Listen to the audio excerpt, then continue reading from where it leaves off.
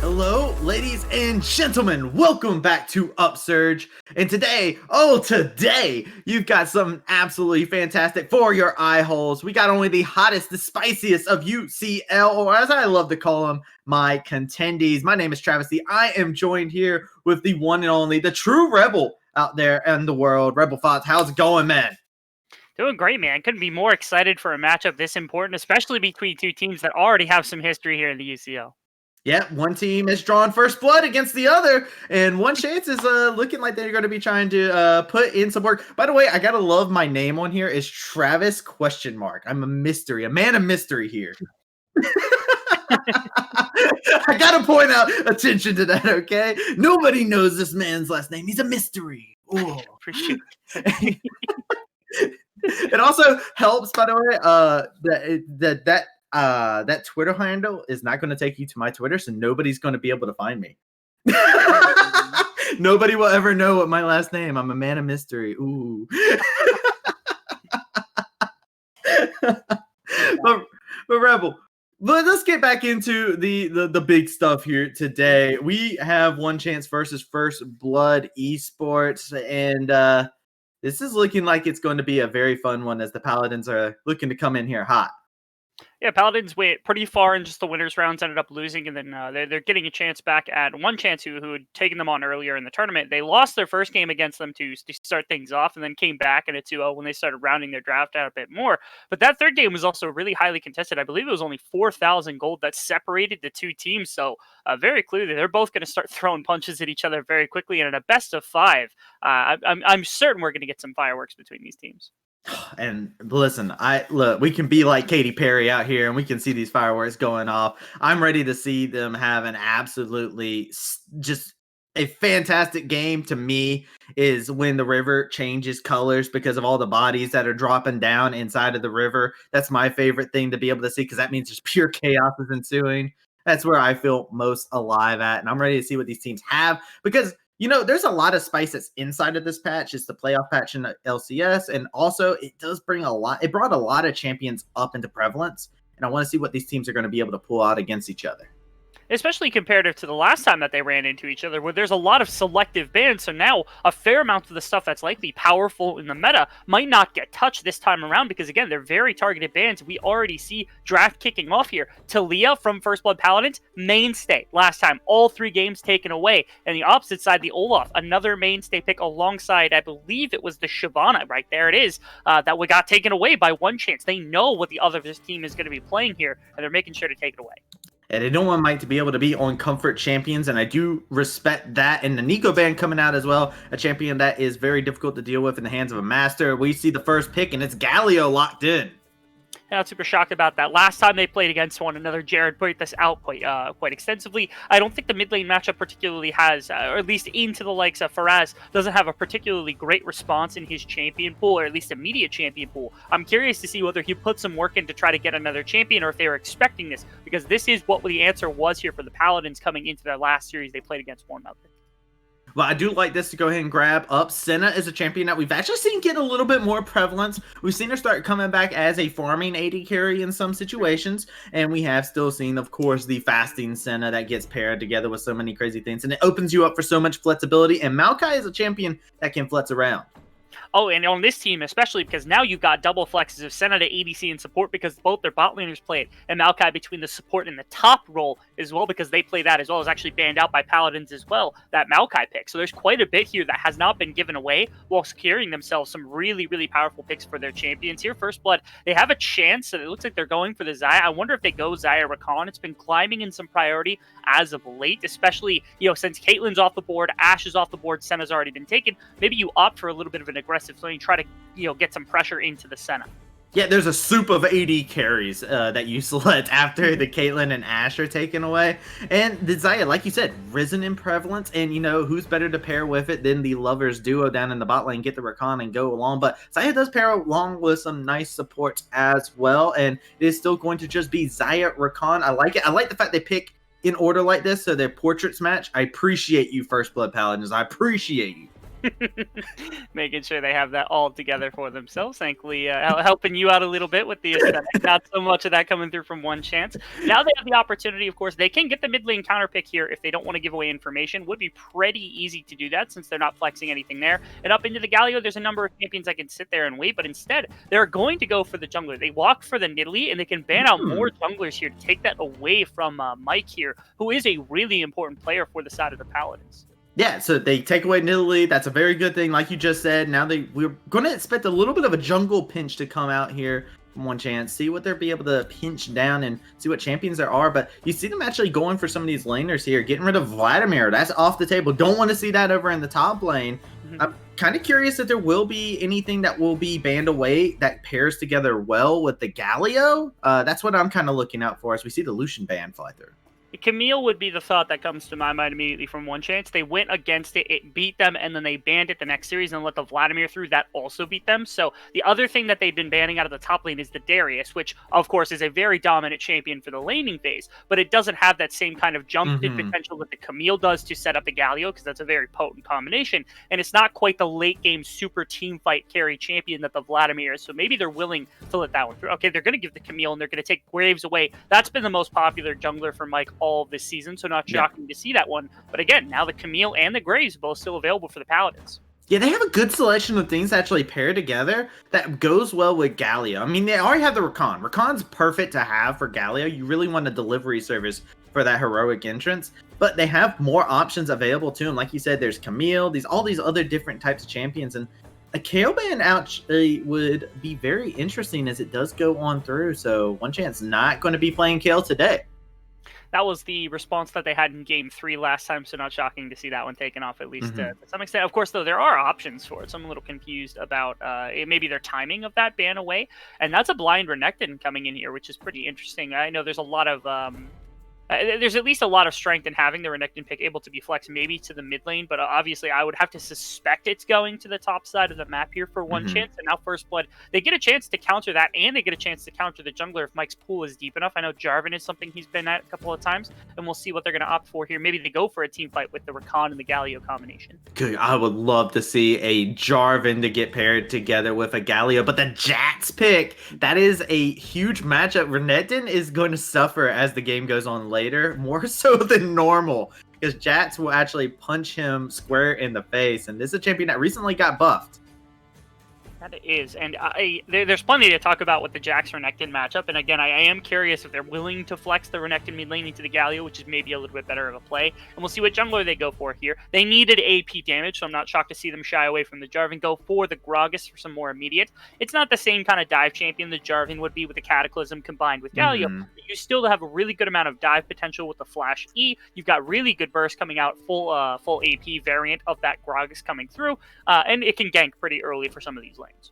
Yeah, it actually gives a lot of game priority, but baby, oh baby, there is a donger in the game. Raise them up, ladies and gentlemen, as we are going to get to see some Heimerdinger. And you know what? I want to point this out real quick. Nobody knows where anybody's going still. They still can flip around so many different ways. It's annoying. Oh, yeah. I mean, you think like Maokai can go top lane, or he can go jungle, or heck, he can even go mid lane into the Galio if they really can go bot lane with Senna. Yeah, you go bot lane with Senna and go the farming route with Senna going fasting. You could put Senna in the bot lane with a Heimerdinger farming there. You could do so many ridiculous like fashions of this different.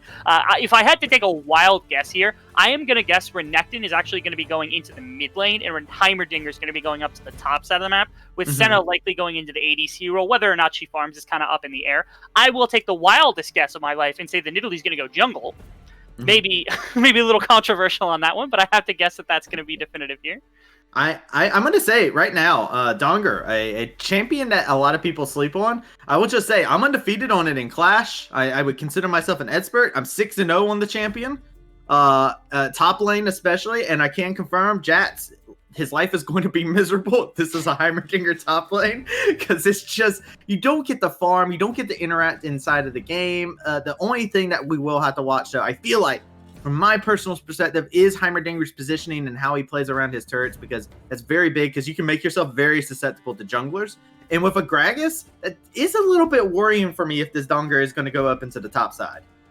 Agreed. I think that does give a little bit of exposure to potentially to the Heimerdinger. The reason I like postulate this is because Wave 6 plays the champion and Faraz doesn't as much, at least from what I can see. So I don't expect it to go to the mid lane. Not to mention, Heimerdinger is not particularly great into not the great. like It's not Galio, great. and the Jack is a bit better. Not to mention, the Renekton matchup in the kind of early levels isn't bad. Actually, level 1, Jax hard wins that laning phase. So a really aggressive Jax will beat a Renekton off of a health trade at level 1, where you beat out the Renekton with Counter-Strike and then proxy in front of the wave, preventing him from stepping up. I've seen it happen a couple of different times. I know Tony Top, who used to play on, actually, I think it was another one of First Blood squads, did a really, really good job of doing that because he's a Jax expert. And so if you know how to play the champion, you can win the Renekton laning phase. That's why I suspect wholly that the Heimerdinger is going up the top side. Yeah, I'm with you on that one. I'm with you. Donger doesn't really belong in the mid lane in most matchups that are really bad. So that's a very good point to take note of. But that does kind of narrow it down to it's going to probably be this fasting Senna with a Maokai, and it's a lane that is actually really good because Maokai just stays on you forever and is never going to die between his passive and Senna pumping in those heals in some nice damage. It could be very annoying to deal with this lane, especially since you just control the bushes completely. Yeah, you talk about what these two can do. Senna's got a ridiculous amount of range. If you go Glacial, you can play a very aggressive style where you want to attack against the opposition, and then Maokai wants to continue to CC them. If you go Grasp, you could sit there and scale, and you become a ridiculous duo of scaling like health-based champions that just heal so much that the Xayah Rakan can really never do anything for the most part. Not to mention, with the Gragas, you can get aggressive, but outside of that, I really don't think the full all-in from Xayah Rakan, barring some really, really poor positioning from ONECHANCE here, is going to get punished. And so I have to suspect at least the Senna Maokai can control the bot lane at least enough to contest for dragons outside of the Xayah Rakan, who really do want to be in those skirmishes where the AoE from the feathers, all of the CC coming through from the Rakan is really put to best use. Yeah, Xayah Rakan is this lane that can be very interesting to watch, and you see them actually pop off usually at level 6, right? That's when you start to see them. They get their ultimate abilities, and they're able to jump in and razzle-dazzle, just destroy everything that's in there with their love. Love conquers all, and that is what they live by, and I don't feel like that's going to be the answer for them. Like you said, without Mike down there, it's going to be hard to cause any action. Talking about Mike, this jungle matchup, we're seeing Gragas versus Nidalee, and it's actually a matchup we haven't seen very often in competitive because of the fact that we've seen more Nidalee versus Graves as more so than anything else out there. So I'm going to be very curious to see these two conflicting styles going head-to-head from these two champions. Yeah, Nidalee is just a pure farming champion for the most part. You can absolutely power farm your jungle to ridiculous levels and get a ton of farm underneath your belt to become this kind of late game carry with spears, assassination, and also you build an Athene so you can be a little bit supportive. So again, you supplement that Senna and that Maokai healing, even like the Renekton healing from his Q. All of that combined makes this a very kind of scary, tanky team with the amount of sustain you can get, especially you start getting Ocean Drakes or even an Ocean Soul, they're going to become unkillable. But more so, I think also, it's more Gragas driven than anything, where he wants to get out on the map, wants to be aggressive, can put plays on early, and you can at least match the clearing of Nidalee in your first few levels. So if you get an advantage, you get to Runic Echoes first, you can take that advantage in terms of farm and spread it to your lanes a lot better than a Nidalee can. Yeah, and that will be something to keep our eyes on if he's going to do that, right? Like, if you flounder around and not do anything in the early part of the game, what the heck did you pick Gragas for? It is exactly what you want him to do. You want to start getting this lane priority, and you know what? You look at some of these champions here, I definitely can see him wanting to get either this Jat or this Galio unlocked, because Galio can roam along with the Gragas at such ease, and Jat, if you get a Jats ahead, that's just a no-brainer. Everybody's seen what has happened in your solo queue games when the Jats gets an early lead. It's not pretty. Not at all. And not to mention, just to supplement that idea a little bit further, you also think, like, what's the strength of First Blood versus the strength of ONECHANCE? Their team fighting is immaculate. If you've got Xayah with feathers with her ultimate, if you've got Rakan, AoE CC, Galio, AoE CC, Gragas, a good amount of AoE damage and some CC to go along with it, you always want to be grouped up for your fights because you're a lot stronger. Yes, they're kind of hard to break through with that healing, but outside of that, this is a relatively better composition, like, in its entirety. Not to mention, this is content Mike we're talking about. He's going to be flash body slamming anytime he's got the chance to pull some aggressive moves and get some rip away some of the control of the map here from ONECHANCE. I think all they have to do is sit around and make sure that they can't group. If they can split up First Blood, ONECHANCE has a very real chance of taking away the game. Yeah, I feel like I'm very curious to see how it goes because, like you said, it feels like this composition feels like it could fall off from the side of ONECHANCE, right? Like Nidalee, who you going to turn into a heal bot for in the mid game? The Renekton falls off mid game. The Heimerdinger falls off as the game goes on longer and longer. And the Maokai, okay, Maokai's unkillable. All right, we understand that. There's not a lot of magic damage sources. So that's where he really shines, but. It's going to be very interesting to see. But with that being said, you want to know something else that's interesting to see? Ladies and gentlemen, we have a word from our sponsor. Be sure to check them out and stay tuned for when we get into game. Started with a vision of quality, a vision of uniformity. We took the time to create something familiar yet refreshing, something with a bit of change. Designed to fit any brand's unique vision.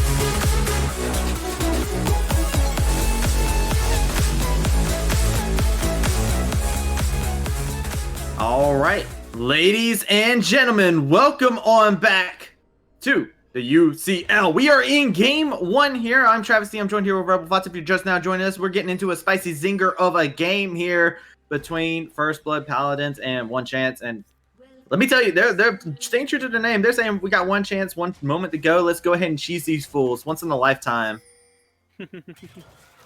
I appreciate cheese, man. Cheese is... I like this. They're even baiting them. They're like, hey, look at this. Heimerdinger turrets. Nobody's here. Hee hee. You can think about it as, oh, there are Heimerdinger turrets there, so nobody's around. You could also think about it as, oh, Heimerdinger turrets are there. I shouldn't walk near there out of fear that I get run down by Heimerdinger turrets, which is how I would see it personally. That's how I personally would see it too, yes. I would want to walk up on a Heimerdinger with 3 turrets set up, but... Another thing to take note of, though, let's look at some of these matchups here. And one of the very interesting things, while you and me were looking at the champions as they were loading up, this Nidalee Gragas is looking very, very interesting between the two, especially in terms of their selection of keystones.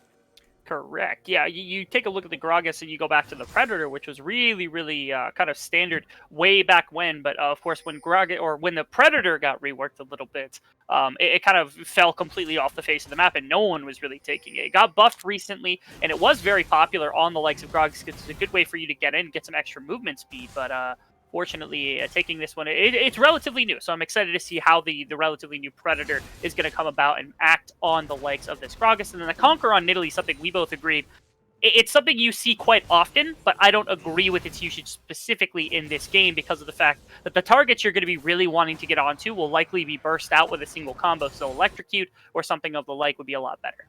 Yeah, I'm 100% with you.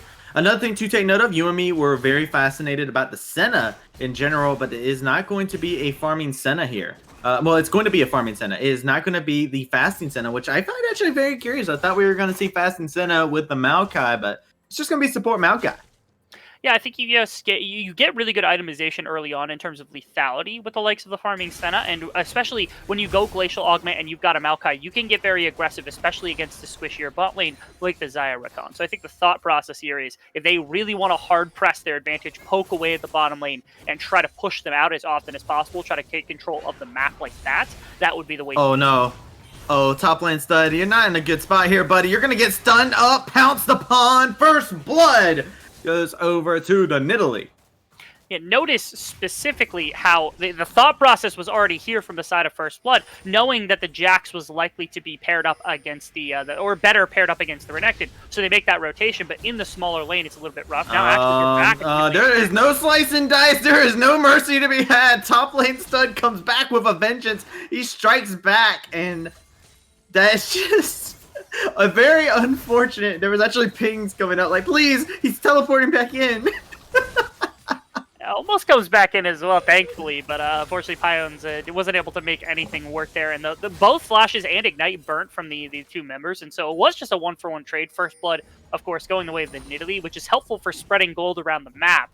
But again, already Faraz is looking relatively uncomfortable in this specific matchup, which is going to make life a lot harder, especially when the Jax, as you said, starts scaling up, gets those first few items, maybe even gets an armor item, something like the Ninja Tabi alongside Infinity Edge, Blade of the Ruin King. That's when Faraz is really going to not like this matchup. And I like this lane swap that's going to be coming out here. However, you're going to find yourself in a position where you're constantly flipping around like this. You can see top lane studs already rotated down to possibly try and help them with this blue buff invade, and is immediately laying out damage. And this is really a good look from top lane stud on this Jats, because you don't normally see him play the short lane, but here he is doing a good job with it.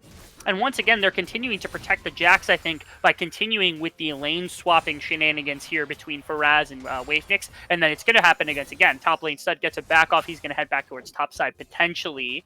It's a little curious. He's on mid. Yeah, he's walking mid. Maybe that's a mind game type thing, but obviously they might just play this out. If they continue to swap around really heavily to get the preferred matchup, they're going to lose a lot of CS, and this is a Jax. You don't want to be losing CS and experience on your Jax because he gets so strong. So it looks like they're just going to kind of cut their losses and go with the worst laning setup than they'd prefer. I feel like this is actually rougher than just that, too. It's also the fact you want Galio mid because his ult is so impactful in the mid lane, and look at this. It's easy pickings for him to be ganked in such a long lane over here in the top lane. Blowing the flash there. Very well done from this Nidalee. is able to make sure that that's taken off the board here. The Galio flash now down, which it's not the most impactful ever since they got rid of the taunt flash, but still relatively useful if you're trying to get a very long-range E in, trying to get some aggression out and about. But of course, with that play on the top side of the map, the Nidalee did reveal themselves, and that means, of course, that Mike gets a first priority on the Dragon, especially since the wave getting shoved into the likes of the Senna and the Maokai should open up the bot lane to be able to support that if necessary. Yeah, and you can see the Galio is actually going right back to the mid lane here. Renekton's rotating over there as well. Jats, they are just making it to where he's getting spotted here as we see quite a good chunk of damage getting traded on out, while Oshawott taking a good bit of pain there himself. He is, again, just making sure that gets shoved in. Interesting, though, again, Mike was actually pushed off the Dragon, maybe thinking that the Nidalee was going to show up at some point, but never actually did. Was actually on the top side of the map back, and then is now coming to the bottom side of the map. Mike, a little bit afraid of that Nidalee coming in, sniping away the Dragon, or even getting the kill for themselves. So just playing it a little bit safer, trying to head up towards this top side, pick up what he can in terms of farm. And they're trying to figure out ways to get an advantage. Trying to see, first blood, trying to see exactly what they can grab for themselves here. Nidalee has actually had a couple more ganks than Mike has. Mike's made a couple of aggressive moves, mostly inside of the jungle of Nidalee. So champions playing like they're playing each other's champion at this point in time. Playing the complete opposite style that the champions tend to do, as Nidalee back in the mid lane yet again. And making sure, once again, this is an even worse matchup to try to abuse because, of course, the Galio already not having fun within melee range of the Renekton with Press the Attack and Ignite available, not to mention the fact that the Nidalee's sitting there to make sure that it gets hovered. And now, again, with that back having come through from Caspian and Shinshin, yes, they get a really good back timing here, but it looks like that means the Dragon priority is now going the way of ONECHANCE. So the opportunity that can be had here is a fight potentially against a couple of members if they find the right back. Ooh, big stun to come in. The giant tower has been put. The Counter-Strike comes through. A solo kill for top lane Stud over in the top side of the map. How about that? Really, really nice little usage of both the ultimate and then just jumping in with that Counter-Strike readily available. So good stuff here. The back had come through from the... Nidalee getting caught out. That's going to be the taunt. He's getting hit with the thickest yo mama joke you ever heard. Nidalee trying to make something happen out of it, but Mike is going to be able to find that kill for himself. Now it's Faraz trying to see what he'll be able to make out of this tricky situation. Trying to see if he can slice and dice into the competition. The Ignite is there. Will be enough to cook him down, but it will be a 2-for-1 and a double kill for Mike. And again, a couple of these members, they stuck around after the Dragon, where, you know, especially Pione's walking into the enemy jungle, trying to get a little bit of counter jungling done. But since they had bottom lane priority, mid lane priority from a couple of the movements that had happened from their champions, they get caught out with their hand in the proverbial cookie jar. That top lane gank was kind of an anomaly, given the fact that Jax doesn't typically win those. But still, fantastic little plays across the map. They lose the Dragon, but fortunately, they're able to get quite a bit back on the map for it. I feel like that was Heimerdinger just not respecting the Grandmaster's might, right? Like that is a power spike for Jats. If you play top lane, there is a point in the lane where you need to be afraid of Jats. It's level 1 and level 6. It's actually really hard to trade with him at those two levels just because he is unlocked. His next power spike in terms of levels isn't until level 11, and if you're dying as Heimerdinger in that matchup, it's not a good look at that point in time. Everybody's going to question mark ping you in that situation because that's showing that you're not setting up properly. Definitely. And not to mention now, I mean, top lane Stud picked up a couple of kills, got a little bit of CS. And yes, you've got the Tiamat sitting on your Renekton, but you do have both the Bilgewater Cutlass for a slow for engage or disengage from the Renekton, but also the sustain from that as well as attack speed to get those ultimate procs off a little bit faster means that this aggression that's been coming out so far from top lane Stud onto Faraz is going to continue. And you actually see that continue. Faraz just has to completely dodge out as much as he can. Make sure he can even continue to take trades. That's the Cutlass. Yeah, and top lane Stud is going ham onto him, man. He's looking for more. The explosive cast, dunk him on his head. That's a killing spree for him. Mike Shin is getting it put into a bad spot. He's getting knocked all around, and the Shadows are not going to be able to catch up to Shin there. He is going to have to back it up, as that was one hell of a hectic trade going out in this bot lane. That was back and forth, but again, you take a look at the health bars, and they're going to only go up here for the likes of the Oh, wait, the Grand Nature's not going to be able to connect. They're going to be able to turn this around on Shinshin. He has gotten the heal for himself. Kesman is going to be able to get that kill, but it is going to be Oshawott trading that. That's a 1-for-1 trade down here in the bot lane. Very, very close trade right there. Once again, the Senna had a lot of health, but the Maokai didn't feel necessary or didn't have the range to go in off the back of that play. So thankfully able to trade that 1-for-1 here. but Caspian able to pick up a kill. That's really, really good for the likes of the Xayah early on. Has already a small gold advantage over the Senna, and the damage gets much higher. This is a crate and attack speed-based ADC versus the kind of a little bit of bursty, more ability-based damage coming out from the likes of the Senna that doesn't scale quite as well. So if you're staying even or heading gold as Caspian, you're always going to take that trade as much as you can. Yeah, especially since it's the farming one. I love the fact you talked about it not scaling as well, because the reason why a lot of people play Fasting Senna is because it scales so well with souls, and because souls are a mechanic that derive from you not killing minions, which is one of the core things of her kit. So her not scaling as well is actually part of the fact that she's playing this this version of the champion. But her mid game is going to be pretty disgusting here if you're not careful. So see how they will play in order of that. We do have Herald that's almost halfway done on this Nidalee here for ONECHANCE. I'll be looking to see how he'll look to position himself and get something going with that. Yeah, looking to take advantage of that Tiamat on Faraz. Oh my god, this damage is absolutely unholy for Ash trying to see what he'll be able to do. Gets the stun off, but the top lane stuns it. I'll go for you too. Bring it on. You don't want to bounce forward for the staff. Just thwacks you in the head. He'll leave a dent in there the shape of his staff. He goes in with the counter strike. That's a double kill for the side of First Blood. And top lane stud is looking like a stud no matter where he's at. And they're getting the matchup that they wanted the entire time. They're getting the Renekton matchup into Jax, which is supposed to be relatively strong in this mid game, in these middle levels. It's not looking like that at all. The Blade of the Rune King is done for Jax, and these ultimate procs are doing like 40% health. ONECHANCE, he goes in with the quickening, going to be able to get Oshawott before he is able to get bursted down, and the Maokai has nothing to say about the matter. As Senna going on down, and like you said, the matchups they want and the places they want to be. First Blood looking like they're in control, complete control. They do. The one negative here for the side of Paladins is, of course, the fact that you do have Heimerdinger in the top lane. First Blood. This is inting. That is inting. That is inting shutdown. He's going to be able to come in here. Wait a second. We're seeing a little bit more of that. Mike is going to find himself going down. Nice flash. It's not going to matter for much there. As the Dawn and Shadow going to be able to come in, lay out some damage onto Caspian. The Javelin toss is going to be caught by the forehead of Caspian, and that is going to be 3 kills. And I think that's Drake going over to ONECHANCE. Yeah, a little bit of inting from, I think, everybody on First Blood. A little. I mean, top lane says literally underneath the tower with half health, and he decides to take a fight into Faraz, which just seems wrong to me. And then for some reason, Mike's in the opposing jungle. Yes, Caspian came over, wasn't paying attention to the screen, maybe window shopping a little bit, and took a spear to the head, as you said. It's just kind of rough because, once again, you give up the dragon here. The Rift Herald is still available for Pyoen to be able to get some gold into the pockets here of ONECHANCE. So they gave up quite a bit, especially if they're going to drop this here. You're going to be able to get at least 3 plates off this tower, if not a little bit more afterwards. So kind of a throw a little bit by First Blood with all this advantage they've got over the last few minutes. I'm really shocked that they came to that.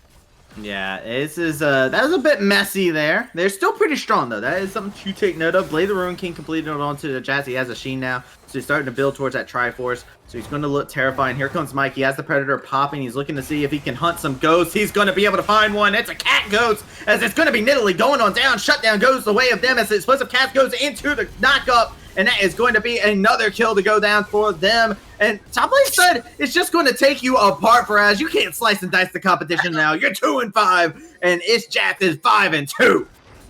I like looked to the bottom lane play, and I'm like, okay, it was a really good E coming through from Mike, being able to catch somebody right on the edge of it. The ultimate afterwards to set up the feather placement here for Captain, and bottom lane monster mash. He should be fine with Aftershock. TP might actually be good here. Yeah, the TP is going to be looking fairly good here. It's going to be the Heimerdinger setting up that gigantic tower, looking for possibly more. Not in range for anything else. It's going to be Caspian that's going to be left as a sacrificial lamb to Heimerdinger's experiments, and goes down to wave 6. Yeah, but now you actually have Jax, who you've taken the mid lane tower already. You're going to move up to the top side of the map and cover now for what will be the rotation coming in from Faraz. And he already murders Faraz in the one-on-one, just destroying him. I think the last fight that they had, he didn't even have to use an ability. He just hit auto-click it. Faraz is going to go down. You get taunted, you get stunned, you get counter-struck. And that is going to be a kill going over to Jared. And I think that's really detrimental because of the fact that not only did they just lose the kill, they also lose a couple of waves to this top lane tower. They might lose the top lane tower altogether here. And yes, wave 6 was able to get the bottom lane, but now your entire top side has been broken open. This Galio has a bit more roaming potential into the top side jungle. This Jax has free reign anywhere he wants to go on this top side. This is a very, very good spot right now for top lane Stud to just start controlling the top side of the map and give a lot of pressure over to the side of ONECHANCE. And the sad thing is, once he has TP available, he might just control the entire map at that point in time because the pressure that's going to be able to apply is disgusting. He has batted and gotten a Triforce. This champion is unhinged and is terrifying, and I don't think anybody can deal with it at this current moment in time. You just have to react to him and hope you're able to outplay CC him somehow, because this Jax, oh baby, is terrifying, especially when you think about the Galio that can just jump over to him at a moment's notice. Yeah, right now, the way I want to see this setup come out is actually Jax on bottom side until Rift Herald goes down, which I'd like to see them kind of prioritize immediately, because I think that's really important. But then afterwards, I actually want to see him go to top lane and set up a split push at the Johnny Dragon. Shadow comes out, they get the shield onto him, and not the tower shots coming in! A trade of lives go down. And man, oh man, the Jax finds a kill, but Renekton finds one back.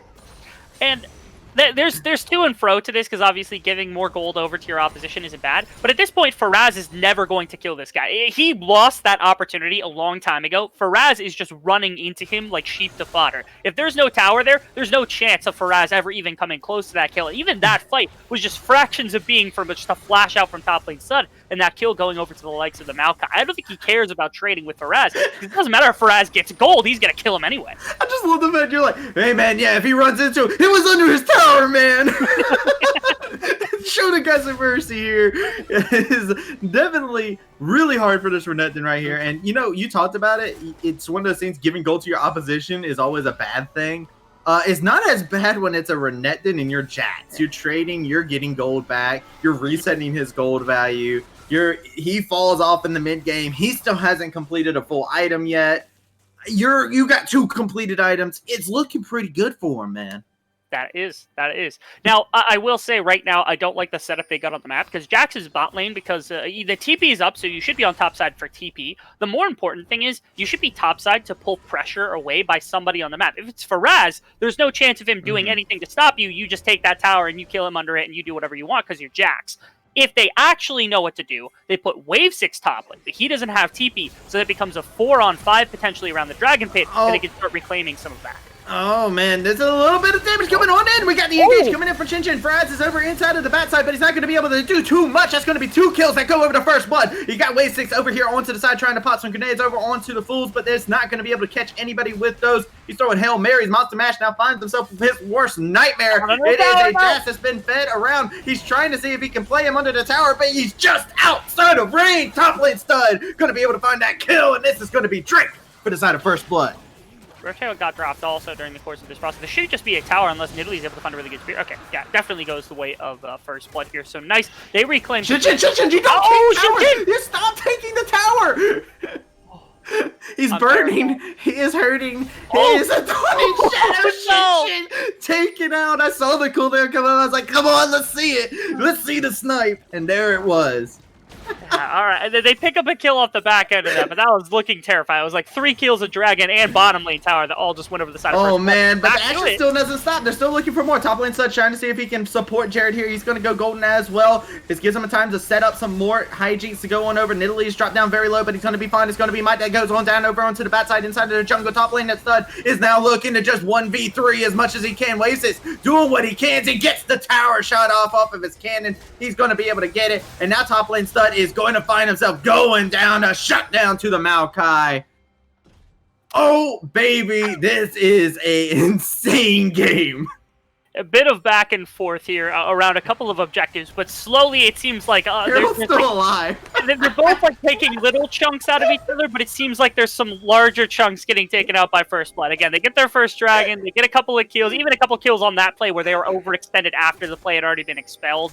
Like, it's just really good stuff. It's sloppy from first blood, but they are slowly taking complete control of the game right now. Why was Harold still alive during all time? I don't know. He was dropping the dragon. Please. It was just hitting me. They dropped it like over the wall, and it walked in from river, took the tower, and just was like pushing minion waves on its own. This is why I love the Contenders, man. This is why they're hot and spicy, fresh out the oven. We're in game 1, and we are seeing all sorts of levels of chaos here.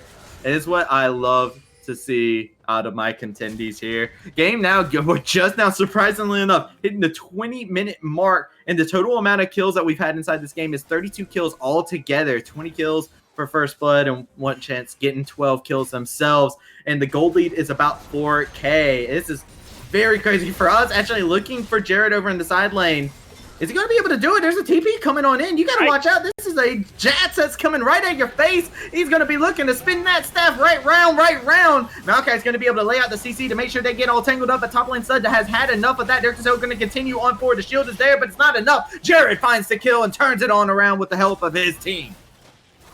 The TP is really, really nice. Actually, I think this play could be pushed a little bit, especially if the Nidalee Spears start coming in, but it's a little bit tough to fight forward here. Maokai is not really good at fighting forward for the most part, as well as Sen is not bad at it, but again, if you're trying to approach, Nidalee is really the only one with a lot of burst movement speed, so it's really tough to chase if you're on the side of ONECHANCE here. So it's just the one kill going over, and once again, TP comes in from the Jax setup here to make sure that the Galio is perfectly protected, and starting to look scarier and scarier by the moment. You compare gold of every single person across the board right now, pretty much the entire gold lead is sitting on this Jax, which is why you have to have him around for fight, have to have him pulling pressure, because otherwise it's a relatively even fight. But I do like the fact that they're starting to group and starting to cluster for fights a little bit more and getting a bit of gold onto more members of the team. Yeah, it's looking really good for them, right? It's becoming a good thing for them. And honestly, I do have to say, First Blood does need to be careful, right? They got this huge advantage for themselves in some of these champions.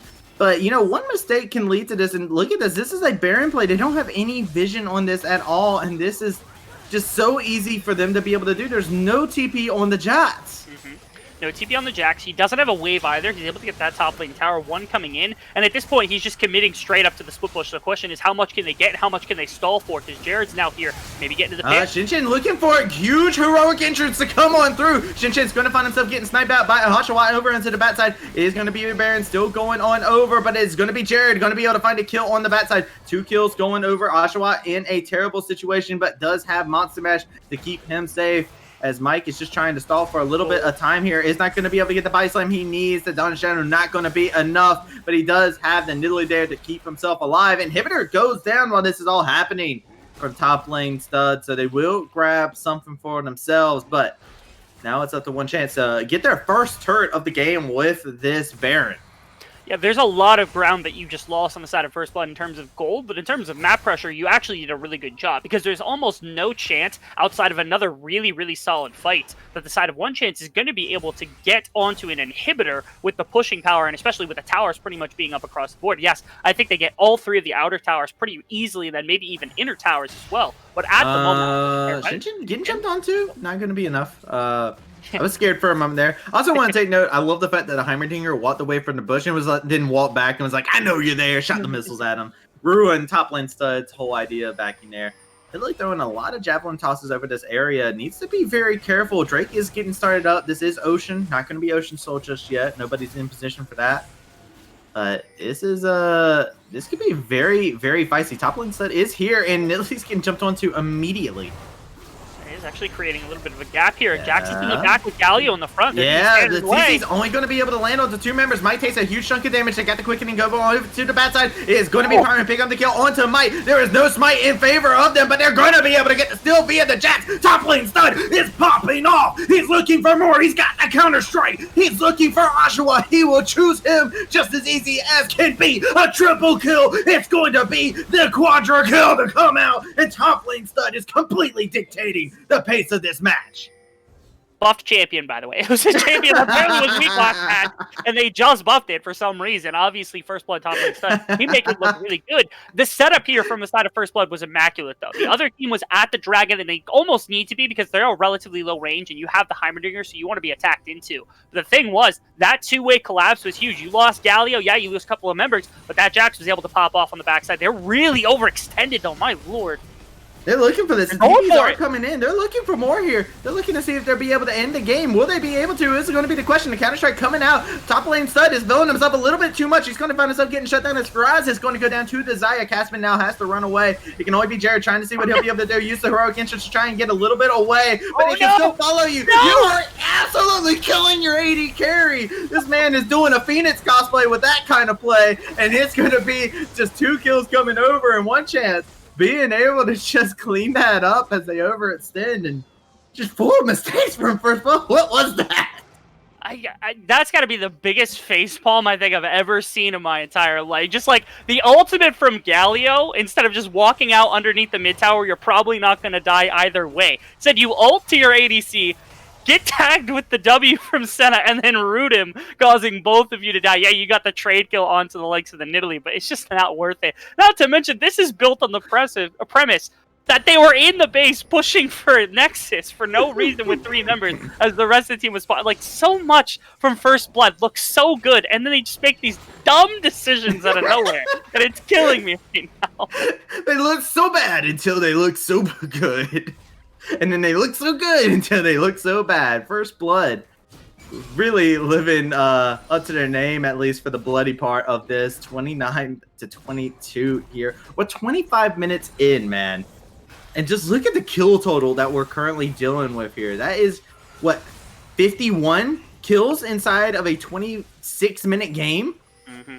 Obscene. An obscene amount of kills right now. They're nearly at the point where it's 2 per minute because they just crested the 26 mark. So if they get 1, if they get 3 over the course of the next minute, by 27 minutes they'll be at 2 per minute, which would be ridiculous to think about. That 2 people die every single minute in this game. Like, that's many kills. It's not ridiculous. It's just beautiful, man. It makes me wipe a tear from my eyes. You know, I just love to see it. It goes back to, this is only action you're able to see here on Upsurge, and over here on the Contenders, man. They bring it hard. As really looking for something here.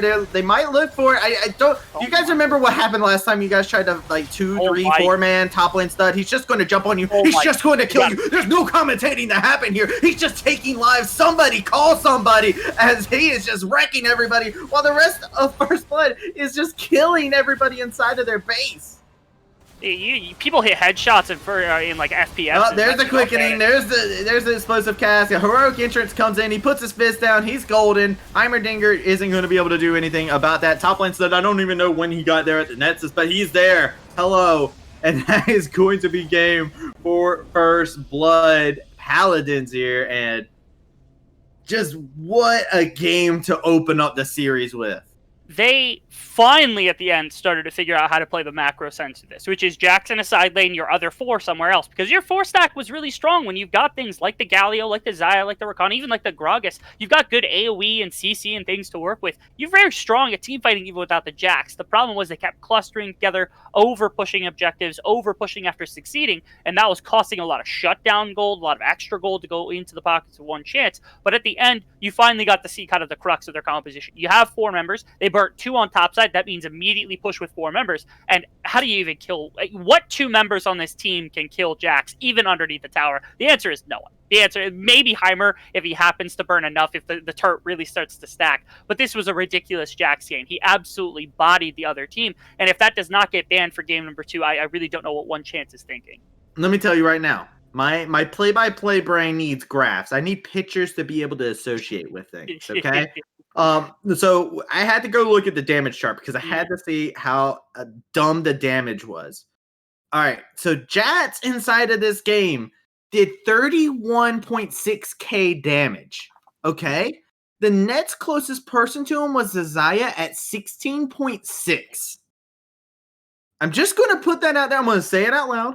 I'm gonna hope that goes and reinforces your point. Maybe One Chance is listening to that and they go, "Oh wait, we didn't look at the graph, and ooh, that's a bad number. That's a big gap in damage. Ooh, okay, let's go back to the drawing board and figure things out." But, ooh, that's a scary amount of damage, man. That is, especially out of a Jax, which. Again, this was a 27-minute mark. If this gets to like 37 minutes, I can understand the Jax graph getting that high. But at 27 minutes, this is not a normal graph to see. That is just an extremely accelerated champion who ended up on a couple of items. And my fear also is, like, you could do this with other champions. We talked about Fiora. We talked about Akali. We talked about other split pushers. We talked about plenty of champions at first. Not to mention, that was like the Camille was still available potentially for the same role. Vladimir, a team fighting champion, was still available if they want to play the 5-on-5. This guy's scary right now.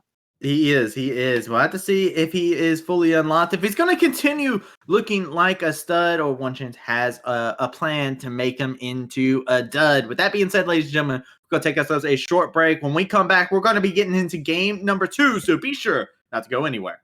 Fully unlocked. If he's going to continue looking like a stud, or One Chance has a plan to make him into a dud. With that being said, ladies and gentlemen, go take us a short break. When we come back, we're going to be getting into game number 2, so be sure not to go anywhere. Like a real love, but it goes so fast. All tied up, like a captain. A dud. That being said, ladies and gentlemen, go take Used us to a pay on short break. my When we come lights, back, sending we're the going to be getting rainbows, into playing game it number 2, so cool. be sure not to go anywhere. I was practiced in ages, and I know my patience. So won't you please stay a bit longer? You're making me stronger, making me stronger. Stay a bit longer. You're making me stronger, making me stronger, making me stronger.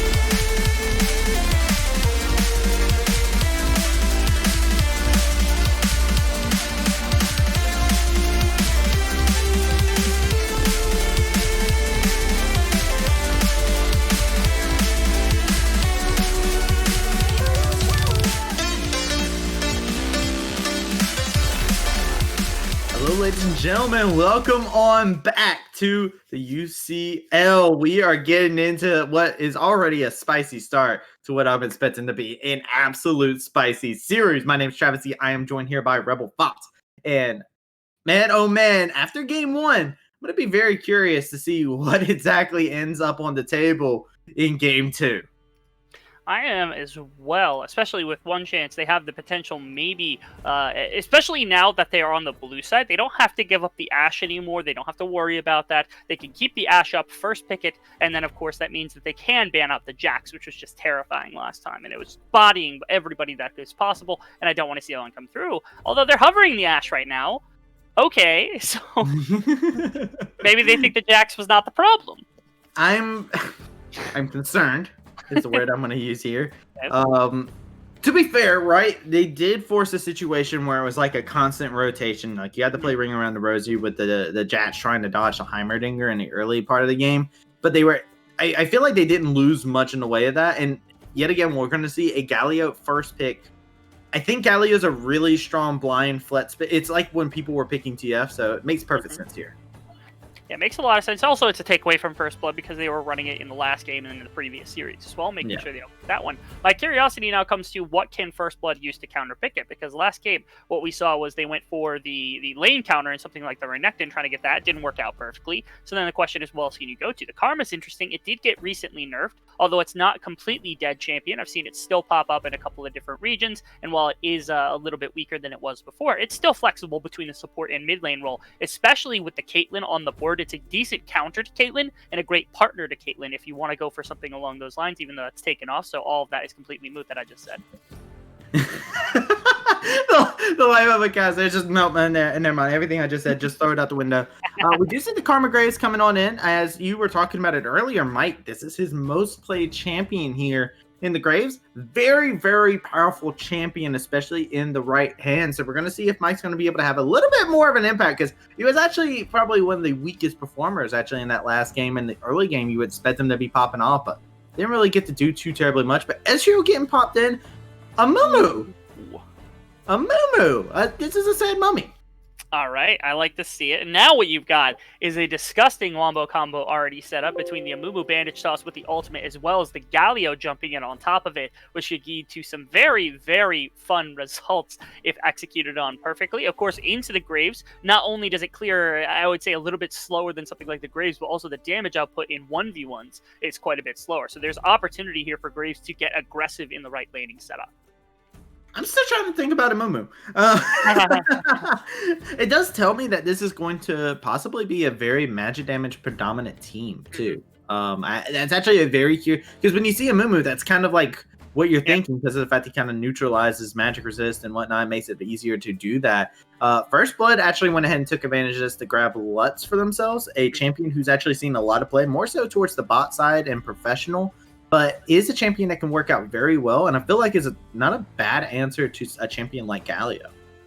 Yeah, or even something like a movement, because the spacing that you've got with, and not to mention your Q also being a really good way to try to shut out the bandage toss or things of that sort, means it is a little bit harder to get in if you're one of those champions without burning a lot of your mobility to start with. And like I said, to your point, the magic damage output is going to be really big, and we know Leandry's Ezreal has actually been climbing quite a bit, also the Gangplank to some extent, but really the Ezreal has been a very big pickup of the new champion item. And so now you've got Galio, Ezreal, who could potentially build Leandry's, with an Amumu who shreds that magic resist. So as you were saying, yeah, the magic damage ramp, even for an ADC like Ezreal, will still be a big boon to the damage output.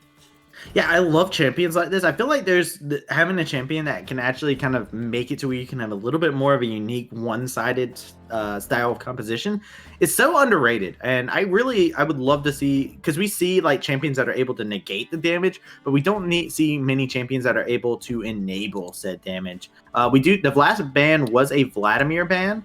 They just ran out of time per draft. Sometimes it's poo draft, and it's a rough time, but Akali is going to, if they lock in this Akali, this Lutz is going bot lane. Almost definitely, unless it is a top lane Akali, because we still don't have that completely out of the wheelhouse, potentially flexible between the two lanes. But yeah, I am really curious what they're going to do with their bot lane here, because now they're sitting on a Karma, a Lux, and an Akali, where one of those is going top lane, one of those is going bot lane, one of those going mid lane, unless the Graves for some reason is stepping in and you don't have a jungler yet, which is a little bit crazy to think about. But yeah, I'm really interested. If I had to guess, it's going to be Akali top lane, and they're waiting to see what they're going to do with their Lux and their Karma, whether that's going to be a bot lane duo, or whether one of them is going to flex into the mid lane, or potentially top lane, depending on the Akali matchup. I'm just going to say my brain has smoke coming out of it, trying to figure out exactly where everybody is going. Everything can go everywhere. Blitzcrank gets locked up, another champion that works really well with this type of composition too, with the amount of shields that are there. Karma, Lutz, immediately hard countered by this. I was actually kind of wondering if this could be a possible Karma Lutz spot lane, as we have seen Lutz paired together with Sona, which is the much more popular version. But still, I could definitely see a Karma Lutz working out, as Camille is going to get locked in. So that's me. That's kind of me thinking this Camille. They're like, oh, we got to take this away from First Blood. The Camille is fantastic, taking away from First Blood, making sure it's not the case. I was terrified of the Darius coming in, especially with something like Karma to speed it up. But slightly before we get to the Darius pick, Blitzcrank I think is fantastic, especially if this is a top lane Darius with a mid lane Akali, and this is duo shield bot lane, because Blitzcrank's ultimate shreds those shields, which means that defense that you've got down there, completely gone if Blitzcrank hits that level 6 mark. So you're in a very dire straits on that bottom side if Blitzcrank has priority in the laning phase. I'm very curious to see how this Karma Lutz is going to work out. I'm much more happy to see this than Lutz Sona, just because whenever I see any combination of Sona bot lane with like a non-traditional laner, I'm like, oh god, this is bad. No, meta's bad. Abort. Hey, I'm like, get me out of here. I don't want to see the Sona Teryx anymore. I'm done with it. But the PTSD faded a little bit, seeing Karma getting some playtime down here in the bot side. I'm going to be curious to see what they do here. Also, with them having Akali, I'm looking for First Blood to pop off with this Akali pick. This is a champion that just recently got buffed, and we all know that's a living highlight reel. 100%, especially on the right player, being able to, get some of those backline plays, find the right assassination, and especially into the likes of ONECHANCE here. If you look across their team, yes, you've got Camille who does some okay damage, and Mumu can pump out some good damage, and Galio can pump out some good damage. But in terms of consistent team fighting damage, you've got exactly one threat, which is Ezreal. If this Akali gets onto Ezreal and erases him from the map, it becomes extensively harder for ONECHANCE to end up 5-on-5 fighting, even with the perfect Mumu into Galio combination. Also, real quick, before we talk more about Pro Draft, I just noticed that they put my they put my last name and my correct handle inside of the caster window. Now I'm not a man of mystery anymore, and I feel a little bit sad about that. I missed my question mark. Can I have my question mark back, please?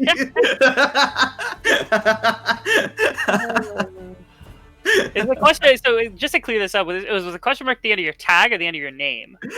So instead of saying Travis Powers, it said just Travis question mark. so it looked like Travis? Travis? I don't know if it's That him. his name? I don't know whether that's the He case. showed or up not. and just claimed he was him. We thought it was him. You know, he talks really fast. It just seemed like it worked. As a meme that's ever going to live on my heart there for sure. But now go back to the game now. You were talking about the Darius last time around, and I'm going to go ahead and bring this up. All right, counterpick.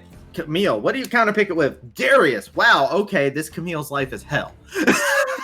Yeah, you're gonna be seldom to find a champion who doesn't have that same sentiment shared amongst the Darius and the opposition of the Well, laning. Camille's phase. even harder. You can't even get away Yeah. from him. You try to hook shot, he just pulls you back in your animation. It's so bad. Yeah, not to mention, she's very melee range, and she's got a good amount of mobility once the phase is through, and it's still a very tough laning phase if he's able to land that pull and get a couple of auto attacks off. So Camille's not going to be in a very fantastic position. I wouldn't be shocked to see Wave 6 just go for something like Tiamat, look for teleport plays or roaming plays to try to beat the Darius with the mobility from hookshot, but that's a really rough place to be, and even worse, I don't know that Pyoen actually can find much. A very early attempt can get Wave 6 going, but if you don't find a good enough early attempt, I don't think it's impossible for top lane Stud to find a 2v1 and end up killing both of these members outside of just perfectly leveled or perfectly layered lockdown onto him finding a lot of those kills coming through. I'm gonna give you a hidden strategy. I've looked into the minds of I've looked into the comms. I'm gonna leak them right now. Right now, Wave 6, he's saying, all right, guys, this is what we can do. You guys can come up here and be able to help me out with this situation. It's really bad for me, but we can do this. And the rest of their team is not listening because top lane is dead to them.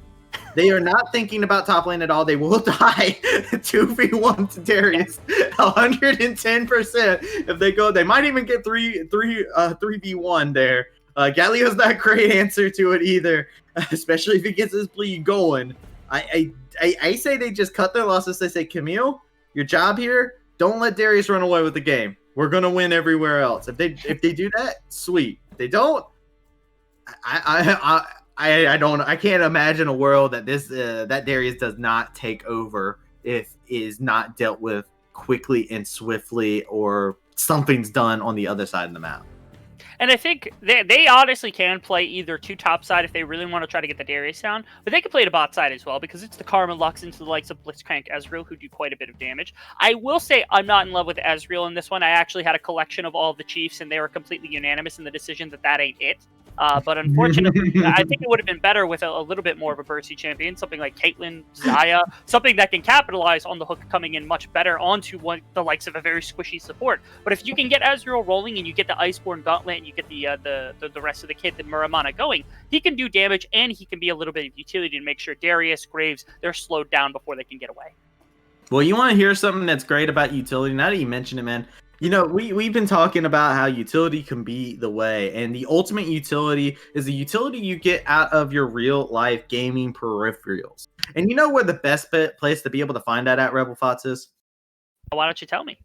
Oh, let me tell you about a wonderful place. It's a magical place. It's called Kono. That's right, ladies and gentlemen. You guys are able to find the finest of gaming peripherals out there. You got a keyboard that you want to go clickety-clack and you want to be able to go ahead and smack some people around, whether it be League, whether you want to click heads in Valorant, whether you want to play Legends of Runeterra and play down the cards with just that click, that ever so powerful mechanical click that you're able to hear. Ladies and gentlemen, that is the keyboard for you. Kono is a fantastic sponsor here. They make sure that we're able to put on such fantastic shows. We get the Contenders out here that are ever so hot and spicy, and you know what? They wouldn't be able to get this spicy without Kono here to back us up. So be sure to check them out. They got a keyboard for you. You feeling like an edgy anime antagonist? They got a keyboard that's over there for you. You feeling like you want to be pretty ooh-woo? Hey, let me tell you, they're probably got something that's pretty ooh-woo for you.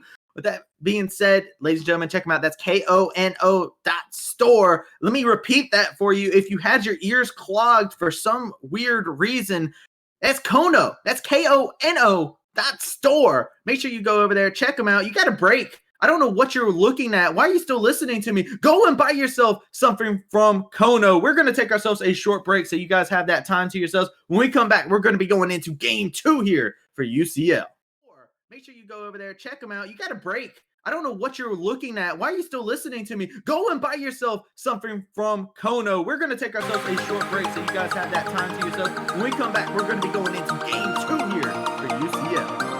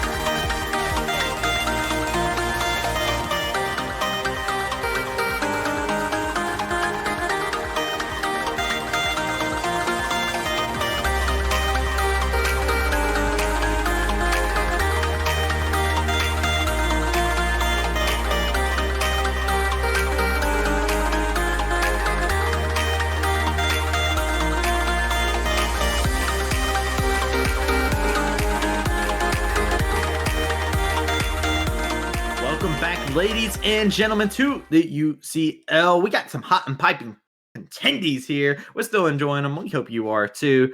And we are getting into game 2 here between ONECHANCE and First Blood Paladins.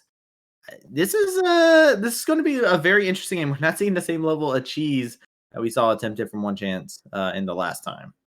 Yeah, no crazy invades quite yet, just for us kind of hovering this brush here. Maybe looking for a little bit of a late invade for some information here on the side of ONECHANCE, but that's about all. And nothing on the other side. No crazy blitzcrank pathing to try to get a good hook in somewhere. Instead, it's just going to be a little bit of relaxation and potentially a look for that ward. And that's a really shallow one. I think they could have gotten a bit more aggressive with it, but it was spotted out by Mike either way. Yeah, Mike is going to be able to spot it out. He's got 2 eyes. He uses them. At least I think he does. Rumor has it that he has 2 eyes. If you have less than 2 eyes or more than 2 eyes, I'm sorry for offending you, Mike. But top lane stud, yet again, I just want to point this out. Fun statistic for him. Has gotten the first ward kill every game inside the series so far. Happened last game. Yeah, 2-0 so far on that. And I'm just going to say it also, just to know, every team that got the first ward kill in the game has won so far. That 100% win rate. 100% win rate. Win rate. It's a very legitimate. Vision wins games, guys, no matter what phase of the game it is, okay? That's the lesson to learn here. Make sure you carry it out in all of your solo queue or clash adventures, whatever they may be. As top lane stud is rotated into the mid lane. Faraz does not want to deal with you anymore.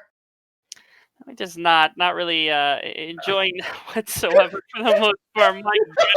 And you think, like, okay, what does the matchup look like on both sides? Well, if it's Akali versus Galio, the Akali just bounces off of him because he's just a giant rock for the most part. That's literally what he's made of. But honestly, it's also a great description of the fact that you're just slamming your head against the wall for the most part as Akali with no real kill threat. And on the opposite side, yes, you've got a good matchup. But then you think, all right, who's even better in the Darius? You go the Galio, which is another melee champion, so he can't step up or try to body slam you either. And then you get a better matchup for your Akali. So it's right now, First Blood is playing matchups really, really intelligently. Oh man, I feel bad for Faraz. He's got PTSD. He's like, get out of my lane.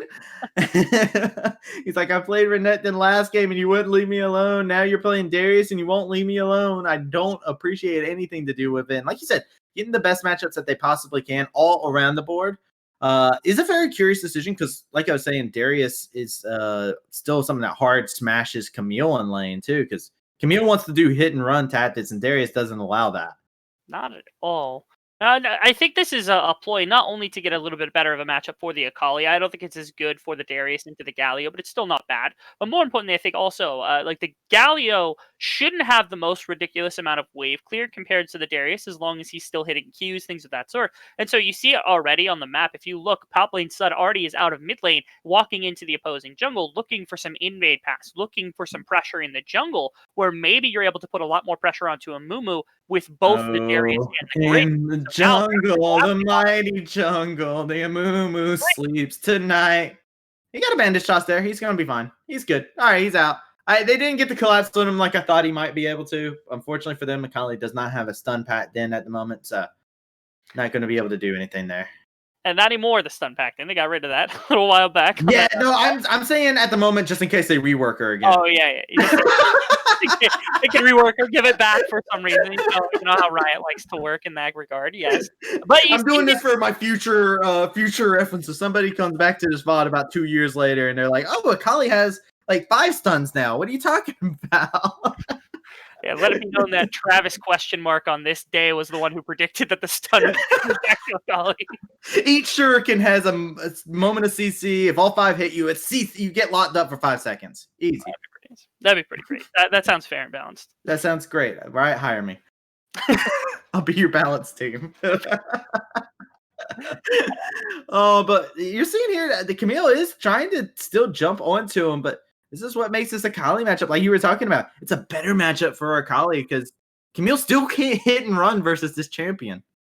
It's not very easy with the Shroud, at least. And again, it still does give Darius rather nice kind of momentum towards the rest of the map, being able to spring out of mid lane. But the Galio slowly, especially after the first back it's come through, might be able to actually wave clear enough to keep the Darius locked in lane to some extent. So I'm curious how this will match, especially with the level 6 from Galio. He actually roams with his ultimate much faster than the Darius can. So now you get that at least a little bit. The first dragon here looks to be contested from the side of First Blood. They're bringing 4 members here to try to capture it first overall. The Amumu is here, and the Blitzcrank makes it easy to try to find a pick off on the side. So potentially some real action around this Cloud Drake to start things off. Real action. That could possibly be the name of everything. Top lane sub looking to run at somebody. Has the ghost available for him.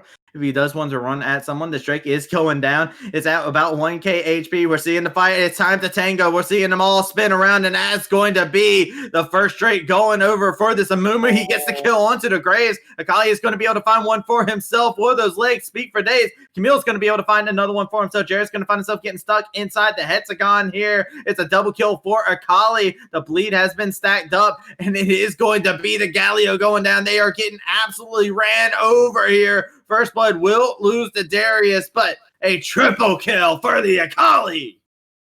5 kills going the way of First Blood. They lost the dragon, really unfortunately, because Mike was in a terrible position to try to contest, and Pyroen was able to find a really, really good angle around. But again, you just lost 3 kills to the Akali, and you lost 2 kills to the Darius, who already got better lane swaps to put themselves in a much better position. Yep. Is terrifying to look at. And yes, your Ezreal was able to pick up a kill in that bottom side of the map and able to get a little bit of gold in his pocket. The Amumu was able to get a little bit to get towards that Runic Echoes that it looks like he's building for. But still, you are playing into a Karma Lux who have a good amount of wave clear and aren't particularly easy outside of a Blitz Hook to punish as this Ezreal. So really, getting the gold onto this Darius and onto this Camille, or my apologies, this Akali, was godsend here from the side of First Blood. Yeah, honestly, absolutely was. When you have a 3-0, all right, so real quick, we're just going to go back to a storyline that I said last time. So we've all played solo queue, and we've all seen what happens when an early advantage happens to Akali. I can flip this statement around from Jats to Akali because it's true. And it's Akali is just going to be very, very scary. And now that he's gotten 3 kills, they said, okay, now you can play against Galio.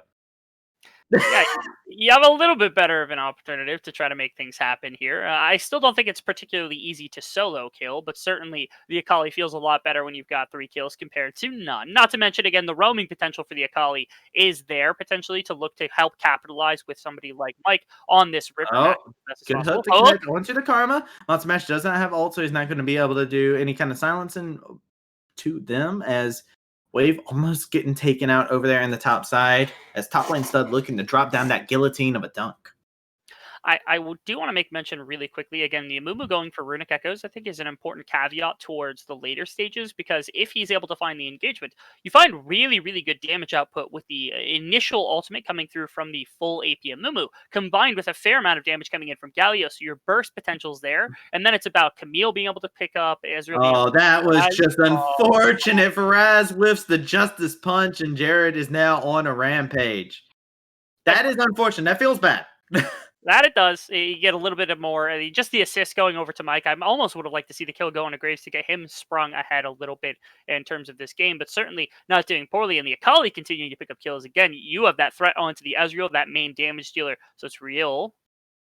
Yeah, and you can see Jared just saying, "No, hello, Amumu. I will back up from this. You're a little bit too tanky for me to deal with. Doesn't want to deal with that at the moment. Wants to get a little bit more ahead before that kind of shenanigans happens. And I like this move from First Blood. They do send Mike over there to the Herald immediately. They know where the Amumu is. So really good play on their behalf. And not to mention, I mean, the Darius still has quite a bit of priority on this top side. The Akali was able to push out mid lane, so at minimum it's going to bounce to the middle. So there's plenty of response here onto the Rift Herald should there be any sort of movement from anybody else. So really, really like the small amount of plays coming through from them. One chance, again, their composition was kind of designed around this. I am still terrified of the prospect of their 5-on-5 being so much burst damage. But again, the lane's going about as you would expect them to. Bot lane kind of stalling out as best they can. The Akali and the Darius dominating after the back of some. Oh, that was a really good trade actually coming out from Camille there. That was actually really good on his part, just for the amount of damage that he's able to put in there underneath his tower and put him in an interesting situation to get a catch onto Shinshin. He is going to find himself going on down. Amumu finds that kill and a beautiful catch for themselves. I was expecting an ultimate to come out from Amumu, but I guess they just decided not to use it whatsoever, which I think was really smart. They were able to use the Blitzcrank ultimate, the Ezreal ultimate exclusively, and save that ultimate on Amumu for what could be a fight coming out around the next dragon, around another neutral objective, potentially the jungle. But Mike not letting Pyro in. Oh no. How? Well, it was technically blind. Not really. It wasn't. It was not blind. It was not that. Yeah, the blind. Mumu saw him walking up. Mumu saw him. I'm trying to give him an escape here, man. But yeah, we all saw that. That was unfortunate. Welcome to the Monster Mash, I guess. As I'm gonna erase that from my mind's eye. I'm gonna just erase that. We're gonna call that a zoning hook. That's what we're gonna say. Yeah, zoning hook. He completely single-handedly negated Mike's aggression. So yeah, that was great. Next time, Mike, that might be you. Think about that. Just to make him a little bit of warning. Herald's been summoned here. Very curious. They're looking for possibly more. Mike is caught out of position here. He's trying to see if he's going to be able to go for some aggression. That's going to be the curse of Sad moment coming on in there. You do have the Galio coming in with the heroic entrance. Mike is going to get dropped down so very low, but they can't kill him. The face rush is just too powerful. Here comes the final spark. Going to be able to not hit anybody, but that's going to be Oshawott. That's going to go on down. It is only be Jared. Has 5 kills underneath his belt, man. This should be illegal. And the damage coming out underneath the tower, leave him alone. It looked so bad, and then it looked so good for the side of First Blood. Super smart positioning from First Blood, and especially from Mike, knowing to separate as best as possible. Wave, you don't win this. Wave, you don't win this. You don't. Oh, ow. Oh, the dunk coming in. He tried to turn it around, but you were 1 stack away from the bleed, and that's all he needed. That's just unfortunate. You saw him actually try to cancel the ult, but unfortunately, it just goes on cooldown at that point. Yeah, there is a really short timer there where you're able to cancel the Darius's ultimate without, and you lose yours, of course, but at least you dodge out on the execution damage. But fortunately, wasn't able to find that from Wave 6. Under his tower, once again, top lane stud, not afraid of the dive potential. And again, solo laners here from the side of First Blood, putting in some legitimate work across the board. Really intelligent positioning from Mike against the Amumu to separate from his team, making sure can't take full advantage of that, the curse of the Sad Mummy. And so far, once again, First Blood, they're not making the same level of mistakes that they were in the previous game. They're still exerting this kind of early mid-game dominance. Yeah, and it's something that's very nice for us to be able to see from this team, seeing how they're able to keep this lead. We'll have to see if they'll be able to keep it though, because we saw them be a little bit messy. It wasn't a perfect game from them last time when they got these early advantages, and someone chance actually find their way to claw themselves back into the game and have some moments where it looked like, well, maybe they could turn this around. And that's something that is going to have to sit in the back of their mind. They're going to have to be cautious about this and play this out very safely. But I gotta give a shout out to Shinshin. He's been on point with these binds on this Blitzcrank. Yeah, really, really important too. Because if you aren't on point with those, as soon as you burn that cooldown, it's going to be an immediate flash or a W coming out from the Blitzcrank. Try to get things. Oh, that ward spot! That was so good. Oh my Caspin goodness. just felt it. He felt it in his bones. That's like one of the best outplays I've ever seen, and it didn't even involve clicking really a button. It was just a ward that got burned. That's the tether. They had the vision on the Amumu back, and they know he's not there. Caspin's going to find his HP getting bursted on down. They're going to be looking to get that kill. Oshawat's going to be able to find Caspin. But here comes the TP coming on in. They're going to be able to get the taunt onto Jared. He's going to be able to lay out a ton of damage. Final Spark going to be coming in. It's just going to be the final spark of this Blitzcrank's life. It can only be Jared. Is now going to turn his attention to Faraz. He's going to go down next as Oshawat is next up on the list. You're going to get got. And Mike finds a double kill. Really clean once again, and as you said, I think perfect execution around the likes of the Vision coming out here on their side. They spot out the Amumu lane gank. Boom, he starts backing. The second that he's gone and out of this lane, they re-engage with the rest of their team, and they have 4 here before the rest of the team has shown up whatsoever. You only have Faraz, who can't even come down with the ultimate. You have to come down with the TP instead, and that's such a good setup here. Not to mention, again, top side of the map, Camille cannot do anything into this Darius, so you lose top lane tower, bot lane tower, lose a fight bot lane. This is really, really good stuff. And right now, ONECHANCE just looks like they're bleeding out and have no way of stopping it. Well, it's hard to stop a Darius at this point in time. Everybody's seen it. Yet again, in solo queue, when the Darius has Flash and Ghost, it means that somebody is getting ran down. And right now, Camille is not a champion that can really stop him. You can actually see the interesting part, the build choice that the Camille's gone for. It hasn't gone for that team at the very beginning. Opted to try and force this Triforce as much as possible. And you know what? I actually really like this because that means he's probably going to just freeze this wave. And if he freezes this wave, that means he'll get some farm back into his system and maybe, just maybe, find a way to try and get himself back into this game because he needs some items bad. He does, especially when you're building up against the likes of Darius, who's sitting, like 50 CS above you and has 3 kills to his name. You're down 3,000 gold at this point. The entire Trinity Force and what will be likely a Sterix gauge going to be completed by the time you finish your first item. And so when are you really going to have a chance whatsoever to fight against the Darius? There's no Ninja Tabi completed. There's no Guardian Angel. There's no sort of armor completed whatsoever. There's no kind of reduction, not a lot of health built so far. And so right now the Camille's really at the mercy of top lane stud. The only way you can make that you can salvage this for the most part is if you go Trinity Force and then you immediately go to split push mode, try to pull the Darius away from fights. But that doesn't work. That works a lot better later in the game when you got TP and he has Ghost and he can't respond to plays across the map as fast. Yeah, that is exactly the point there. And we'll have to see. Wave management is a big part of that if they're going to be able to make that happen. But while this is all happening, we are seeing the Herald currently going over to ONECHANCE. There isn't a Kali over here, and the rest of the team seems like they have caught on to the fact they are over here, and they know now. They heard it. They heard Shelly cry out. They heard Herald cry out in pain. They are around here in this mid lane. Nothing else to really happen here. Good binding to connect onto the Amumu. Yeah, so far also, though, you still have bottom lane being shoved right now by the side of top. Look at Darius. They could cluster around him, but he's ready for it. Yeah, Faraz is in a bad spot. He's going to drop a taunt, but is it going to be enough? It's going to be a dunk that goes over their way. Top lane stud looking for possibly more. It's going to be the final spark coming in for FB Might, trying to get out of harm's way. It's going to be Oshawott. He's going to be bleeding out. While this all happens, Camille's going to be able to find a nice shutdown for himself, but top lane stud is just draining everybody. A triple kill for top lane stud. And man, oh man, while this is all happening, Drake has spawned. Thank you for the Infernal Drake. They have complete control over it as First Blood looking much more pristine in this game.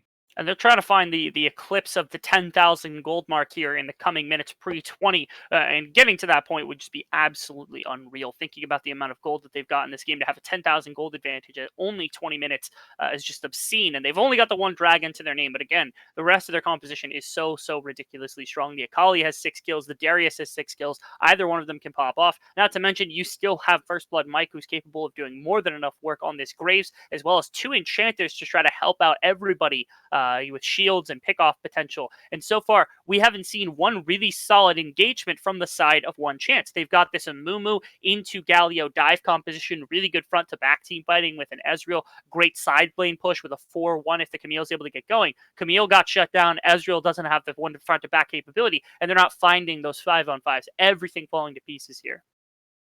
Yeah, this is a rough situation. This is a hard comp to play from behind, I feel like, because you look at it and there's just the items. These are some very item dependent champions, I feel like, and none of them are really able to do much. And Galio is a champion that wants your team to be confident and able to go in. He can't do that when everybody's so behind and top lane's just looking to just run at people.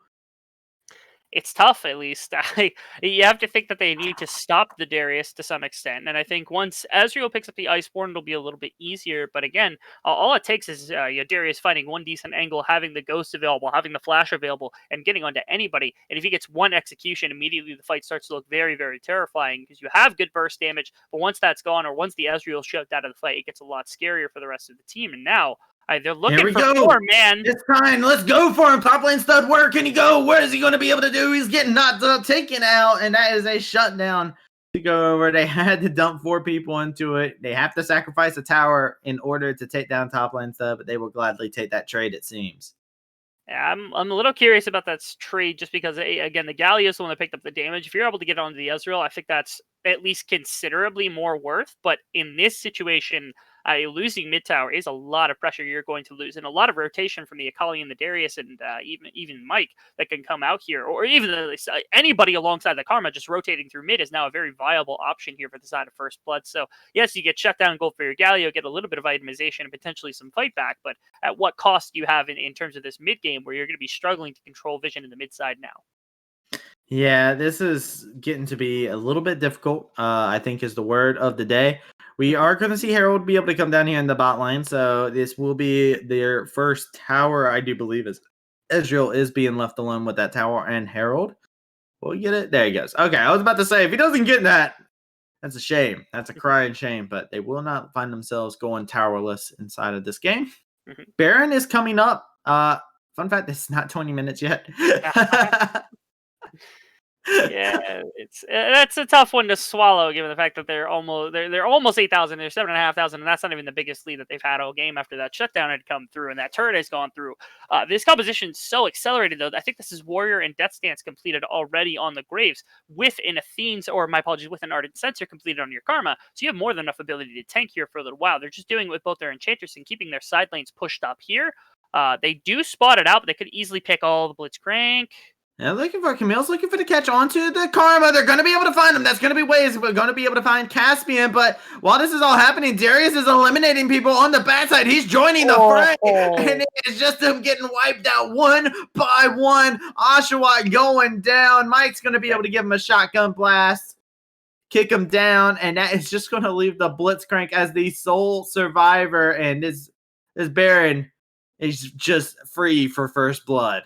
And they baited it so easily here. They stand in the turret. They're able to find the pick on the Blitzcrank. The little kind of engages from the shoved up Akali and the shoved up Darius are more than enough to generate a fight. And again, they're attacking from 3 different angles. They're preventing the Galio and the Amumu from finding really good 5-man engages, because they're attacking from different ways. They're finding the passages into fights that aren't clumping them together in 5-on-5. Best case scenario here, you find a 3-man ultimate on the Amumu into a 3-man Galio ultimate. And yeah, that's really strong, but you still have to worry about the Akali and the Darius that are attacking your backline. Do you have the damage if Ezreal shoved out right now? Answer is no. They lose that fight, they lose the Baron, and now a 10,000 plus gold lead at 21 minutes here for the side of First Blood. Exactly what we were afraid of. Yeah, they can't even, with flanks like this is what you'd love to see from Darius, is being able to flank and do fights like this. It also stops Galio from following up anything from Amumu with that heroic entrance. Didn't use it in the last fight because he was dead. The ultimate form of CC is the gray screen. I don't know if you've heard of it, but it is a fabled thing. All champions actually have access to apply this amount of CC to their opponent. And, right now it's looking like top lane Stud has mastered the art of utilizing said CC. Also, the Akali 7-0-4 on the champion right now. And God, it's so scary when the solo laners are doing this and there is just a shield bot lane going on to keep them alive. It is, and it gets scarier as the game continues, but it also gets a little easier to play against as the game continues if they can continue at this level of execution, because, of course, First Blood's been finding really good Fangles, they've been finding really good plays to make here, but they haven't been able to just guarantee that time and time again outside of some things. Actually, Pyra they know about this. They sniffed it out. They see it. Here comes the bandit. Pyron is going to be able to find it. He's not going to be able to take the blast cone. He's going to have to give his life for that. That's the curse of the sad mummy. But ladies and gentlemen, he's going to stay a sad boy, a sad mummy, as Mike takes him on out. No matter what he may do, cannot get out of harm's way there. And if you're... That's like heartbreaking, because it would have been a setup for Soul Point here, which would have been a fantastic place to force a fight, especially when you're up about 10,000 gold here on the side of First Blood. Oh, wait, Mike is going down. Shutdown going over, and First Blood, you got to be careful not to be like Mike there, as this Blitzcrank's starting to land some of these hooks, and don't want to get caught out separated like that. They were a bit impatient, I think, with the Dragon play, where they wanted to go for Dragon, then start using that power to set up for the rest of the play. But unfortunately, they lose the Dragon off the back. And Top lane Stud is drawing 4 people down here into the bot side. Is taunting up, is going to find himself going on down. Lots of damage being put back, traded on over, but top lane Stud goes out for nothing there. Nobody was in position to do anything else on the map. Yeah, when you're the team with the advantage, and especially when you're the team with Baron, here's how you play this. You split into 4-1. This time, I think the Darius actually stays with the 4 and the Akali's on the side, because it's a lot harder to catch the Akali with multiple members. You push in mid and bot, and then you translate over to the Dragon with Mike and maybe with one of your 2 enchanters. Continue exactly what you did around the Baron buff. They had already run this play before, and yet somehow they way overplayed it, and they end up losing the Drake. They end up losing a couple of kills, a couple of their Baron. Wait, this is a trap. Jared, this is a trap. Jared, this is a trap. Jared, this is a trap. Jared, this is a trap. The Shroud is going to be able to come out. That's going to be a taunt that's not going to be able to connect. They're going to be able to lay out the damage onto him over onto the side, but Shinshin's going to find himself being the sacrificial lamb, as that's going to be him going down to Oshawott. And man, ladies and gentlemen, let me introduce you to my mantra. It is greed equals feed. And I feel like First Blood doesn't understand. Their base is right behind them. They're definitely close together.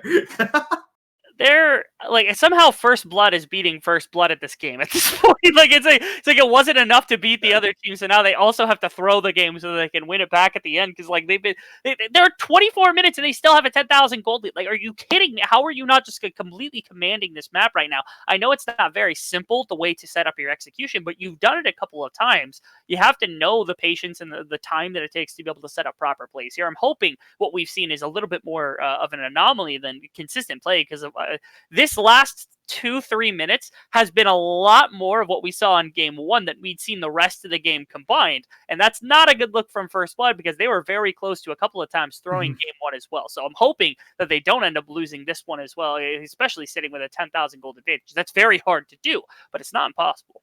It's a hard pill to swallow, but it might be something they have to swallow. They keep doing mistakes like that, and like you said, they need to figure out a way exactly how they want to play this competition. It feels like they don't know exactly how they want to do it. As Camille going to show him this Darius her legs, and he's going to say, I'm out of here. Don't want to see that. I'm out of this.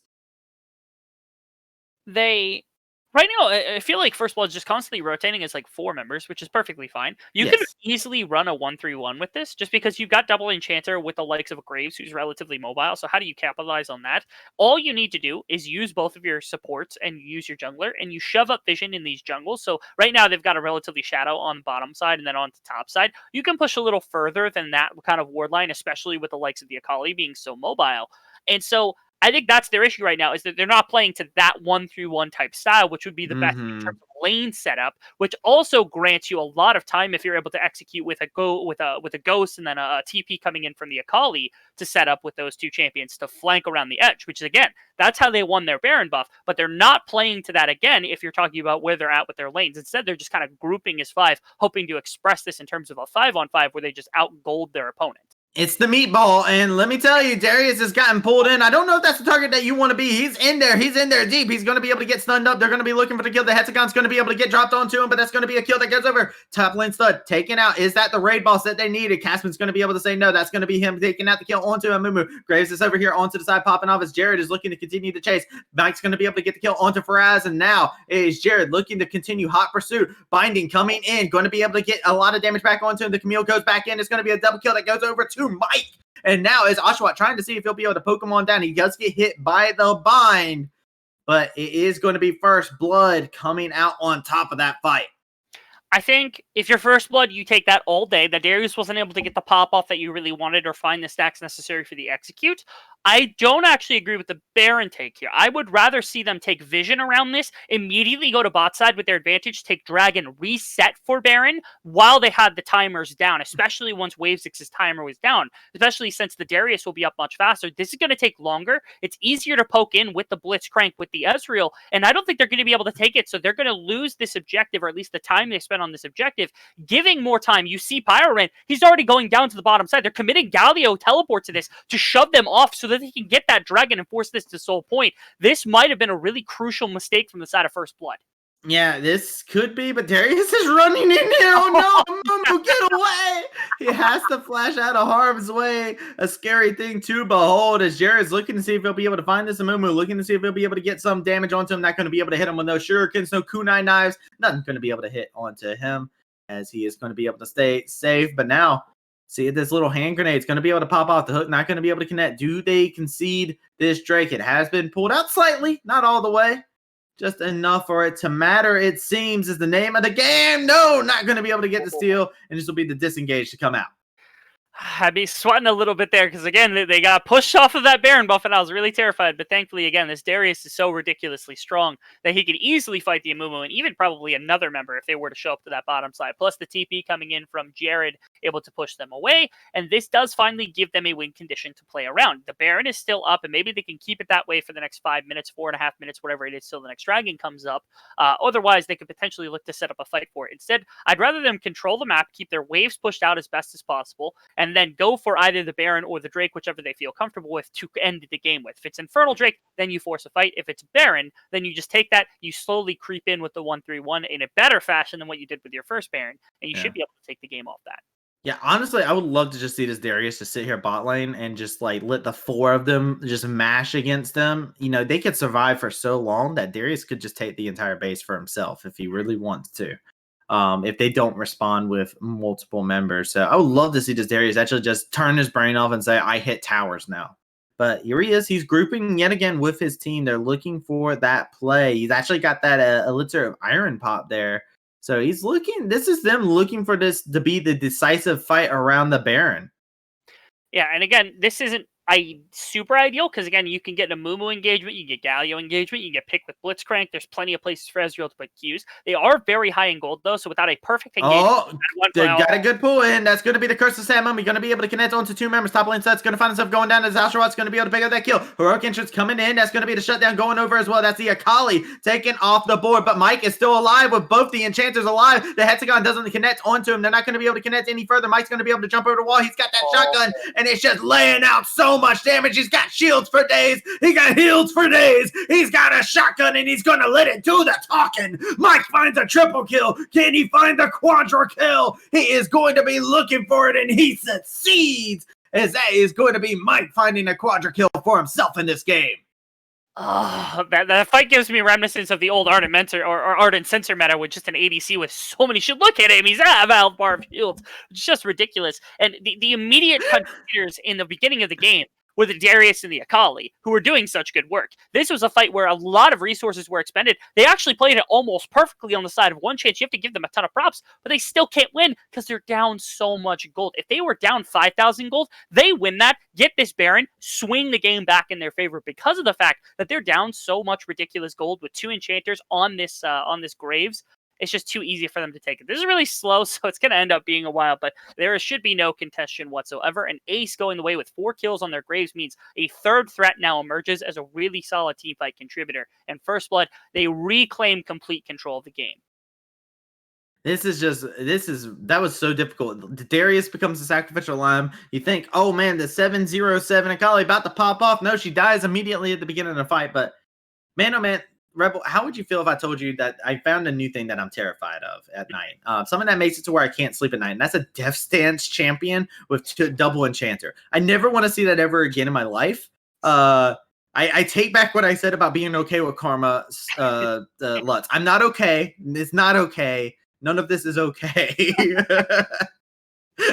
Especially now that we're like encroaching upon late game territory, and so you've got like the tails to make sure he can't get CZ, especially like, with Quicksilver. He's got a scimitar too. He's got 2 cleanses on Mike now, so he can't get CZ for the most part. He's got an Edge of Night as well. Yeah, he can't get touched by anything at the moment. Plus, the Abaddons for the likes of the Karma means the AP is ramped, so that means that this Ardent Center is going to be giving. Oh my god, there is so much strength in this composition right now across. And again, even if somehow you burn through double enchanter and you burn through the Graves, you still have like 7+ kills on both your Darius and your Akali to have to worry about. Like there are so many threats here from first blood. How do you deal with all of them? The True Shot Barrage, by the way, didn't even kill the shields on the Lutz. I just want to point that out real quick. It didn't even go through the shields of the Lutz at this point in time in the game.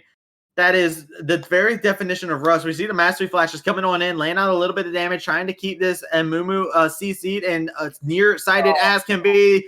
It's going to be a heroic entrance, but is it going to be heroic enough? Mike and Darius are popping off in the backside. Oshawott going to be able to get the kill onto Jared, but Mike finds himself yet another double kill. Top lane cannot be held down. The Galio trying to recall in Mike's face, but it will be a triple kill, and First Blood will find game 2 to put under the belt. A little bit of rough macro play in the middle, ended up being a little bit sloppy with the way that they played around that dragon a little bit ago. But outside of that, looked a lot cleaner than what we saw in game number 1. And we see just how dominant the team can be when they've got carries across the board. So far, top lane stud, he's lit to the name, man. He is absolutely bodying whoever's in the lane across from him. Jared's been having some good performances. Mike really stepped up in this one. And, Caspin 9 and Shinchin, they haven't had to have these massive performances, but I think they've been playing well on their own without anything else. So First Blood's looking monstrous right now, and I really don't know what the response could be from the side of ONECHANCE to stop it. Yeah, honestly, like, dude, this game right here was just like, I feel like the weird thing to say about First Blood, and this is a statement I'm going to make right now, we're 2 games in. It's one of those things where it feels like people could go up to this team and say, do they bleed? And then they stab themselves. That's how this team bleeds. That's how they've shown us inside of this game. This has been First Blood really taking control of the early game. And then, like you said, the macro, very questionable. They make a lot of mistakes in the mid game. I'm kind of curious to see if ONECHANCE is going to turn around and throw a chance at that being their win condition here. They played these more aggressive lane management things and whatnot, and they've kind of gotten rolled over in the early game. I'm kind of curious if we'll see them going for possibly an option that allows them to not lose as hard in the early game, pick these safer champions, and possibly see if that allows them to transition in the mid game where First Blood has shown a definite weakness. I think the one thing we have not seen from the side of ONECHANCE whatsoever through both of the games that they've lost so far is any propensity to move through bot lane whatsoever. We saw a couple of plays get responded to on bottom side, but for the most part, it was actually still First Blood that were the ones making the schmoves on the bottom side of the map. And Oshawott matched some pretty good damage, had an okay scoreline, did well for himself. Maybe they need to play around that. Monster Mash did not have a great game on the Blitzcrank, but maybe what it takes is some real legitimate resources put into the bottom side, because there's more put into the Galio, there was some put into the Camille, and into Pyron when he was getting invaded upon. But really, maybe what we need to see is a pure hyper carry or something like that on Oshawott, and the team playing exclusively around him, because that seems to be the only real source of potential that they've had across both their games. I mean, this is going to be interesting. See how they'll be able to do it. I would love to see him do that. Top lane stud has just been a map stud. It can only be Jared. Jared had a pop-off game here. Mike went under the radar, and all of a sudden he's popping off, and then you're like, oh, God, Death Stance plus Ardent Sensor ×2, and Athene's is not balanced. Yeah. Man, oh, man, I have so many thoughts that I'm trying to put together, and I feel like I'm just going to need to take a breath, take myself a short break. I think you might want one too, Rebels. That way we can gather our thoughts, compose ourselves, and get ourselves ready for Game 3, as we are going to be heading into what could possibly be match point here, ladies and gentlemen. This is a best of 5. So we'll have to see, is it going to be One Chance making their one chance to get back into this series, or is it going to be First Blood closing it out? We'll find out after a short break. Stay tuned. Match point here, ladies and gentlemen. This is a best of 5. So we'll have to see, is it going to be One Chance making their one chance to get back into this series, or is it going to be First?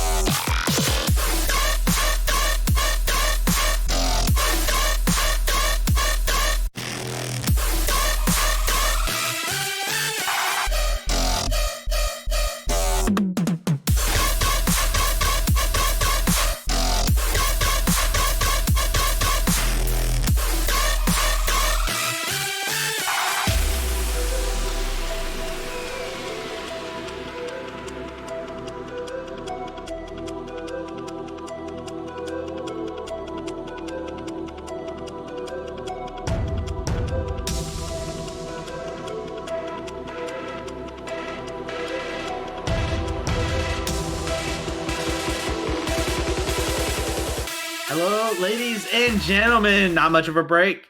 That's because we can't stay away from these contendies. We and Rebel, we had a moment of silence with ourselves, and we started salivating because we wanted more contendies. And ladies and gentlemen, that's exactly what we're going to be able to get. We're going into Game 3. My name is Travis D. I am joined here by the ever so lovely Rebel Thoughts and Rebel. This is looking like it could be a possible 3-0 for First Blood here. It's kind of leaning that way with the way these two games have gone, because game 1 was relatively dominant in a lot of different fashions, even though they gave up quite a bit of gold back and forth a bit. It was at least looked really good from the side of First Blood. And game 2 was a lot cleaner. I'm not going to say it was clean, just a lot cleaner than what we saw. So perhaps if they continue on this trajectory, they're going to look really, really good in game number 3 and make this a very convincing win, potentially. But right now, they certainly have the number of One Chance, and One Chance is struggling to find options across the board. Yeah, One Chance, I feel like one of the biggest issues that they're having to deal with is Stud, right? Stud has been really putting in the pressure. Like, Mike's been doing stuff, but he hasn't really been doing anything in the early game. It's been much more of the solo laners from the side of First Blood Paladins that have been popping off. And yeah, it's just been a insane thing, and it's been First Blood just kind of running wild with that, and then their bot lane just kind of does stuff. It goes neutral, and then a gank happens, and then First Blood just takes complete control. I mean, they started off the very beginning of that last game with 5 kills out of a fight, which is insane to think about, and it was all around the bot side. It's a nutty game, man. It's a nutty world we live in.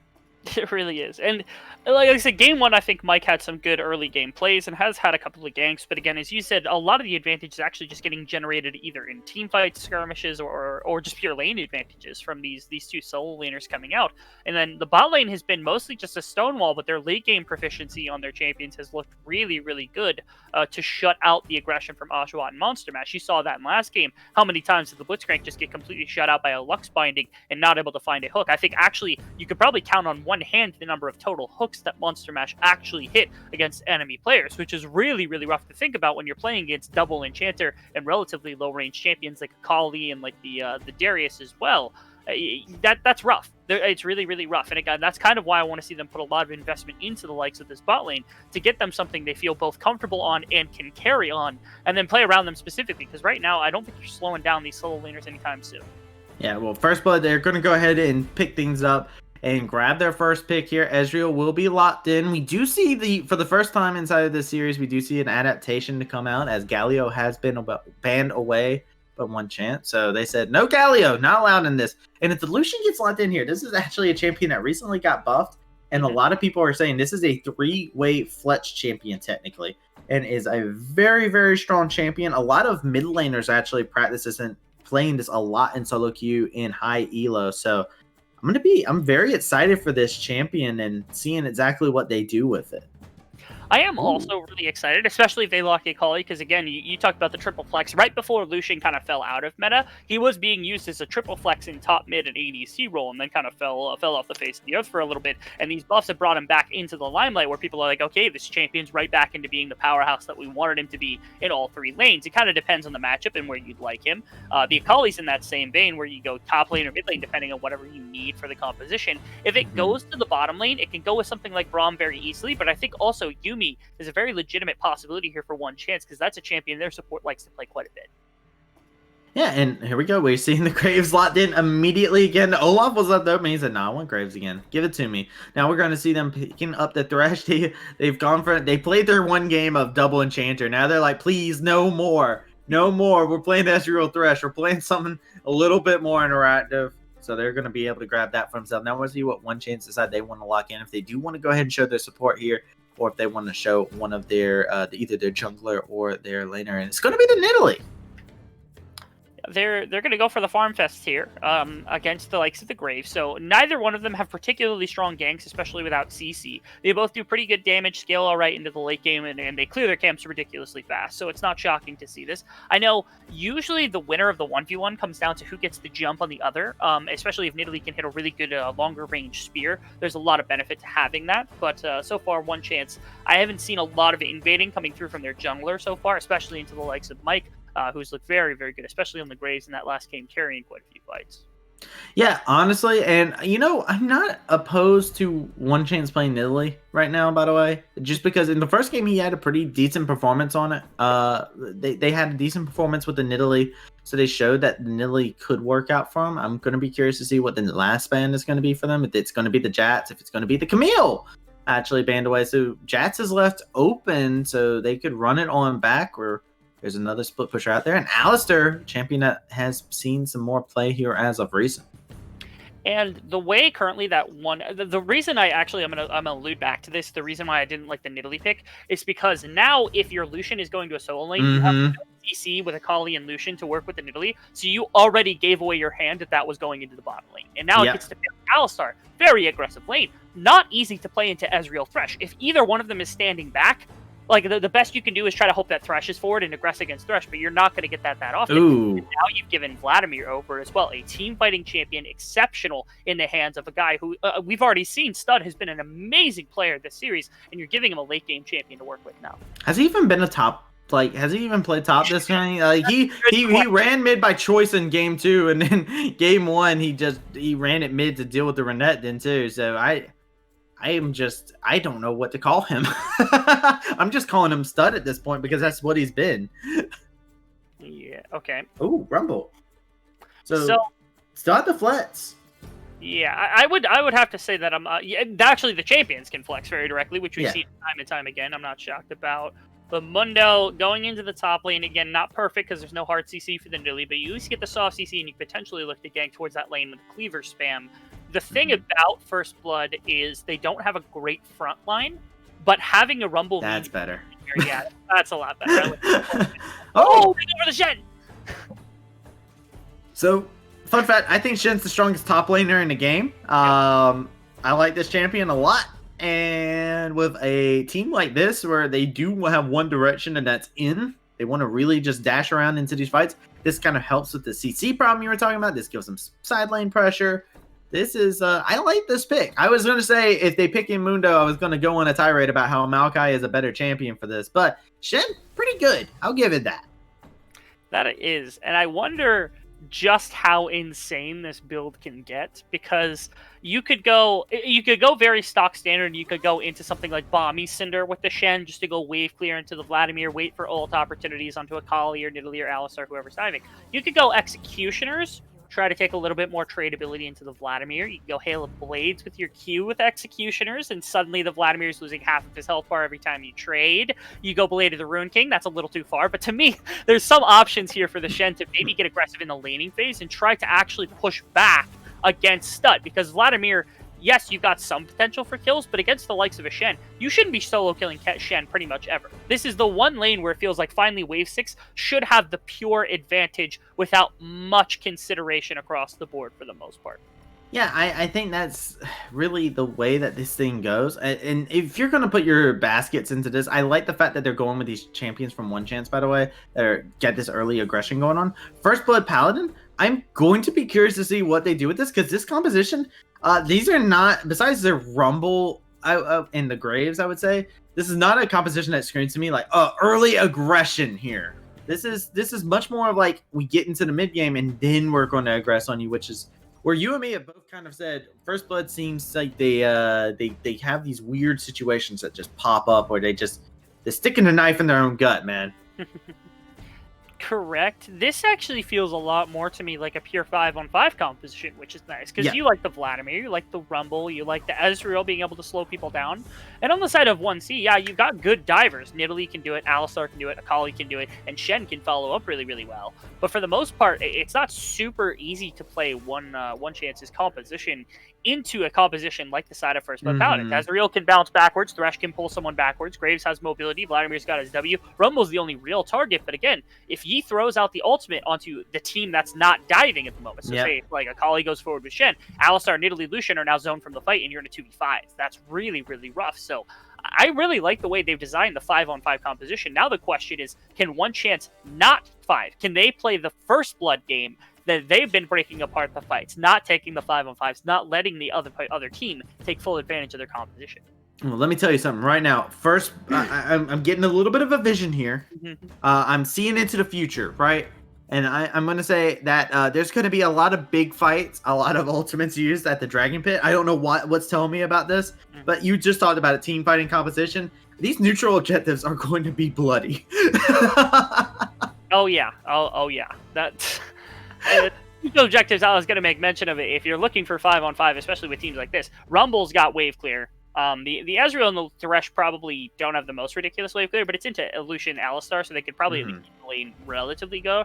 And Graves has really good early clear, especially before the Runic Echoes comes out from Italy. They should have priority for the most part around the map, or at least enough to go fight anytime there's a neutral objective up. And they could find these grouped up 4-on-4, 5-on-5 fights that this team really, really succeeds at. Yeah, to be honest, all these champions are really good at neutral objective fights. Like, Ezreal is one of the most annoying champions to play against in a neutral objective fight. I'm going to stay away from the Vladimir and Rumble because those are just obvious. If you don't know those champions, I suggest you download League of Legends and just play with them, and you'll understand immediately. Just play one game as each one of these champions whenever they're on free week, and you'll be, oh, this is why. This makes sense. Anybody could understand that. But Ezreal is one of those champions because of the amount of poke and the fact that he's constantly repositioned. So freaking annoying to be able to just hold down for him, because if this Ezreal, if we're seeing Caspin actually get that 2-item power spike, he's going to be incredible. And another thing I want to see, I have this thing, a lot of my co-casters know this about me. I have this little thing that I pivot about Ezreal. There's a little thing that frustrates me about the champion. And it's the players that will play him tend to go tier before they go Sheen. And I like Sheen before tier. If you're going to go for Manamoon, the Tear of the Goddess build, of course, you're going to go for that. get the Pickaxe first. That way you still have the lane dominance. Get the Sheen if you just want to win lane. He's such a good laner. So that's going to be my rant. I'm preparing myself. With Caspin, I'm watching you. I'm watching you. But you know, Rebel, there's something else that we can watch. Oh, what's that?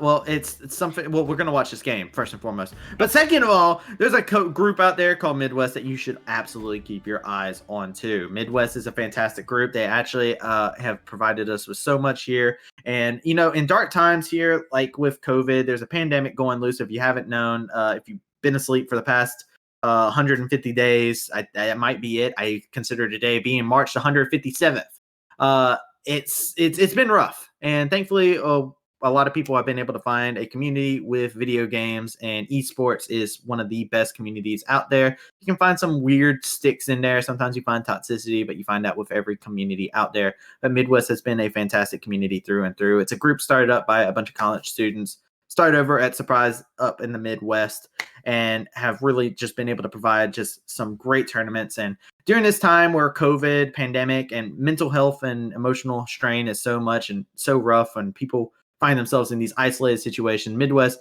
has definitely been able to provide these online tournaments and make sure that people are able to be taken care of. Keep your mental safe, keep your emotional safe. Make sure you check them out on their Twitter, and be able to just follow along with them is something I can definitely recommend. You definitely will not regret it, as they are another group that has made Upsurge to be as possible it is, which I absolutely love. That being said, ladies and gentlemen, we have a break coming on up. Be sure to stick around, as we are getting into what could possibly be the final game of the night. So don't go anywhere.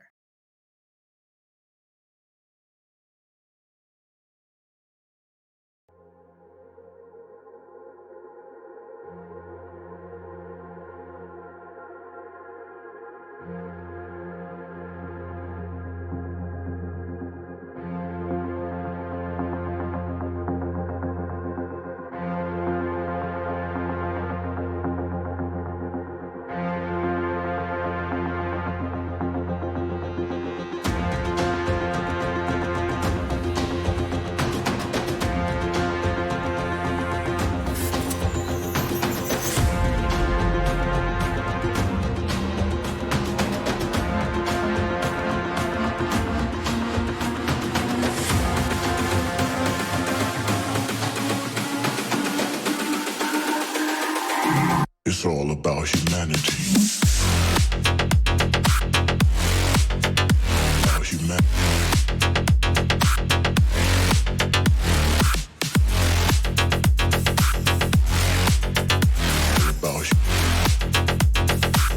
It's all about humanity. About humanity.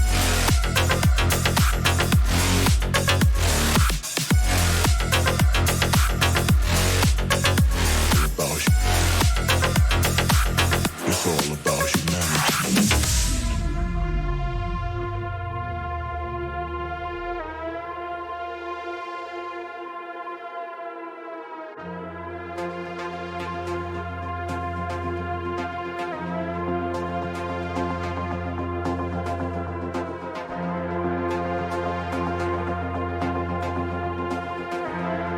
And gentlemen, welcome on back to UCL. We got some hot, some fresh, and some ever so spicy contendies here. We are in what could possibly be our final course of contendies for the night.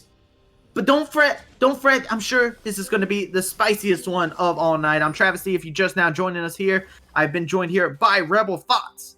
And Rebel, this could be our last game here. And yet again, we're seeing a little bit of spice coming out here. A little interesting stat coming up here yet again.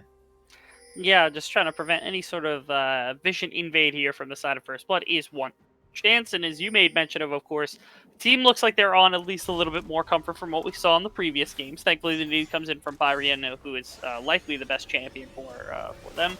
And then the rest of the team, maybe they've got the opportunity. The Shen can take advantage of some certain plays. The Nidalee, in the right situation, especially if you're able to land a good spear, can find some picks in some of the side lanes as well. And maybe the momentum shift of being more early game focused could help One Chance kind of drive the action here. I believe so. I think this is exactly what they want to do. I feel like we talked a bit about the Nidalee, and I feel like I got to talk about it again. He had an okay performance inside of game 1 on it, and game 3 going back to it. Obviously, a comfort pick for this man over here inside of the jungle, looking to see what he'll be able to do. And I feel like that's such an important thing. If you're ever find yourselves in the back against the wall inside of League of Legends, playing comfort is such an underrated thing. What the heck is going on? We've seen another lane swap. This is League of Lane Swaps here, ladies and gentlemen.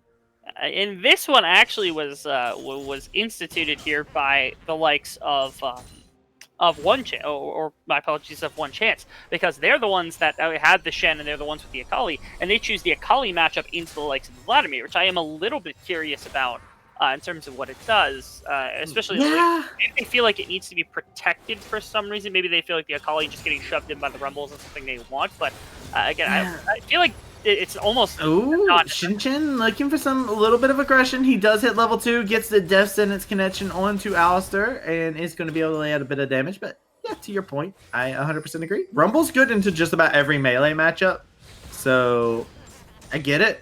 But it's like you said, I guess they want to protect it.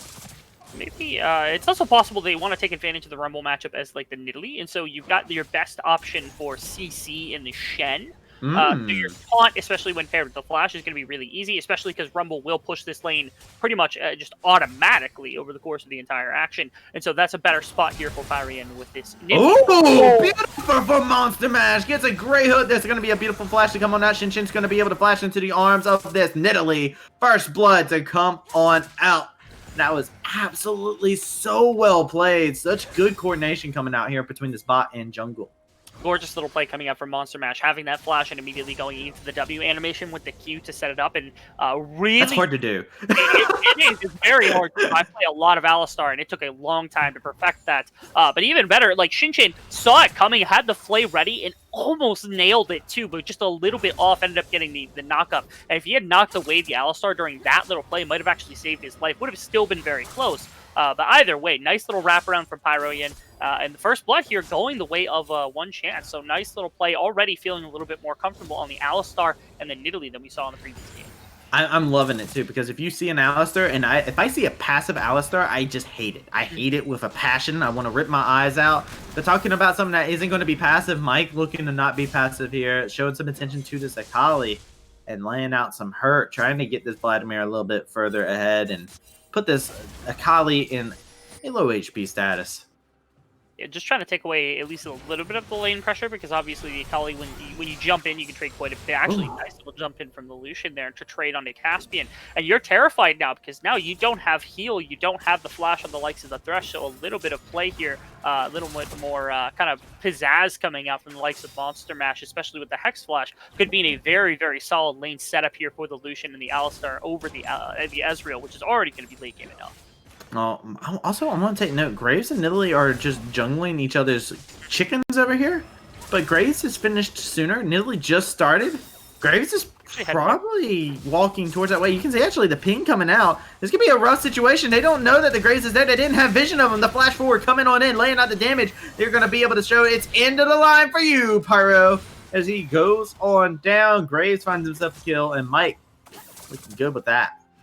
Nice little capitalization there from Mike, again finding the right pathing, walking through mid lane, and kind of just stumbles into a counter gank up against his opposition there. So nice little play, able to respond at least a little bit in kind. And again, the Nidalee looking to mid lane where the Shen might be able to find some sort of taunt, but wasn't able to get any sort of flash engagement there from Wavesix. So Nidalee just gets punished for free here, and this is a relatively low-paced game from what we're used to. A couple of kills usually come through in the first 5 minutes, but here we are. We're sitting with just 2 kills off the back of just a couple of junglers joining in on fights where they were a little bit less expected than I would say that the laners were ready for. And I feel like that's probably because we do have so many more champions that are reliant on their ultimate abilities to make impact, right? Vladimir and the Rumble are champions that you expect to not really do too terribly much in terms of kill participation until they get those ults. And same can be said for the Shen and Akali. You don't really see them start popping off until they hit that level 6 mark. So I think it's just the nature of the champions that we have here, and I think it's a ticking time bomb until we see some action. Shinchin, you don't want to face take that hook there, man. This Thresh, he's looking like he wants to get your wife back in the lantern, but Oshawott going to find a kill on the back end of it. Oh, that that was a hero play right there from Monster Mash, because that headbutt into the likes of Oh, Caspian. Oshawott, you don't win those. Oh. Oh.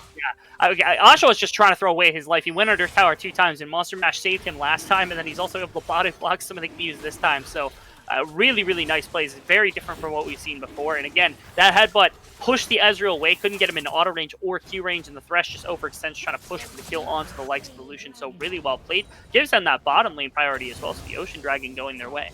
Yeah, it's just something I was just thinking about, by the way. It makes me, I just thought about the noise that you and me just made, thinking about Lucian possibly dying there, and it just made me think about, I'm just hoping nobody isolates that at this point in time, because that just sounded terrible. Us just being like, oh! I make that noise a lot during my cast. It's not intentional. You and me were both had synergy on that. We were both like, oh! Yeah, I don't know about you, but I come from like StarCraft casting, so anytime I see anything exciting on the screen, I just have to make noise and just hype it up, because it's just like what I want to do, because it's how I react to any situation. So when I see something like that, I'm like, ah, is he gonna die? Or something like that. Oh man, I was born and raised in the dungeon of League. I casted bronze games until nobody else could until I mastered the art, you know. Mm-hmm. Fair, man. I can appreciate that. It's the bloodiest place to ever, like, if you're ever like thinking, hey man, I want to become a play-by-play. How do I learn to talk fast? You just cast bronze games and try to keep up. I actually can attest to that, because I've done that a couple of times too. Oh, wait. Oh, well, for us, is looking for something here you are going to stand united with this. Perfect Mike trying to see if he'll be able to live out of this, but a beautiful collapse to come out there, and that's what you want to see from these solo laners. Some proactivity from ONECHANCE. Very, very clean, and a lot slower pacing than we're used to seeing from the side of First Blood. Oh. Again. Oshawott hitting him with the culling. Said they're getting up out of there. Faraz looking like he's in total control, and it's just going back to the fact of just the comfort yet again. These players look so much more comfortable on these champions. They do, continuing to put the pressure on. And again, this is a team fighting kind of team from the side of First Blood, but again, ONECHANCE take their advantage while they've got it during the course of the laning phase, just trying to push on some advantage. And now, first Dragon of the game comes in. Oh, here we go. What the heck? Mike is brought in from downtown. Oshawott's going to find his HP bar getting completely deleted. It's going to be Monster Mash left in the middle of everybody. It's going to be Shen trying to see if he'll be able to jump onto Mike. He gets to reposition himself, but is it going to matter for him? He's just trying to kite this fight on out. It's going to be them separating each other. Monster Mash is going to be able to pick up the kill, and the Castman as Wave is going to be able to pick up the kill onto Mike. And that is just going to be them just really capitalizing on a play that First Blood started. Yeah, it's the initial play coming out from the side of First Blood, but the response play coming out from the TP here from Wave 6 being able to find some sort of angle to encroach upon. Not to mention Caspian was so low that all it took was a WQ coming out from Alistar to end up killing him. So if his positioning was a little bit more defensive, potentially gets out of that one alive and just ends up being the 1-for-1. But instead, trying to capitalize on the play, trying to get a little bit more maybe than he could have over the course of that overextension that we've seen from the side of First Blood time and time again. This time on the personal level, costing him his life, and 2-for-1 here for the side of ONECHANCE. And Fraz trying to get a little bit more aggression. He's cheeky right now on this Akali, man. He is zoning this Vladimir off the wave. He's a top lane stud. This is how they try and turn him into a top lane dud. And right now, it's working out pretty well for them. Mike is going to come up here for the gank. Are they going to be able to turn anything out of this? It's going to be Fraz looking for it. He's going to be able to find top lane stud. And that is going to be a 1-for-1 trade. And so far, once again, a little bit of reaction here from the side of Mike trying to get something. Okay. Oshawott is going to be out of harm's way. But, hey, that's what you want to see. You want to see some aggression coming out from this man over here. As Nidalee is over here in the area looking for something onto Shinshin. Not going to be able to pounce onto him and deplete his HP bar just here today. The True Shot Barrage coming in, trying to clear out this wave. Very tough situation with Nidalee proxying off, as well as the likes of the Rift Herald getting dropped here. Although it could be punished rather easily here if they're able to find some sort of denial onto the eye. It's going to end up being the kill onto the Rift Herald. Pyrion is still here to set up, and now Rumble has officially making a move around the play, and so now it's a lot more defensed here. Nothing crazy to talk about. A couple of plates going the way of ONECHANCE, but that's about all. And looking in control, you know, they lost a couple plates there, and Oshawott did get the money for that. But look at this. They're looking for the kill onto Jared. Jared still has Flash available, and just going to walk through the gates there. Is going to be able to get out scot-free. The Alistair's there to follow up the Vladimir, but wait a second. Vladimir getting a lot of damage there as Alistair going to back it up, guide the Nidalee back into the jungle, and this is just looking so commanding from ONECHANCE. Yeah, as opposed to what we've seen game after game after game where the individual lanes from First Blood are winning, the skirmishes and team fights, things like that, they aren't able to generate really any momentum whatsoever onto anything so far during the course of this game. And so now, I mean, Mike continues to just kind of slam his head into any lane he can find available whatsoever. Yeah, but here's the problem. Stand United coming on in. They're going for the dive in the bot lane while this is all happening. It's going to be Faraz going to be able to pick up a kill on the top side while Lucian's going to be able to find a kill of his own down here in the bot lane. Caspin trying to defend this as much as he can, but Alistair is just too damn good at being able to dive you under the tower, and they will capitalize, and it will be first brick as a reward as well. And I'm sure this will translate into the Drake. Yeah, you get first tower on the bottom side of the map, you get second dragon in the game, you get 3 kills, because unfortunately Vladimir actually died in that 2v1 on the top side of the map because the Shen had ended up making that a 2-for-2, not expected from the side of First Blood. And again, this is a team-fighting team. I don't really get why it is that they're just constantly getting aggressed against. They can play a little bit more defensively, can try to pull back and play around the neutral objectives, but so far they've been shoved so far back in their lanes and put so far deep into a hole that they're unable to even stand up to the side of ONECHANCE around these objectives, let alone make that fight happen that they need to take full advantage of their competition. Yeah, and I love the fact you talk about the fact that they could just wait for these mid games, right? Like, you see some of the items that are actually coming out, and you're like, wow, the mid game is definitely there. And look at this, Oshawott looking to solo kill the Vladimir in the top lane, and ladies and gentlemen, Buff Lucian, he is coming in hot. Yeah, Buff Lucian looking really, really good right there. Blade of the Ring King plus the BS sword. Really, really solid amount of damage coming out of him, not to mention that percentage health damage. Helpful against the Vladimir, who has a fair amount of additional base health with the itemization he's got. It's a tough matchup to have. The Lucian's already pretty good into the Vladimir beforehand, and that's your ADC right there, who can now start pulling solo gold, solo experience potentially, without the Alistar really needing to do much. He just hovers around the lane, make sure there's no aggression coming against the Lucian, and you can, for the most part, funnel additional gold and waves into this very powerful ADC, making you effectively 3 solo laners worth of gold to work with. That is disgusting, thinking about the possibility of the Lucian being able to carry the way that a solo laner could. Yeah, like you said, disgusting is the word. And honestly, like, they're such in a weird position. This is a 5k lead that's in favor of ONECHANCE after the turret plating has fallen. One whole tower has gone down. Multiple plates over in the top lane have gone down, and really and truly, this should be them being able to play to the win conditions. Kali is going to be able to find this Vladimir over here in the bot side. Is looking to lay out a little bit more damage. Will he be able to find some perfect execution? He will. Faraz shows him he knows a lot about some KDA as the red carpet's getting laid out. Lots of damage being put onto him. The Elonges has been complete as that burn will hurt.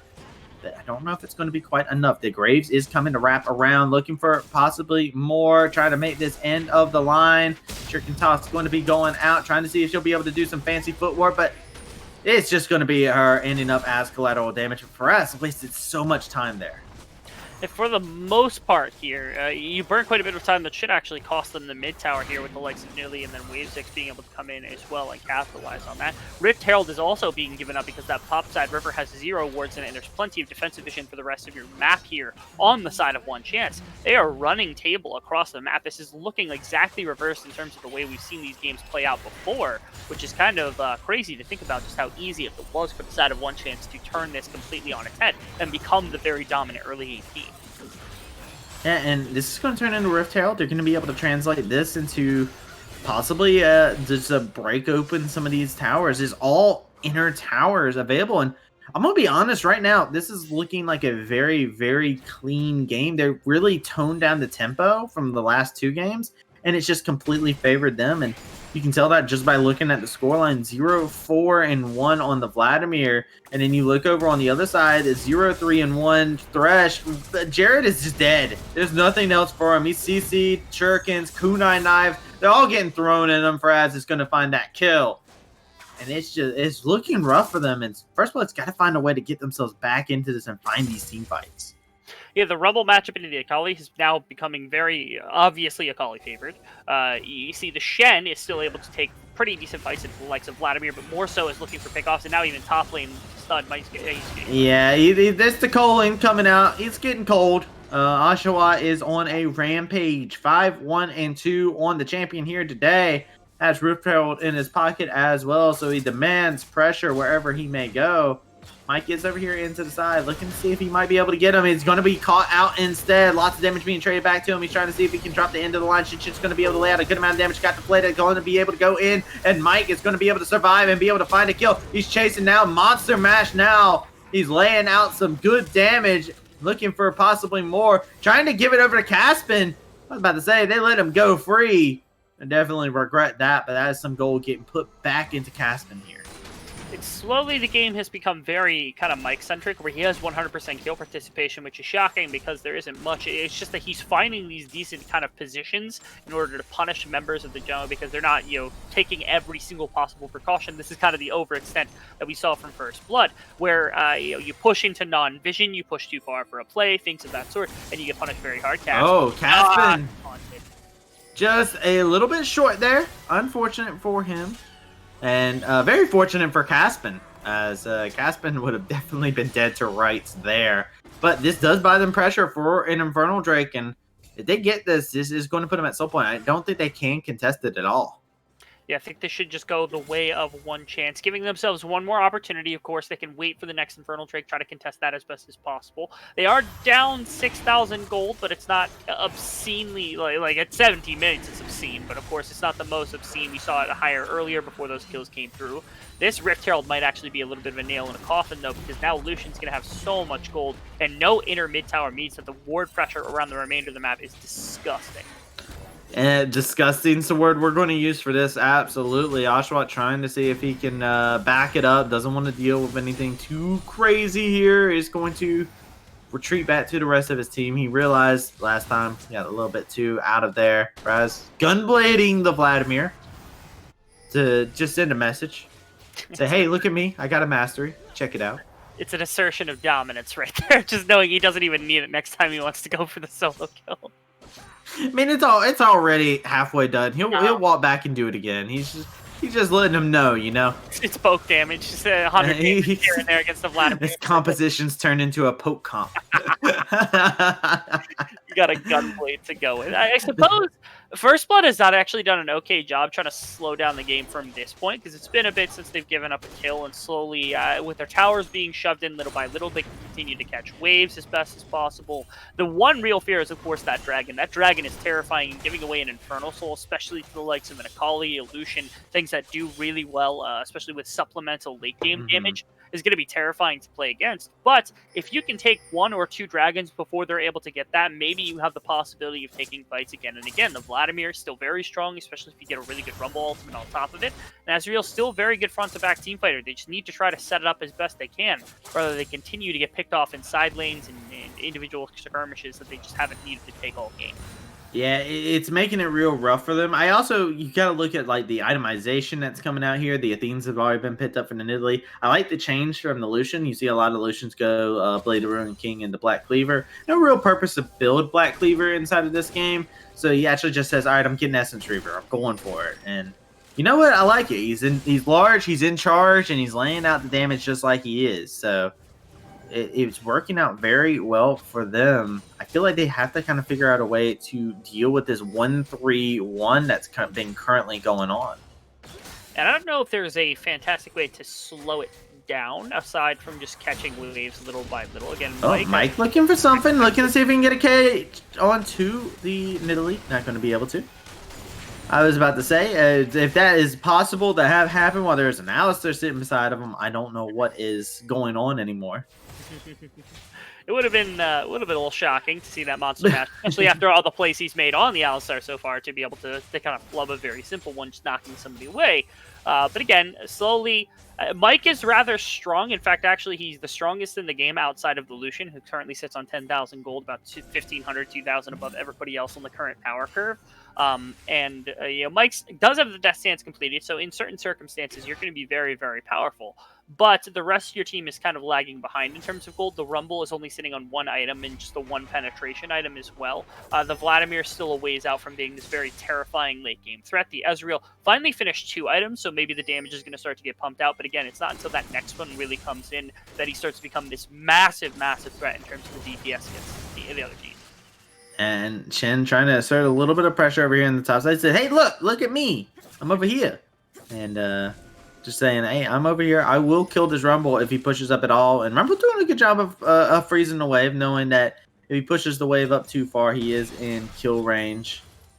Like you said, you talked about it earlier. First Blood is showing a respectful job of stemming the bleeding, but ONECHANCE is just so freaking good right now with this composition that it's looking very hard for him. And they're playing the split push so beautifully. But they are able to make things happen. I think that First Blood just simply was not in terms of their pulling across the map everywhere. I do like that First Blood's been able to stem the bleeding a bit, but again, ONECHANCE has quite the composition for trying to execute, especially in this mid-game with the Lucian, the Akali being as strong as they are, and even the Nidalee getting to the point where you're going to be able to have quite a bit of execution and utility to work with.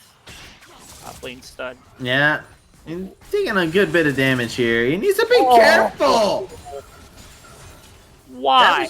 That was just him disrespecting everything there, as that culling did half of the HP of that Thresh.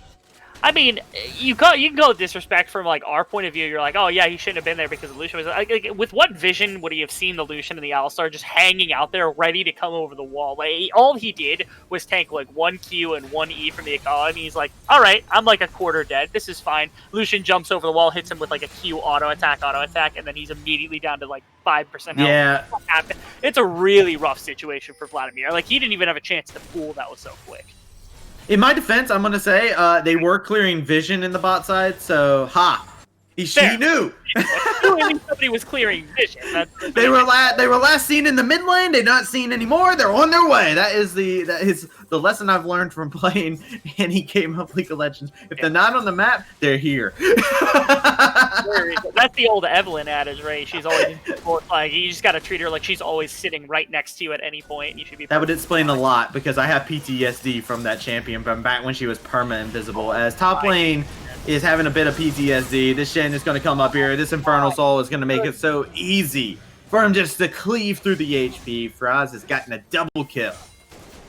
And they've had very little macro or wave management capable of sustaining a pure 5-on-5 composition on the side of First Blood. And you see, even if it wasn't just pure early game dominance, to me it was just them taking advantage of the fact that their team is so much stronger in smaller doses here on the side of ONECHANCE, and there has been no attempt even from the side of First Blood to bring this into a 5-on-5, 4-on-4, anything like that. And even if there were, it's just not going to be able to happen. And so I think this one is over. It's Infernal Soul, now Dragon, with a team that's currently sitting about 9,000 gold ahead at only the 24-minute mark. This should be very simple for them to walk down a single lane. Just pick one, walk down it, win the game probably. Yeah, you get the test of maybe the final, like the 5-on-5 being forced here, but honestly, you don't need to go back to the 1-3-1 here. You will just end up killing the remainder of the team with the advantage you got. Yeah, it's one of those things, you see a lot of teams made that mistake. It's like, oh, we'll go back to the way we were playing right before. No, you got Baron, you got Soul, just meatball. You're a meatball comp now. You just run at them, they can't do anything about it. You just absolutely just meatball and run at them and just deal with it like that. As with everything going on now, you can see them applying that pressure. I actually saw half the team recall, which is very curious to see, but they still get a tower out of it, so it works out anyway. Yeah, most definitely able to make that work, at least to some extent, which is nice. And then if you want to set up the 1-3-1, more power to you, I suppose, in that case, because I think you're then just playing around the fact that Faraz should be able to get a solo kill on their own. Pyroian can try to roam between the Lucian lane and then the Shen Alistar lane to try to put some pressure on in both of those cases to make sure they can't just pick one and then push against it. Oh my goodness, really good. Yeah, Jared's just taking a heaping amount of damage. He's going for that pin. He needs that. He's got that Oblivion Orb, but does not have an Hourglass. He doesn't have that safety net that you would love to see on a Rumble, because he's trying to get some pin to make it to where he's still going to be relevant inside this game. Oh my God. Talking about things that are trying to stay relevant, top lane stud 0-7-1 is not having a great time this game. The Alistar in the first series, or my apologies, okay, Yeah, they're looking for more. Looking for the Leandros, trying to do some more damage onto him. Not going to be able to catch anybody with that. Laid out the red carpet, but they didn't want to walk the carpet. They didn't want to stay around. That's going to be 2 towers, 3 towers that are going to go down. And top lane Stud could go down at any instant to perfect execution if so chooses from Faraz. Yeah, I remember in their first series, the Vladimir was taken in game number 1, and it lost in relatively similar fashion. I think it was a little bit better than this. Obviously, being down 7 kills to actually fight underneath the towers here. Oh, now it's going to be a death to come on out. Akali is just cleaning up this fight. There's not much else to say besides this is pure destruction coming out. And it's just them. The top lane will be the last remaining member of his team to survive. It's going to have the Collings at the tank. It's going to find itself going down, unfortunately, on the tower. 0-8-2 on this game. Wow, one chance. They had literally one chance for them to come back into the series, and they come back with a vengeance. Wow, that was just such a steady paced game. There was nothing chaotic about it. And this team honestly showed us a very, very clean way to win the game in comparison to the first 2 wins from First Blood. Yeah, I mean, you look at exactly what happened. First things first, if you look at the damage graphs, the Akali and the Lucian did pretty much everything in this game. You're talking actually, it was very close to the Alistar that actually outdamaged the Nidalee as well, and then the Shen barely above those two. So it was all the damage on their team, and even in the game for the most part, coming out of pretty much the Akali and the Lucian. It was a relatively slow and methodical creep forward, kill by kill, lane by lane, a little bit of a pressure applied here and there and there. And it was a lot of comfort coming out from the side of One Chance. But if you go back to the side of First Blood, I think it was also a relatively uncomfortable or unfamiliar composition that they ran in terms of the 5-on-5, in that we did not see anything like this in games 1 and 2 when they were taking the early game advantage. Mike did a pretty good job. You saw him actually have pretty decent kill participation, 100% kill participation, and actually the highest CS on his team as well. But it simply did not matter at the end of the game because the rest of his team was effectively just not there. And so I think they need to go back to what was comfortable for them. So maybe we'll see a composition similar to this for One Chance against what we were seeing in games 1 and 2 for First Blood. Yeah, I 100% agree. With that being said, ladies and gentlemen, we're going to take ourselves a short little break, get our breath, and get ready, because all of a sudden, this has turned into one hell of a series. Like I told you, it was going to be one. I don't lie. I know my contendies. So be sure to stay tuned, as we're going to have to see, can the momentum stay with One Chance, or is First Blood going to come back with a vengeance? Don't go anywhere.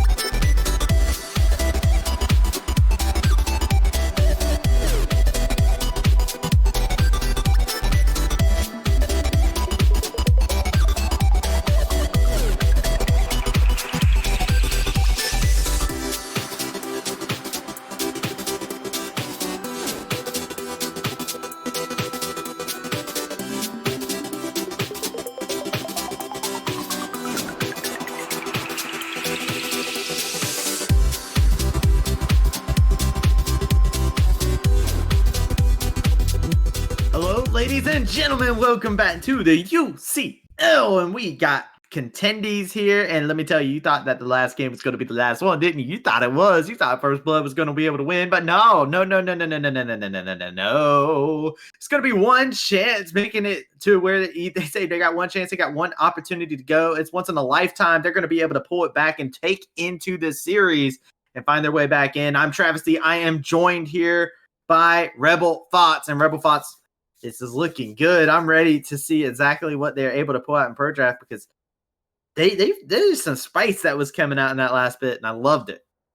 Yeah, I'm very excited to see what both teams have for us once again. Again, I think comfort has been a big thing that both teams have gone to again and again, and I'm curious to see how the bans will actually change from First Blood, whether they are willing to go for something like the Nidalee to take that away, or if they want the Akali off the board just because of its presence in a couple of the games here.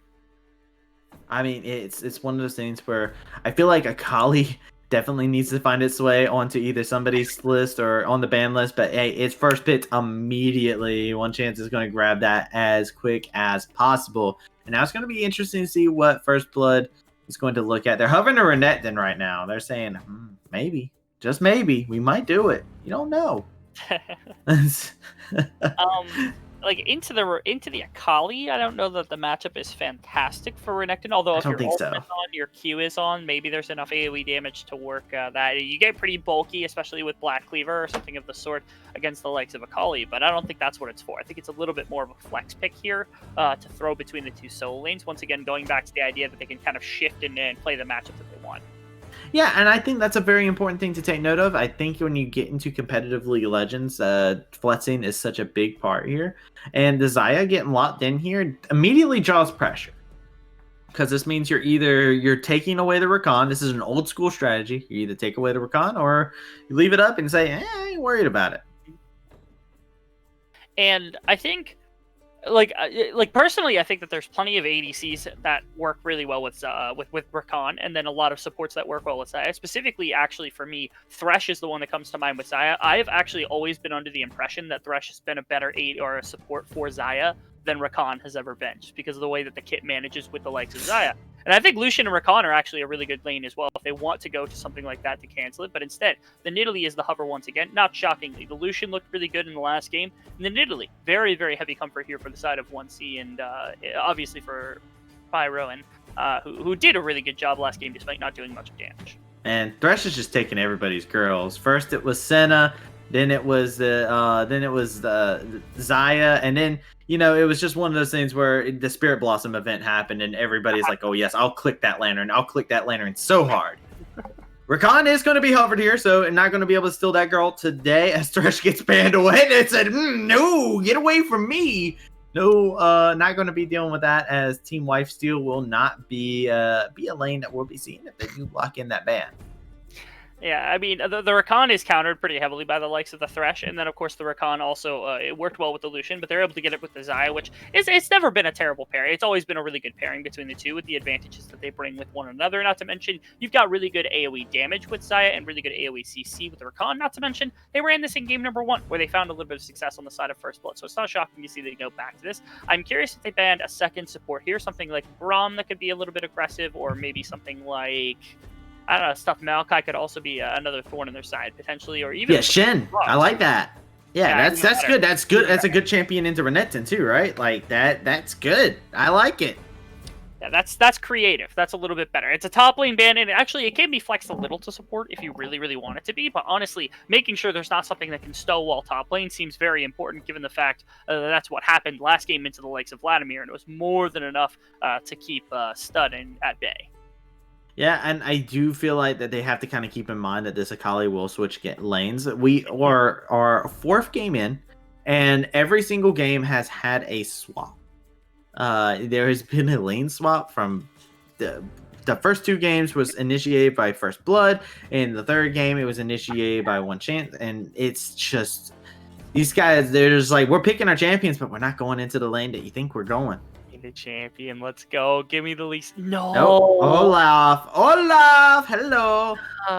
Olaf is a good champion, and it's good for Mike. But man, he made his content. Mike made his name on the Lee Sin kicks. Man, I can't tell you how many times he's made highlight reel level like ward hops into kicks that are just absolutely gorgeous. The Olaf, very hard to CC, good amount of damage, and will absolutely outclear the old Nidalee early on into this game and can put pressure in the jungle versus jungle matchup. You've already got good CC too. Xayah, Rakan have quite a bit, and then the Renekton has some to take advantage of the Olaf with a permanent slow and get a lot of damage out.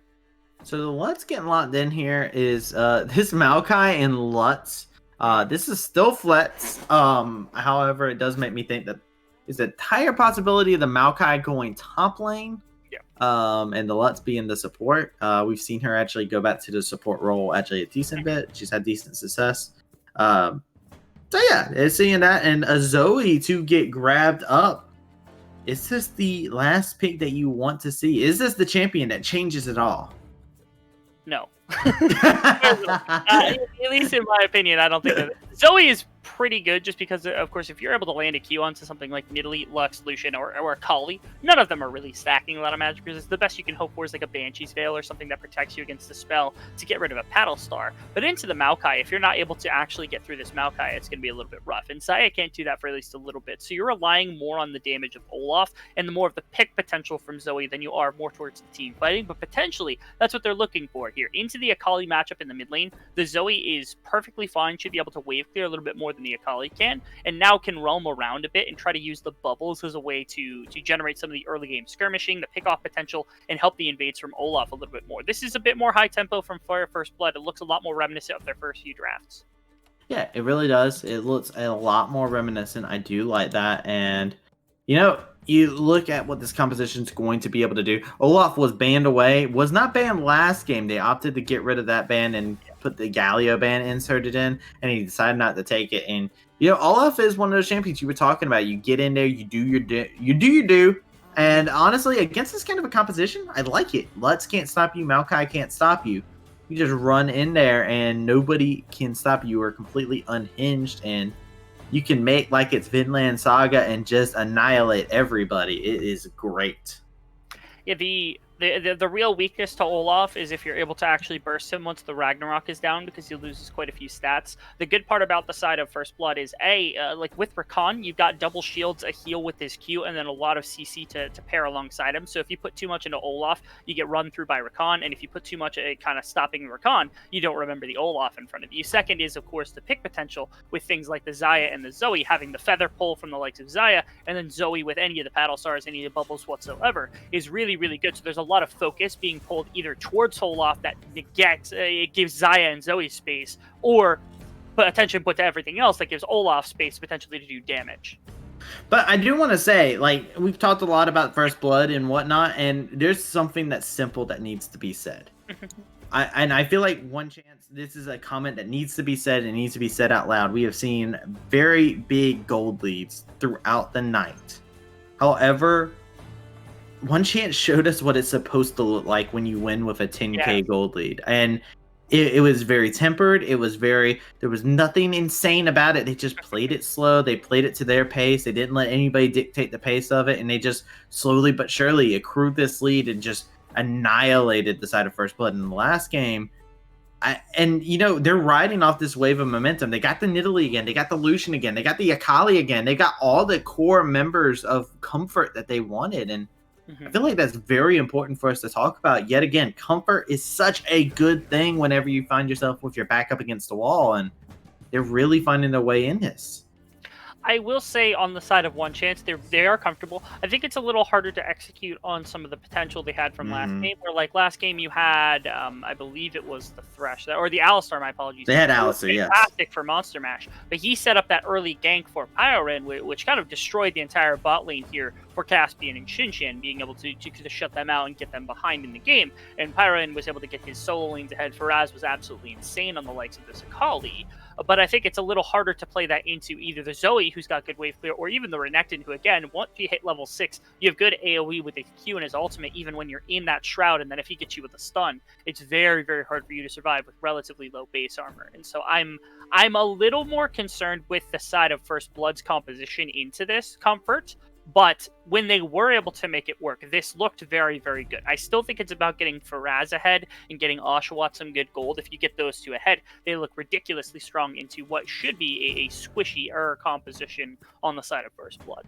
I am. I do like the fact that you talked about some of the things. Some of the magic is kind of different here. Monster Mash is not playing the initiator, and I feel like that was something that was really nice on the team and something that we do have to talk about. And Shinshin, when he played Rakan in game one, played the role of initiator. So but the roles have been kind of swapped around. You see, when you see a Lutz is much more of the. You can start a fight with a bind, but most of the time those binds are going to be reactive to seeing what the enemy team is doing because you just stop them in the trap. It's so powerful, it's so long range, and you can throw a bind together with a shield, and boom, nobody dies. So I'm gonna be curious. Monster Mash, he's playing a different style of champion here, and we'll have to see if he'll be able to pull out some success on it. Yeah, having a bit more range to work with, and I think also the Lux is pretty good at harassing the likes of the Rakan and Zaya just because of her range advantage over those two. Not to mention, it's actually not a terrible little counter to the likes of the Zoe, because you can line up your Q, your E, and your ultimate when she presses her ult button to go over a wall, go over a minion, whatever it is that she's trying to get an angle on for her Q. The big issue, again, is once that Olaf, once the Renekton's in her face, it becomes very scary, so it's about keeping your distance. But there's really good punishment to come out from Monster Mash. I think the Lux is actually a really decent little linchpin in the rest of this composition to try to make things work, and his contribution might not look very flashy, but I guarantee you if Monster Mash is playing well, this will look a lot better by ONECHANCE. By the way, ladies and gentlemen, I know inside of the on the screen here you do see Brad. By the way, I noticed I have a question mark at the end of my name, so it's Travis Powers, maybe. So the question mark has evolved. Something I do want to take note of. That is a trending story that we are still going through. But it's not a Rumble that is picked up inside this. This is an Akali for Faraz. So he is playing Akali, not playing the Rumble this time around. So it's something to take note of on side of that. And yeah, this is a composition where it's just comfort going all around. And I'm very interested to see how it goes. I feel like if Jared is comfortable on Zoe, and this is the most terrifying thing because I play with a good amount of people. My co-casters that I have are Zoe players because they play all the Magical Girl champions. Zoe is terrifying to anybody who has any form of mastery with her. So I'm gonna be terrified as Jared is one of those Paddle Star pros. I don't need to see that. But ladies and gentlemen, I'm gonna try and prepare my mind, my body for what could possibly happen in this game because it still could be the last game. First Blood is still on match point, and one chance got another chance. Let's see if they can make it count. Ladies and gentlemen, we'll be right back after a short break.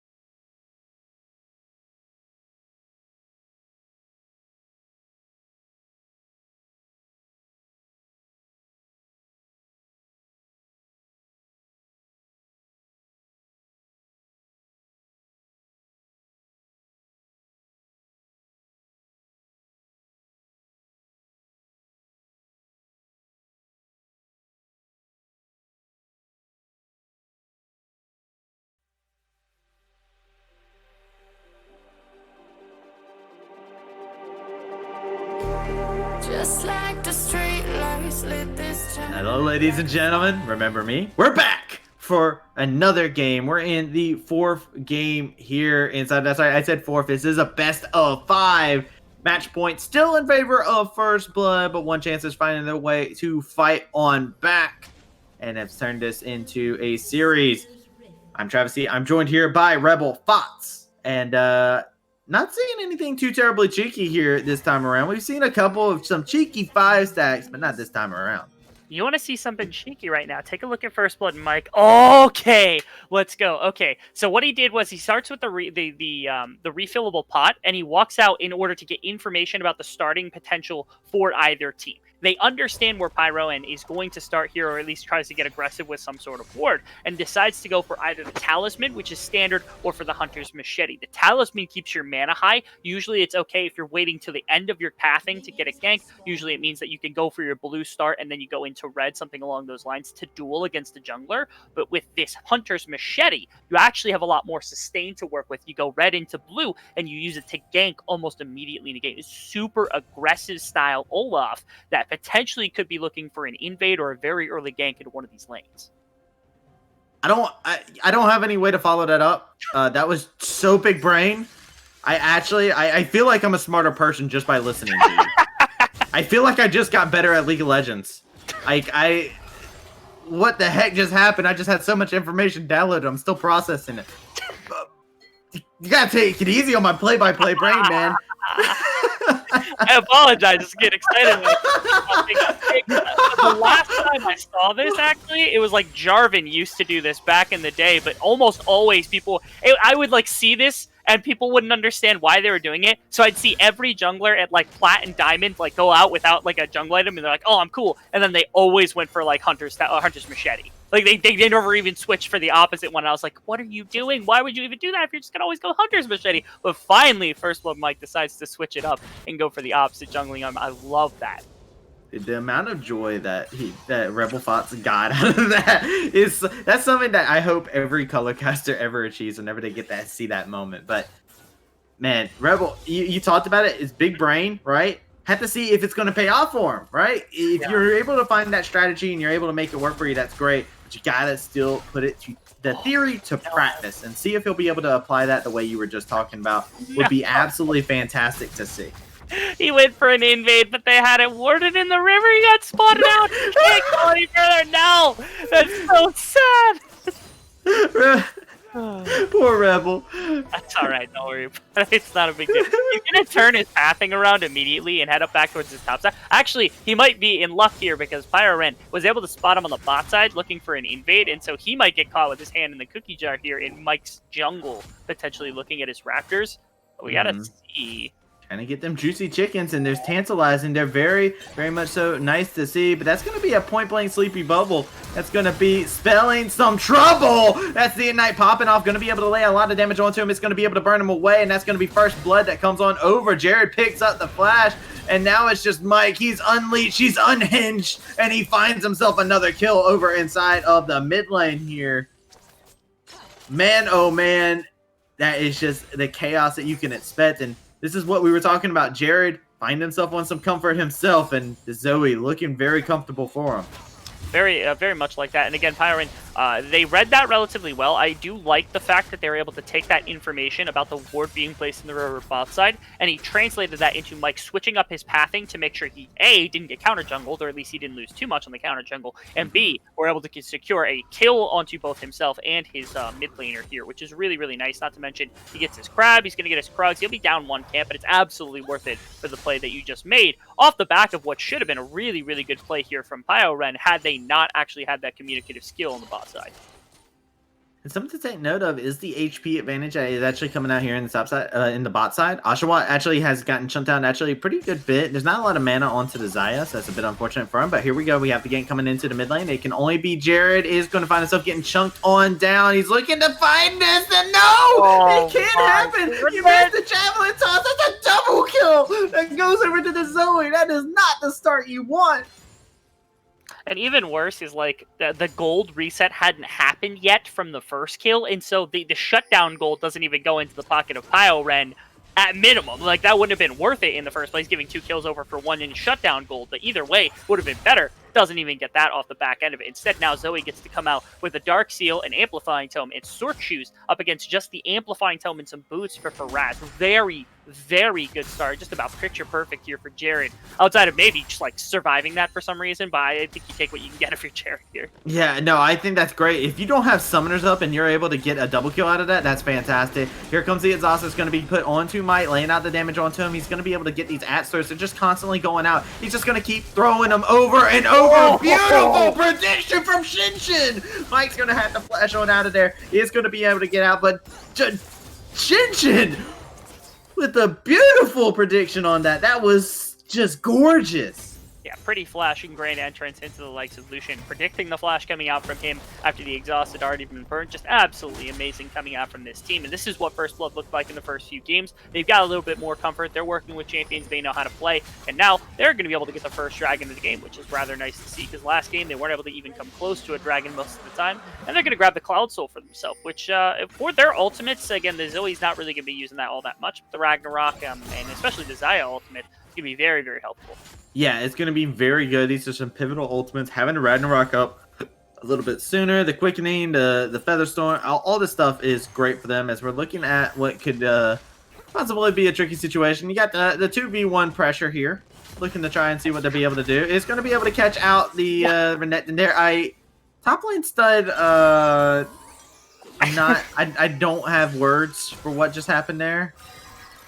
And No, I have the exact words for it. You ever meet that kid that just like is always like, hit me, and then somebody hits him, and he's like, why'd you hit me? Like, that's what just happened. He's taunting them. He's like, hit me, and then immediately just instant death against the likes of the Maokai in Italy. That is actually beautifully accurate. Like, there's no better way to explain that. This is the person in the playground that's like, hit me, I can take it, gets hit. He's like, why did you hit me? And tells his mom about it.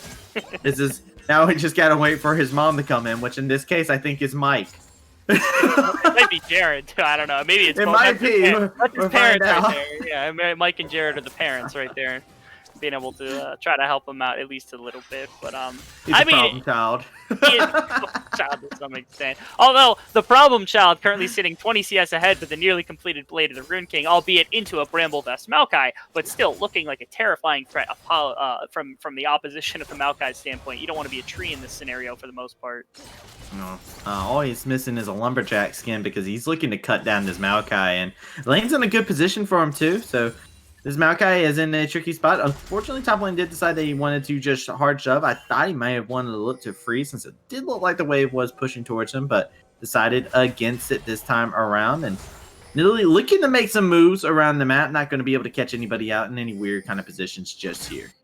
The Renekton, the movement from the push on the top side actually gets him into the jungle, where it looks like he went for the blue buff. Oh, Oshawott almost gets caught out. Beautiful dash to come on in. Has the calling to make sure that he's able to lay some damage back onto the trade. Faraz has to use the perfect execution to go for this. And now it's Mike. He's over here inside of the lane. He's going to be keep throwing these axes on down. The Ignite is going to be able to come in. Jared's looking for possibly more. Doesn't get it. The tower shot is going to be able to find it. Top lane stud. He pops the Dominus. He's jumping in there. And there's a trade of double kills between these two. And now he's looking to see what he'll be able to do. The Ragnarok has been used, but you're still under the tower. Why? A few things. First things first, I want to take a grand scheme look at what was happening there. So Renekton was stealing blue, which is fine. Here's a better play. If you put wards in that top side jungle here, or at least the blue side jungle here for the blue side up against your opposition as top lane stud, you're able to go for Rift Herald very easily, especially because the bottom lane had pushed. Mike was on the top side of the map. You have the definitive advantage. There's plenty of ways you can make this play. Instead, they force mid for no reason. They lose 3 members of their team for just the 1 member of the team. And also, Mike, why are you Ragnarocking? All you're doing is losing stats. What CC are you bursting through that Pyro Ren put on you underneath that tower? All you did was lose stats that ended up losing you the 1. What'd you get, the burst of movement speed to get 1 extra auto in at the end? Like, tough. This is the stuff from First Blood that just bewilders me. I don't get the decision making sometimes. Yeah, I would definitely use the word questionable.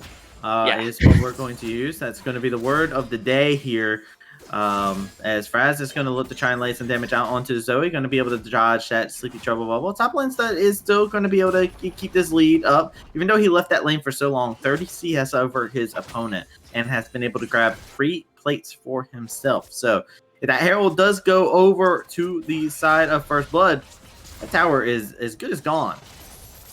That is able to get that with just one single charge of that Rift Herald play. And the Rift Herald actually being contested right now by the likes of Nidalee. And I'm curious, Mike's going to be able to catch him there. It's the double buff of Nidalee. It could be rough here. Yeah, this is going to be a little bit of an interesting scenario. The pouncing coming on through. He's going to use the Ragnarok, but he's still going to end up going on down. Now it's going to be the Renekton's turn. Here come one, come on. It's the 1v1, except there's not going to be just one. It's a team game, and it's going to be Friars coming on in, laying out the damage. Perfect execution coming in, and he's going to be able to find the kill for himself. Now the quickening's going to be used over inside of the bot side. It's going to be the final spark coming in. That's going to be used. It's going to be a beautiful flash coming out from Ashwad. He's going to be able to have such a beautiful outplay. The exhaust is being used onto Desire. They're focusing Desire on down, trying to retreat, but there is no escape, as the bot lane of ONECHANCE is going to be able to take a chance and run wild with it. And you remember how I was talking about top lane and Herald? Well, let me tell you about it. It went over to the other side, and all of a sudden this Maokai finds himself a huge trough of gold.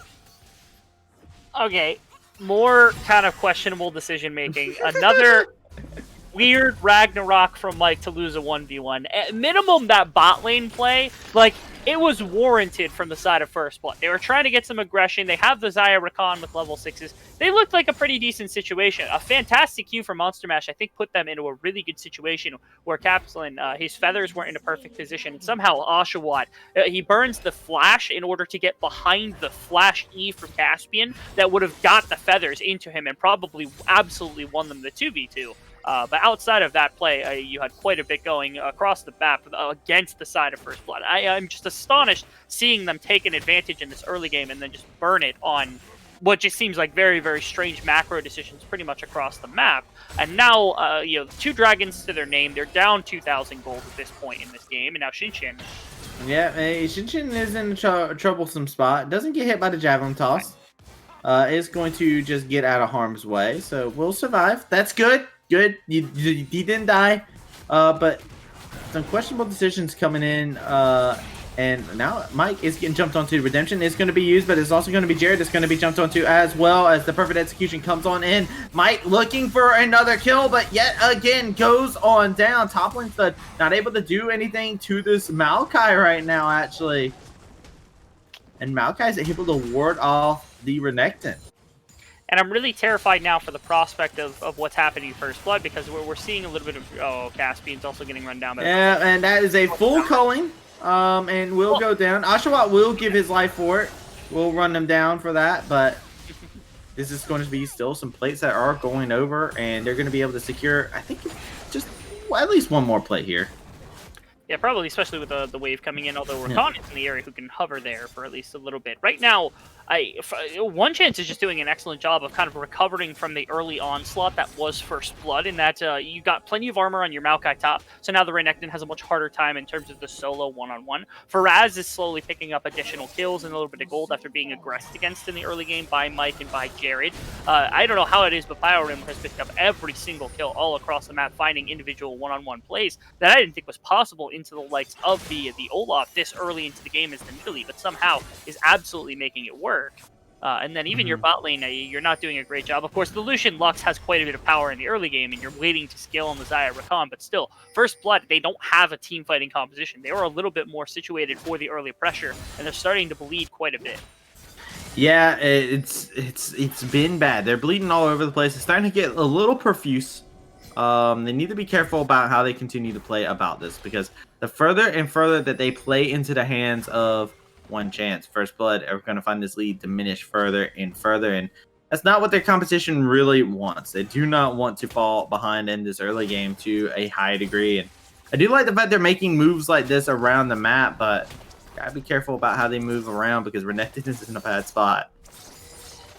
Correct. Pretty bad spot at least, although they've got 2 champions right behind him. I'm curious to see if he can find his way out. He's relatively mobile on the likes of the Crocodile. Yeah, but he can't get away from the CC machine of this tree here. He's just gonna get snared on up. He's trying to turn it around. He gets stuck on his own minions. Okay. He's snared up even further. He's not gonna be able to find nothing. Maokai finds the kill there, as you just can't get onto the Nidalee at that point. No, it slowly. Okay, this actually might be a decent option here. Oh, the Krug, saviors of the universe. Not even just Krugs. Monster Mash said, "I will Yeah. take this for you." What a hero at that point is what you call that. Definitely. It's really unfortunate because that's the roam that gets responded to on the bottom side of the map here. You can't really make much happen. You don't even burn a summoner spell there from Oshawott because it's just a really good Oh, positioning. for it, Varus is looking for something possibly here. He's gonna have a lot of damage being turned back onto him. See what he'll be able to do. TP's coming on through. Is going to have a lot of damage still being put onto him. He's got some honey fruit. He's trying to see what he'll be able to do to come. Blade active is going to be able to come into effect as the shutdown goes on through. Maokai having to try and make his way out of this. The quickening is going to be used. They're going to be looking to try and jump onto him, but he's just so freaking tanky. He's got that aftershock to keep himself alive. The damage coming through. The Zaya's dropped down so low. They are so low in HP. Shinshin's going to find himself going down net as it's going to be Pyron trying to see what he'll be able to do. The Ignite is going to come on out, but it's not going to be enough as he's going to be able to find himself a double kill. As this Nidalee is just popping off, and somebody take this Nidalee away from this man, as there seems like there's nobody that can tame him. Yeah, Pyren is just looking ridiculous. Game number 1, it didn't actually look like the Nidalee did a ridiculous amount. It had some good early game plays, had a couple of ganks that went well, but outside of that, it didn't look like Nidalee was really winning them the game, and this one, the exact opposite is true. It's been Pyren pretty much all over the map, commanding everything, outplaying Mike in the 1v1, out skirmishing, finding and tracking Mike pretty much across the map, finding good ganks for lanes, and eventually becoming this massive force of damage with the Leandries completed, the Sheen completed as well, and soon to be the Dragon take, and it will be their first Dragon in the game, unfortunately, but still, it's looking very, very promising from the side of ONECHANCE with a 5,000 gold lead already. Oh, Mike is getting jumped onto the Ragnarok coming through. He's dropped down so low. He's going to be able to barely survive. They're looking to turn it around, see if they can get a kill onto Oshawott. The Featherstorm coming on through, trying to see if he'll be able to pull those feathers back and see if he can get some CC going. He's going to be able to get a root onto one, but no kill to come out of that. Whew. This is... First Blood is dancing on a razor's edge there. That they are. They're really looking for it. There's also a fine line that keeps getting danced by Caspian where, like, you want to play aggressive with your ultimate because it sets up feathers in a very mean fashion that gives you a lot of damage, but also need to use it defensively to make sure that you don't just get tagged with an ability and die immediately afterwards. That was a rare situation where I feel like you should have used it as aggressively as possible. There are a lot of people in that choke point, and if you really wanted a kill right there, especially when you were veiled by that brush for a short time, you could have easily dropped a ton of feathers, pulled a kill, and then immediately flashed away, which you already had to do. But again, small little execution errors costing First Blood a little bit, and a lot more of the problem that they're running into right now is just continuing to get it picked off in these side lanes. They have at least enough semblance of a team composition, especially with a Zoe and then like a really good team fight with a Xayah Rakan, to try something in the late game. But the way that ONECHANCE has been playing and the crippling style that they showed last game with the same composition style, it doesn't give me a lot of hope. Less hope. That's less hope. That's less hope. Definitely less. We are subtracting, dividing, and it looks like they are looking to conquer. As it's going to be the Ragnarok being used because he did get binded on up. He's trying to see what he'll be able to do, but he's just so far behind. Mike is not going to be able to do anything. And yet again, Oshawott 5-2-1. He's been in this place before, and it's looking so confident with it. And this is going to look hard for First Blood. That this is going to be another style played like ONECHANCE did before. They played this style before. They get a lead and they just hold on to it, and slowly but surely this lead will accrue. And it will. Is this the solo kill? Is it Jared going down? It sure is for us. We'll find that, as Kali is another champion that is just showing up as just a problem for them to be able to deal with. Nobody knows what to do against this champion right now. That's a beginning of the end right there, I believe, from the side of First Blood, because now Faraz is, you can't respond to him in the side lane. It's not going to be the Renekton that's able to make the play against him, and it's certainly not the Zoe, as you saw right there.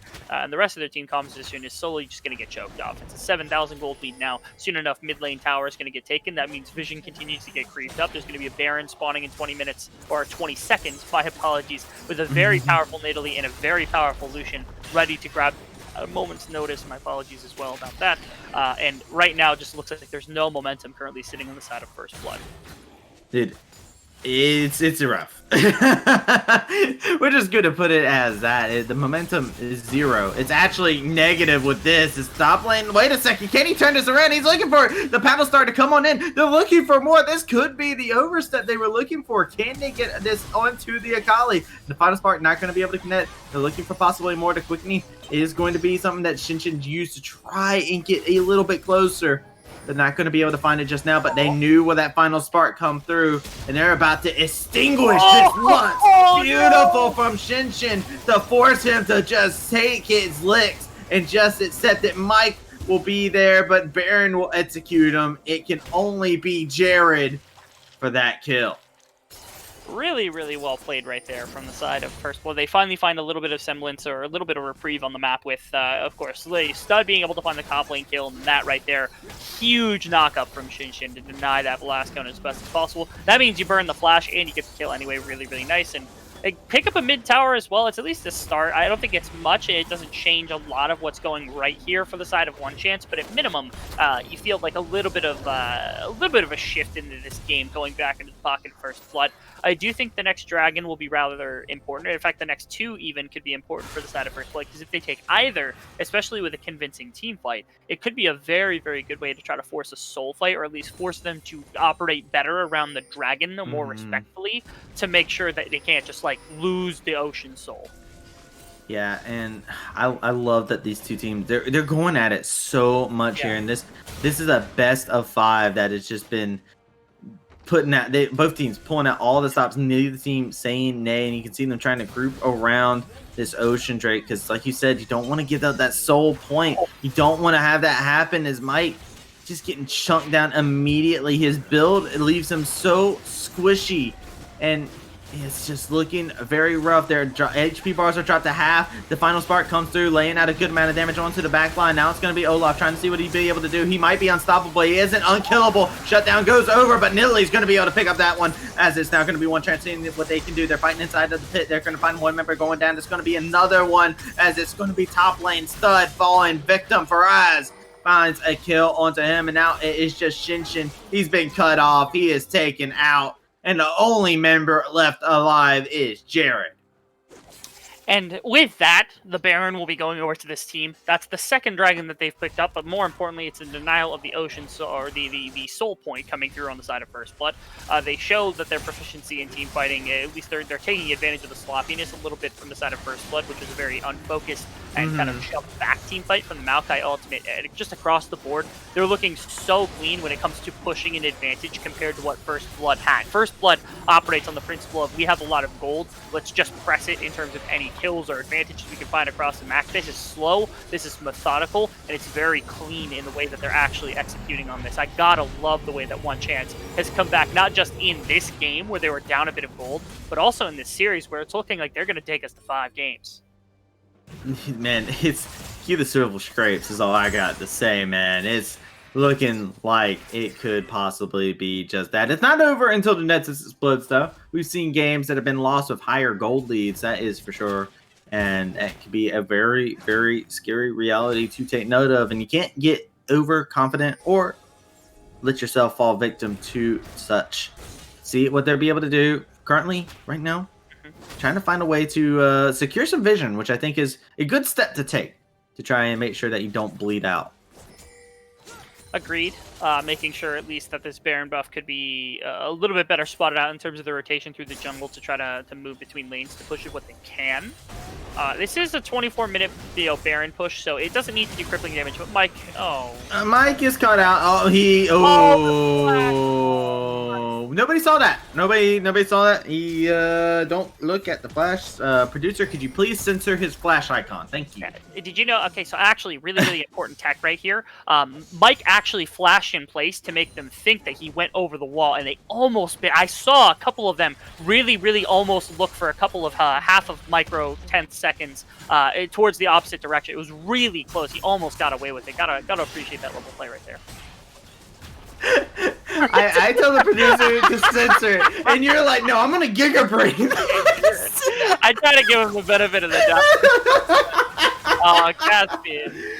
Oh, this Akali is in a bad spot. It's going to have that perfect execution, be able to leap out of harm's way. Not going to be able to execute. Have to use it as a retreat, as the rest of the team is going to get all tangled up. Mike has returned. See what they'll be able to do. The spears are relentless, as Maokai will be split pushing away. Crazy to think this Maokai was pushed underneath his tower for the good first 10 minutes of the game. Now he's 3-0-7, and it's looking unkillable. Towers are going down left and right. The Akali looking for another pick here. Is going to be going in deep. Has that tried to keep himself a little bit secretive. Finding going to be able to connect. The Ragnarok has been used. Says, nope, you ain't going to be hitting me with that. And they will just back away. And all that action, nobody dies. It's really crazy because ONECHANCE, they went from last game where they had to wait so long to try to press this advantage, and this time they're just looking for a kill shot, and right there they took all 3 inhibitors with a 24-minute Baron. That's not a very simple thing to do, even with the advantage that they had. I gotta give them a lot of commendation for the amount of work that they've put into this, just accelerating this lead very well over the course of this game. Now they're sitting on, what is that, about 11,000 cold. They have a massive tank front line, and they've got plenty of damage with this Nidalee, who did build towards the Iceborne and not towards actually just finish the Athenes, and so you have more than enough damage on plenty of your members. In fact, actually, if this build as it stands is a 5-item Nidalee. This is a Liandry's Iceborne, Runic Echoes, Athene's Unholy Grail, Magi's Sork Shoes Nidalee at 26 minutes. This has to be the most accelerated champion I've ever seen in League of Legends. Yeah, it's a champion. I'll tell you that, and let me tell you, it's freaking spooky. Too spooky, actually, because that means if a javelin toss lands, if you catch that with your face, your chest, whatever you catch it with, that bounce is going to hurt. It's going to be bad, and it's one of those things where normally you talk about the Nidalees when they get in the mid game. It's like, oh, it's an Athene's heal bot. Against this composition, it's actually just so terrifying with these items. Oh, that's Zoe caught. Final spark coming in. Maokai follows it up. Twisted advance on forward. It's going to be another kill that goes over to the Maokai. They're looking to try and fight this back. Oshawa has a lot sitting onto him. That's going to be the top lane sub being able to find that. He's diving together with his Ragnarok buddy, but it is just going to be him going down. Shinshin trying to see if he can make the play. Goes for the outplay. But Shinshin not going to be able to pull that out for his team. And all of a sudden, ladies and gentlemen, we said it already. Cue up the Silver Scrapes. We are going into the 5th game.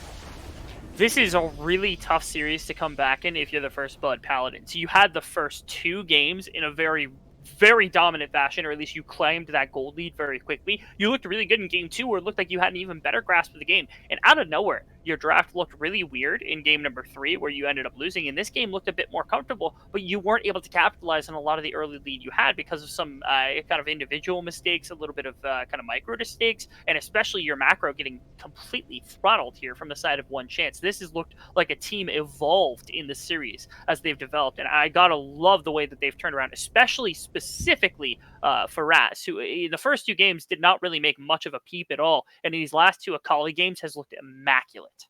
Yeah, I feel like there has to be an adaptation at this point in time, right? Like, for First Blood Paladins, they have done the same 3 bans every single game here, and I feel like now it's time for you to call an audible. You got to get rid of something. The Talia, the Caitlyn, the Nico.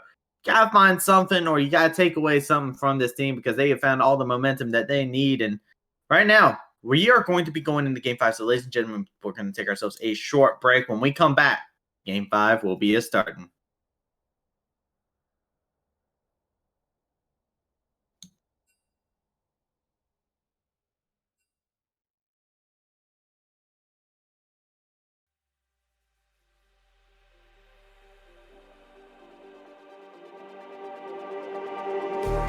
Just like the street lights lit this town, like a fire in a blaze, gotta burn it down. Can't be afraid to leave this out.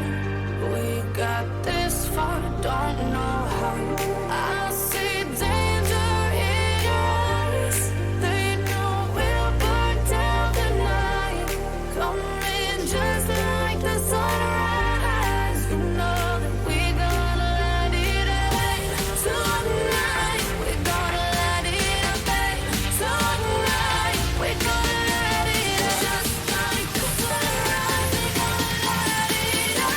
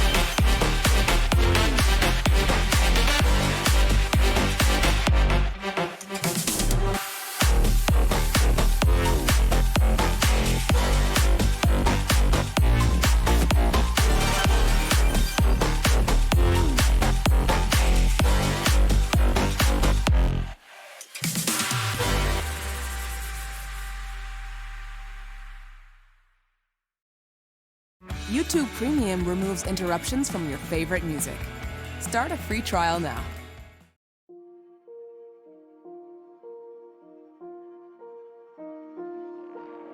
You just walk right out the door. Don't wanna do this anymore. Now I'm lost without you. You drive me crazy out my mind. How'd you do this every time? Now I'm lost without you. Used to be the one I talk to when I'm sad. Can't you see now tainted love is all we have?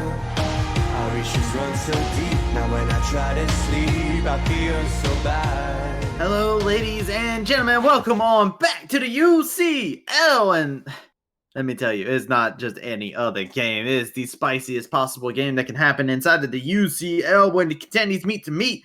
And it's a best of 5. And it goes to game 5. My name's Travisy. I am joined here by Rebel, Fots, and Fots. Fots. Oh, you're ever so Fotsy. This is going to be just a game with it all on the line. Yeah, I can say personally, at least there's no bias here, that this series is far more exciting than the North American Academy series that's also currently on 5 games right now. I'd much rather be here than there watching this go down because of just how much we've seen between these two teams all series. Oh, look at that, first blood. They're not willing to give that a collie over there. Yeah, nope. Oh, surprise. And they also banned Italy. They do. They got rid of the Caitlyn. They're like, nope, not having that. So I like that. And hey, I like the fact you bring that up because, Team Liquid ain't there. I'm the Team Liquid Academy caster, so I appreciate you. I appreciate you. You actually know who is casting tonight? Joshy. Joshy's casting tonight. Joshy's a good guy. He's a great guy. I say support Joshy. Joshy's great. Joshy's great. He's like, if I had to compare him to anything, he'd be like my little Yoshi, I would... What does that even mean? You can take it as you want to. Okay, all right, I'll pocket that for the minute. But we do see the Caitlyn Lutz coming out. That's a long-range lane. That sounds as annoying as the Caitlyn Morgana for sure. As we do see the Karma currently getting hovered at the moment, as they are just like, wow, we can't do the destructive bot lane of enchanters. They will take the Senna. Mm-hmm. Yeah, the Senna is a bit interesting because of the range advantage that you got with the Caitlyn and the Lux and the Brush. Actually, interestingly, I work for the VCS, which is the Vietnamese Championship Series. We see Caitlyn Lux a lot more than Caitlyn Morgana due to the fact that Karma exists, and if you pick Karma into Caitlyn Morgana, you lose the lane. It doesn't matter who your ADC is, you just lose the lane. Yeah. It's not bad into Caitlyn Lux either, it's just a lot better into Morgana. And so the Senna Karma lane is a response, a very defensive response into the Caitlyn Lux, where if you can drag them into the mid game, you're able to take advantage of your composition. You're able to take the strength of Senna and the healing of Senna to wrap around other players. This is a lot more indicative of trying to play around the likes of the Akali and another solo laner, same to how they won in games 1 and 2.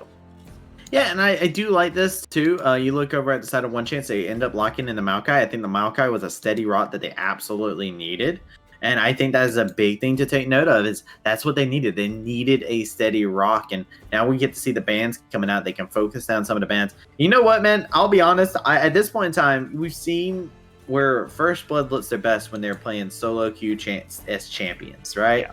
Mm-hmm. They should just say, all right, we're playing this like it's solo queue, man. And you know what would be the best thing to play into the solo queue against the Maokai? Bane. Nasus. you went further down the solo queue. I went really down. Yeah, it'd be interesting. The problem I have with Nasus is it's really hard to get in range of Caitlyn, but if you do, you can decimate a Caitlyn's damage output, because especially right now, you're looking at what could potentially be like Infinity Edge into Storm Razor into Essence Reaver as a build path, so the attack speed, when you drain it, she does very little damage output, and so it's possible at least that could be a good response. I doubt it, because I don't think the top it, but I will agree that would be a fantastic thing to counter the likes of Caitlyn. Now here's the thing. Brave of you to assume the Nasus would ever leave a side lane, okay? We're talking about solo queue Nasus. He doesn't group. But we are going to see the Olaf coming in. Mike didn't have a great performance on that this last time around. Had some questionable decisions with the Ragnarok, and really just didn't have a great early game, despite having some very hype moments that got Rebel Thoughts all rowdied up. Now we get to see what this Karma does here. If this is going to be a Karma that's going to get flitzed around, or if it just stays to the bot side. I think it stays to the bot side, especially with there being a Maokai in the top lane. It's kind of forced there at this point. Interesting. So solo queue, when I said solo queue, this is definitely going full solo queue. This Pantheon could technically go anywhere at this point. Yeah. At this point, yeah, it could be the ADC to the side of Senna. It could be the support to the side of Senna. It could be the mid laner or the top laner. I doubt it would be the jungler with the Olaf, but it's not impossible, I suppose, to be the jungler and Olaf to be the top laner. So Pantheon, I also really like. I think it's just a direct response to LeBlanc, because I think it's really good in LeBlanc, and that's the main reason for it in this composition, is to answer the likes of the LeBlanc and the side lane, no matter where it goes. I just want to put this out there. I just looked up some quick stats, okay? Because I tend to, when I think of First Blood, I think the best that they look is when they are being able to just play a much more solo queue-esque style. Yeah. In solo queue, I'm just gonna lay this stat out here. Yep. Maokai wins 55% of the time versus a Pantheon. Doesn't just putting that statistic out there doesn't mean much. But I had to look up the stat because it's a matchup that you don't really see too terribly often, because Pantheon has been seen more play in the jungle and then inside the bot lane than he really has inside the top lane. And when you see him in the top lane, usually he's there to cheese out like a squishier top laner or a bruiser. This is a full tank Maokai. And this is the definition of just like he's going all in on the fact that he wants to kill this champion. He wants to outplay this Maokai. However, Maokai, we saw it last game, becomes very useful as the game goes on.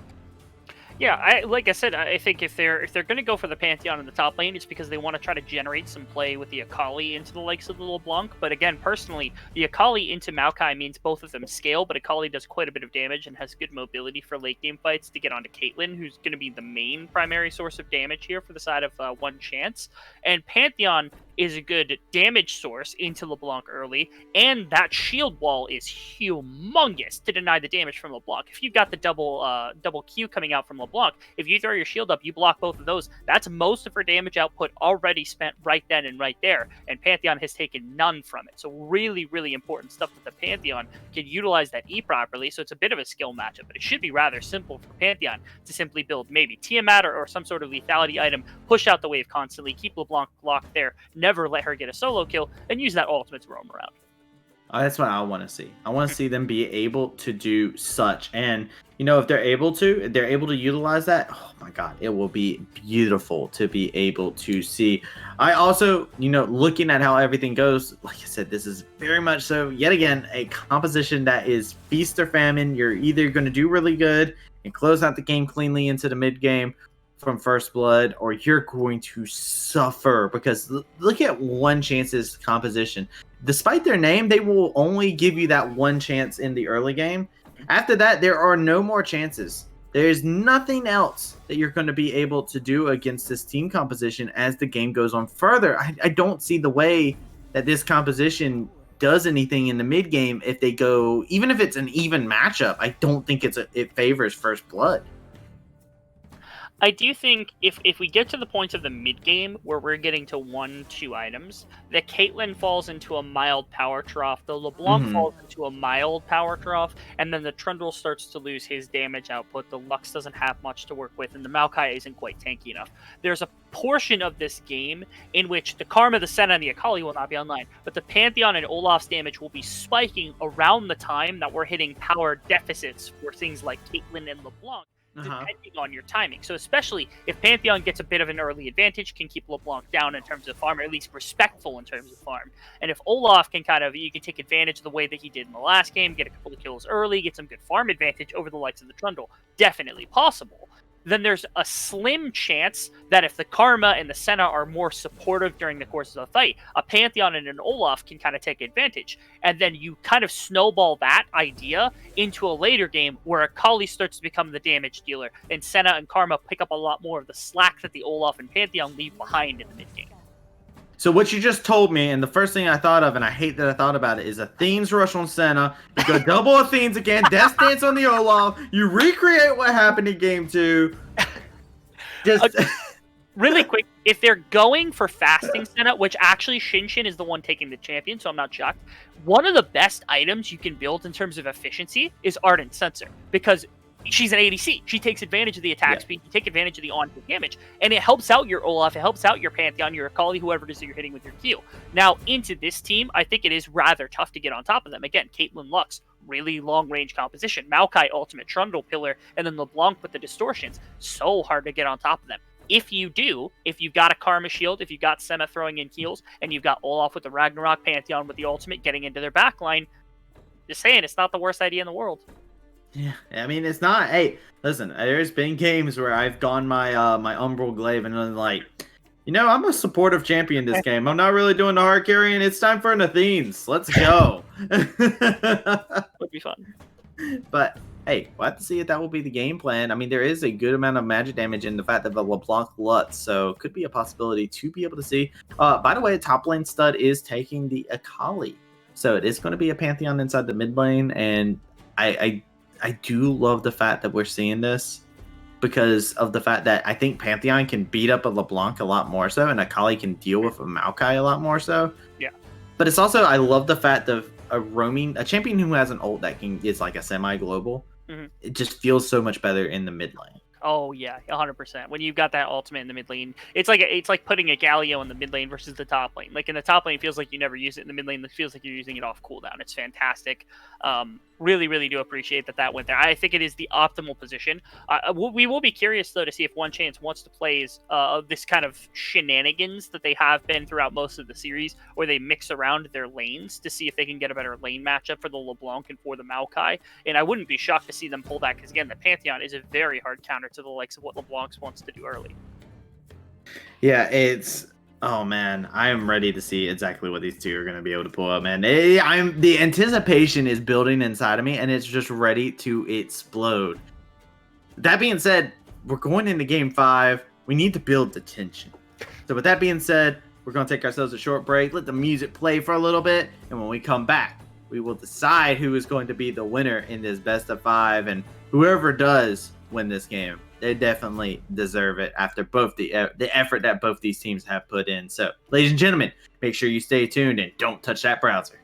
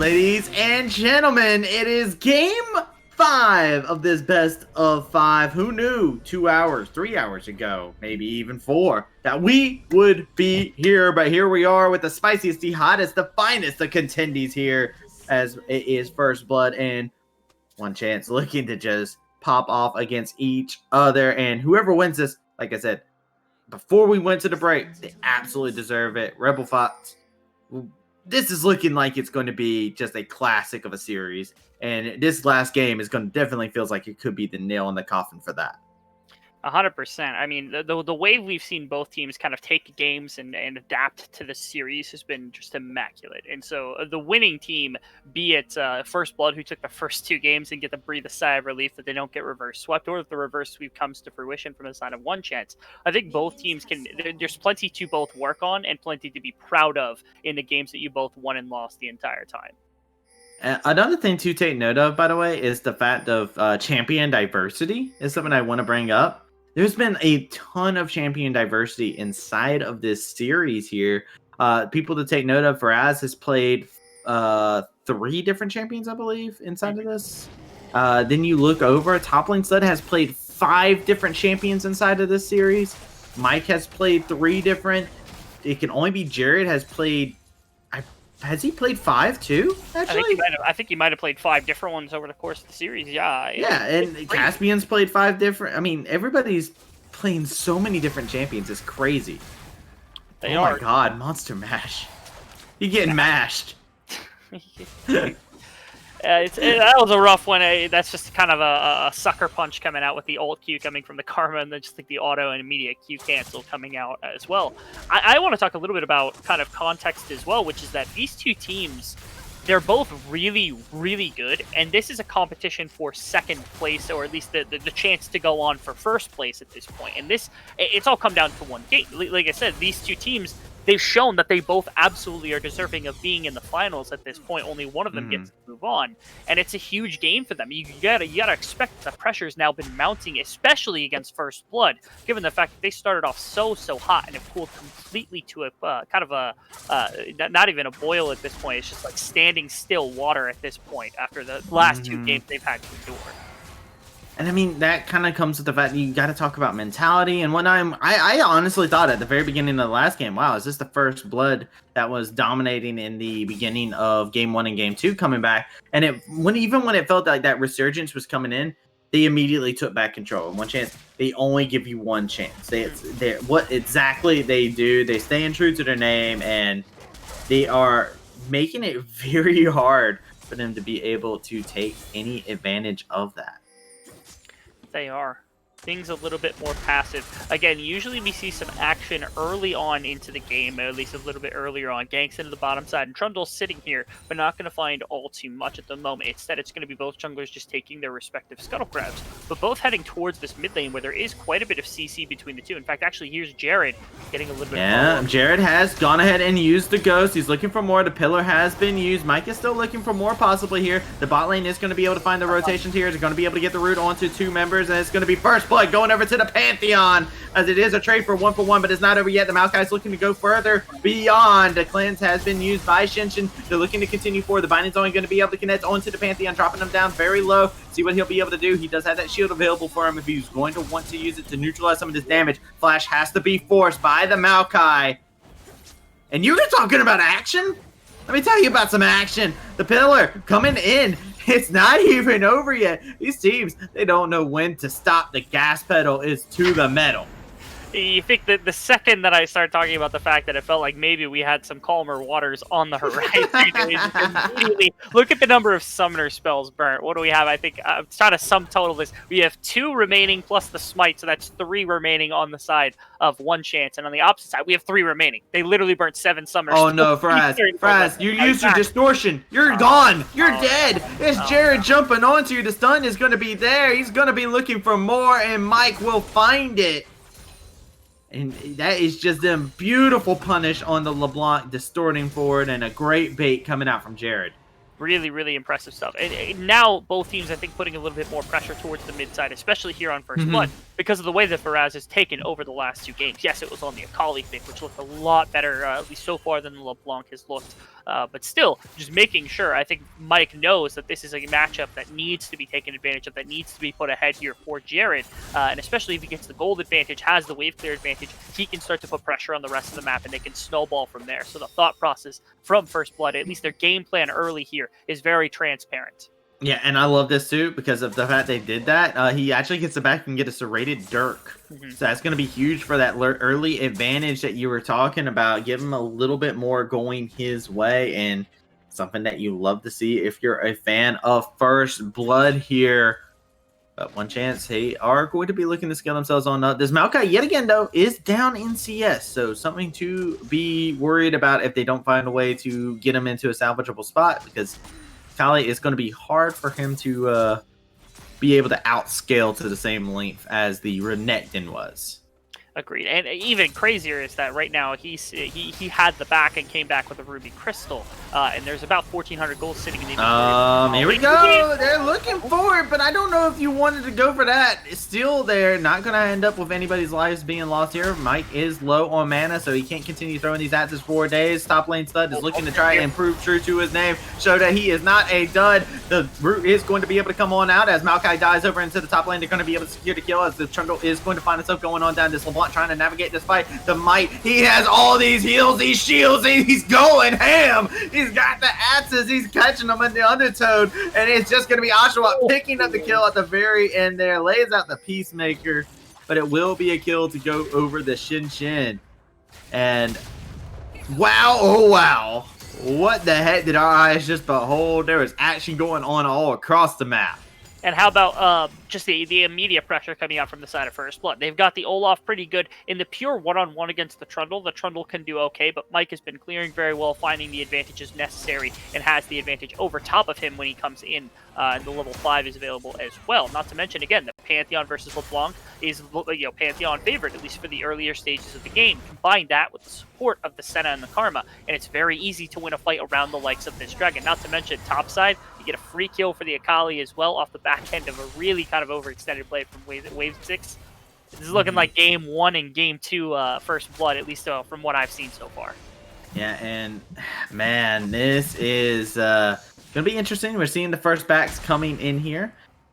Interesting thing, we are seeing Senna going towards that Black Cleaver as a first item. This is actually something I really like because you can actually, your shots actually apply the Black Cleaver twice, which is actually really disgusting. So you actually are able to utilize Black Cleaver really, really well. I remember Jat was actually talking about it. It was, I think, the person I heard about it. He was talking about how that mechanic works and how it plays out, and it's such a niche thing that you get to see in certain matchups. And I think here against a Trundle Maokai, it's beautiful to see.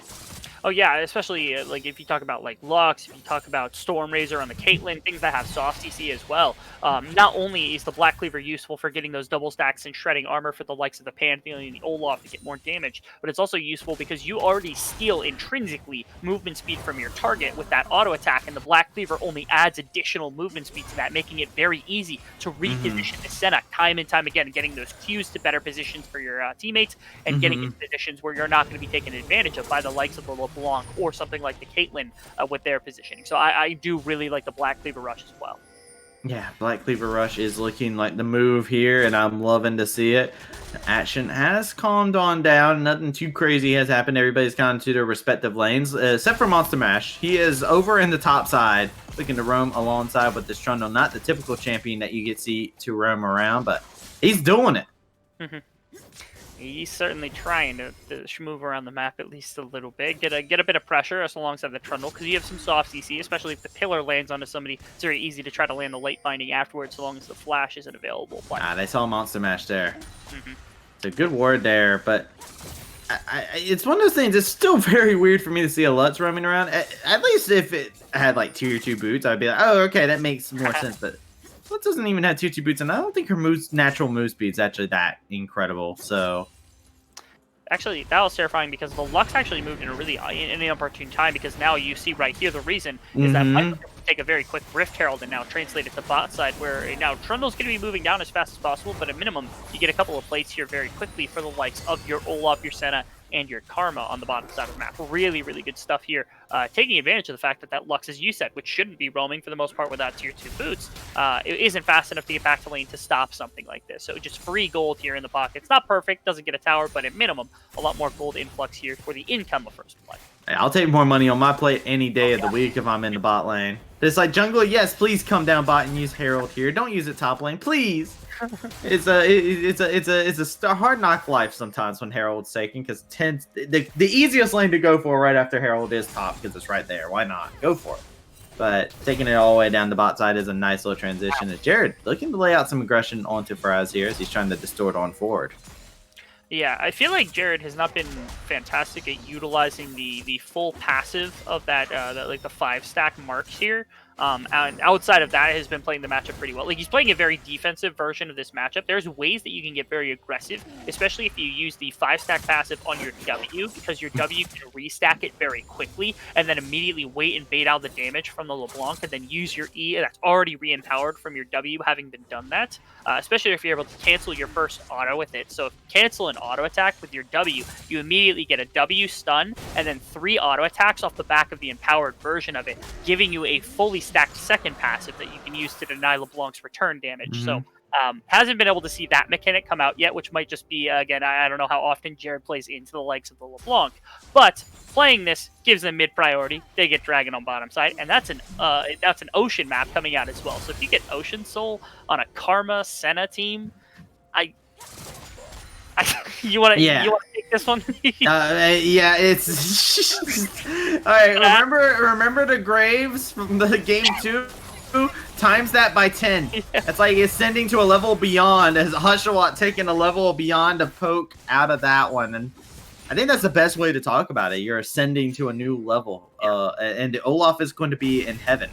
Because I'm sure from what we saw from Mike last time, he rushed Death Dance after he did his Warrior enchant. So I'm actually thinking he's probably going to do the same thing. As top lane said, tanking 2 tower shots, not something that many people recommend. He's going to probably have to just reset after that. Unfortunate for him. But I'm still waiting to see the first Grand Starfall, the man drop. You know, give him a little peep of what's underneath the man skirt and drop it onto him. And we haven't seen that just yet. And not at all. And right now, it doesn't seem like... Okay, gank to the bottom side. Yeah, there's a game bottom side. It's a pillar, but nothing can happen. The TP is coming on out. They're looking for more. The CC is there. Final Spark is going to be used. Lots of damage being put onto the Maokai. Looking for a possible kill onto him. That Sapling's going to be able to do a lot of damage onto him. Ball on the back side. It is going to beat the Trundle going down. Pantheon's going to be able to pay that up. Currently right now, 1-4-1. LeBlanc's coming in from the side. A little bit of healing coming out from Shinshin. Jared needs to be careful about how he plays this because he's hugging up to that wall, but it looks like LeBlanc will back up as they can't do anything further. And Maokai just going to reset and go back up to the top lane. Which should have been an aggressive play on the bot side that goes in the way of ONECHANCE with a fantastic pillar. Instead, actually ends up getting turned into a 1-for-1 for both sides, which is a bit shocking because I really thought they were going to be able to kill the Maokai there, but was able to get out with the likes of the W and the additional sustain. Not to mention, it looked like Jared actually might have shorted his ultimate just to make sure that they get the 1 kill. Ragnarok popped, though. Oh, yeah, the Ragnarok has been popped. Oshawat's going to find himself getting into a bad pickle. He can't go back to his tower. There's Mike there. He just killed his friend. Double kill. Going over to Mike. He's having a much better performance on this Olaf. And now, Jared trying to see what he'll be able to do against Faraz. Trying to lay out some damage to trade back. The Ignite has been popped. He's going to be able to get him. Distorts forward and a beautiful shutdown to go over to Faraz.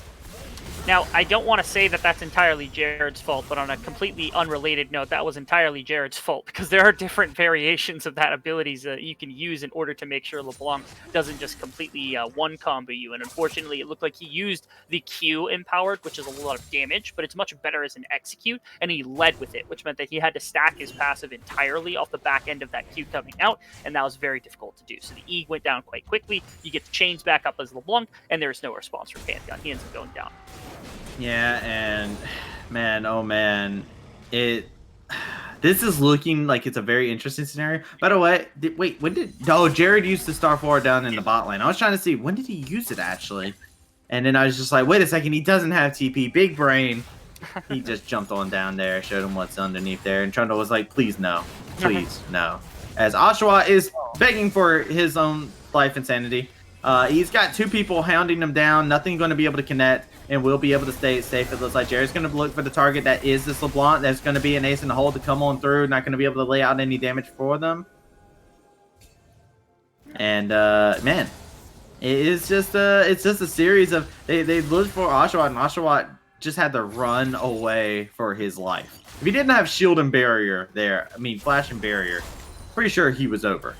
And Storm Ranger, which provides a 75% Yeah. spell whenever you hit somebody with that tag, which is a lot, especially when you're talking about a non-Ragnarok version of Olaf. It does make a massive difference.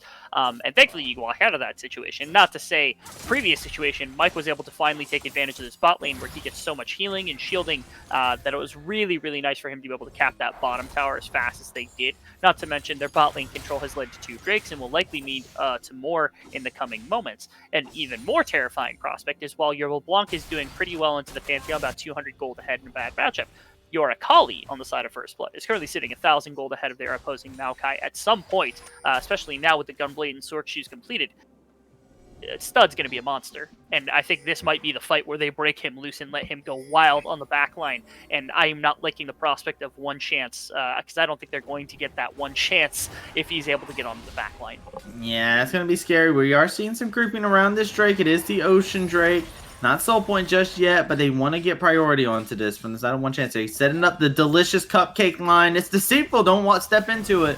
This cupcakes hurt a whole lot. Mike is dropped down into a weird position. Has to use the Ragnarok to keep himself alive, but that's going to be the Dawn and Shadow that's going to be able to put the shields that they need. Over on the backside, it's going to be only Jared. He's trying to lay out as much damage as he possibly can. He's going to find himself going on down to the LeBlanc. But while this is happening, top lane Stud is popping off over onto the backside. That's going to be Oshawa that goes on over. That's going to be a double kill that goes through as well as he finds himself another one.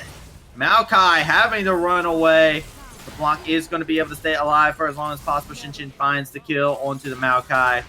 That's top lane Stud. You're just talking about gets the pop out. Shinshin, he's cleansing, but he cleansed so early.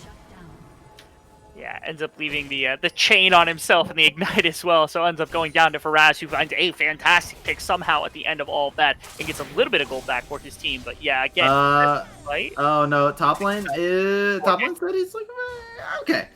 I was about to say we're about to see a special from First Blood. Oh. A little quicker on that distortion reactivate, and that would have been a very dead LeBlanc and probably a very dead Lux to follow suit. You and me both gasped for air at that point. We're like, oh. I have to say, this LeBlanc has been, doing pretty all right for himself. Has a good gold lead and whatnot. Has been navigating these fights very well. The distortions have been a little bit of a cause of concern, I feel like, though. It's something that we have to see. It's hard to navigate these fights the longer that the fights go on, because your distortion is such an important ability. Being able to position not only where you're going, be able to hit people with damage and stay safe enough from them to not actually just get destroyed on your way in, but also not giving away exactly where you went out, especially when you're talking about double distortion, your ability to use those to your proper full. There's a reason why LeBlanc is a relatively rough champion to play, and talking also about that last fight where Faraz was able to find a little bit of harassment onto Mike to start with, but it's so hard into the Karma Senna that they burned a lot of resources, and Jared was able to find a really nice engagement to free up top lane Stud into the backline, and that's exactly how they got to play out fights in the later stages of the game. Faraz thankfully able to find that pick onto Senna, but outside of that, there was really nothing gained here on the side of One Chance and a lot lost. And now this next dragon is going to be up in only a couple minutes here for First Blood, and that's going to be a real point of contention, and I'm doubting at the moment that they're going to be able to try to contest that here, given the way that the game is currently moving for the side of One Chance. So they gotta rattle something at the moment, otherwise they're going to be in some deep trouble. Yeah, this is getting to a point where it's kind of in a bad spot for him. We do see Herald going over before Baron comes up, so it's going to be nice for him. As the LeBlanc has to double distort on out of there. Gromp says, hello, get out of my swamp. And it's going to be stopping the LeBlanc recall. Unfortunate for him. As was there in the window to try and shield him if there was any continued aggression. Yeah, there were also 4 people in that bottom side jungle waiting for the Akali aggression to continue, and nothing really got there. And so Caitlyn's by herself in the mid lane with Riftchild having just been taken. Will just mean mid tower goes down, and I think they should be able to walk in and get a nice little charge on the inner tower as well, barring a nice smite or really aggressive play here from the likes of Oshawott. Especially now that Mike's dropping axes onto her, this should be a charge. Yeah, the minion wave. Oh, they grabbed the eye right as the charger's about to go through. Clutch coming in from the Trundle.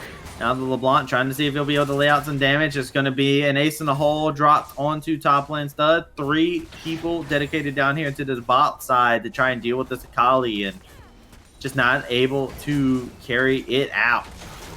Yeah, and now your top side of the map feels okay as well because it's Pantheon who's the lowest gold member, or at least probably the least powerful member here in the rest of the composition, as opposed to the rest of his team. He has his use as kind of a frontline wall and good CC, but for the most part in a laning phase, he's not going to last against this LeBlanc anymore, so instead they throw him against the Maokai, who only has the Ninja Tabi for a little bit of danger into the Maokai, but more so just to make sure that the wave continues to get pushed out and to make sure that if the roam potential is needed, you could easily leave that lane because you should have a lot more in-lane presence against the Maokai than at least the LeBlanc would. Again, 100% agreed, and we are going to see what they'll be able to do with this. As I want to point out something, fun fact: Drake's going to be coming up here very soon. It is coming up in less than a minute and a half. And this could be the fight that decides it. You remember how you asked me how does an ocean soul sound on a Senna with a Senna Karma and a Olaf and all this other stuff? We might just get a live demonstration. oh my goodness. Thinking about the idea of like a Death Stance Spirit Visage Olaf being empowered by a Karma and a Senna with Ocean Soul is just like, it's actually making me like vomit inside of my own head. I was like, you thought the Graves was bad? Let me introduce to you Olaf with Ocean Soul and double support. I just don't think you could even kill him at that point. Like, you would need grievous wounds on all 5 enemies just to make sure. I mean, actually, really important is that for Raz, he bought Morella Namakon's second item, which is something that a lot of people really do not like. But it might actually be just absolutely imperative against a team that's got so much sustain already, let alone the Ocean Soul potentially being on the table. Oh, Raz is looking for the catch! Is ace in the hole going to be able to connect? Not going to be able to hit anybody in low HP, though. That could be huge. Final Spark going to be used as well. They're just trying to lay out some damage onto the Karma, as Mike is looking for possibly more. That's going to be the Dawning Shadow going to be used to give out the shields that they possibly could need. Mike has so many shields being put onto him. Top lane studs over here onto the bad side. It's the Pantheon. He's going around the back side, trying to see who he'll be able to catch. He's looking for possibly more. They're committing hard to this fight, seeing what they'll be able to do. LeBlanc's going to be able to find another kill for himself. Oshawott just trying to dodge away from this Pantheon, but that shield is just going to hook away and hit him for days. It's going to be another kill, a triple kill for Shinshin. He's looking for the Maokai nets, and the Maokai going to be able to flash over the wall. But it is just a Maokai here to defend against all odds. He has TP available. He's probably going to recall and have to use it to just stop this, but it is a Pantheon and a Senna. He's looking for it. The TP coming in isn't going to be enough. Jared has dropped down so very low. They have to respect it. They have to make sure that they're watching out for this. The sapling is going to go ahead and get tossed on in. They're going to be able to lay out quite a good amount of damage. They're looking for it. Can he secure it? No, he doesn't. Ocean Soul goes over the first blood. And they're going to walk out too. Okay, it's perfectly executed fight, but that Ocean Soul is just massive. It doesn't matter how that fight would have gone. If they walk out with the Ocean Soul, this game becomes a heap of a lot harder right now for the side of ONECHANCE, because now you're fighting with a team fight that, like, you have not the best damage. You have good damage, I would say, but not the best damage against a team that's got the ridiculous amount of sustain to keep your fight living through that. That was just unreal. And now Jared, he took over a lot of the proprietary like damage in that fight. Shinshin also started doing it. Castplane was able to do quite a bit, and then Olaf, when he's alive during fights, does a ridiculous amount. And now I can't even imagine how long they're going to be able to survive and sustain through this damage with an Ocean Soul. Well, one way to do it is to just kill him. Kill him dead. Jared is caught out of position. They're going to be able to chunk him down, and they will be able to get him. So that's one member down, and they're going to look to try and capitalize on some other people. But just first blood things, getting caught out of position like that. It happens from time to time, as you would expect that to be the case. Some things never change. Yeah, that's something that has literally never changed throughout the entire series. know why that's the case, but apparently that's how that goes. Really quick itemization update. Just the Bramble Vest being completed on Maokai is rather nice. It is an auto attack denier for that Gravious Wound, so that's at least a little bit of healing cut. And then you've got the Morellonomicon, but you've got nothing on anyone else right now. You really desperately need Executioners, I would say, at minimum for the likes of the Caitlyn, and maybe even consider Morellonomicon, or maybe even Bramblevest just like alone for Monster Mash if he's afraid of getting aggressed on, to be able to at least supply a little bit of the heal cut when people get aggressive against him. But right now I don't think 2 is going to do it, given how much is available for the side of First Blood. Yeah, but it's so hard, right? Because Yeah.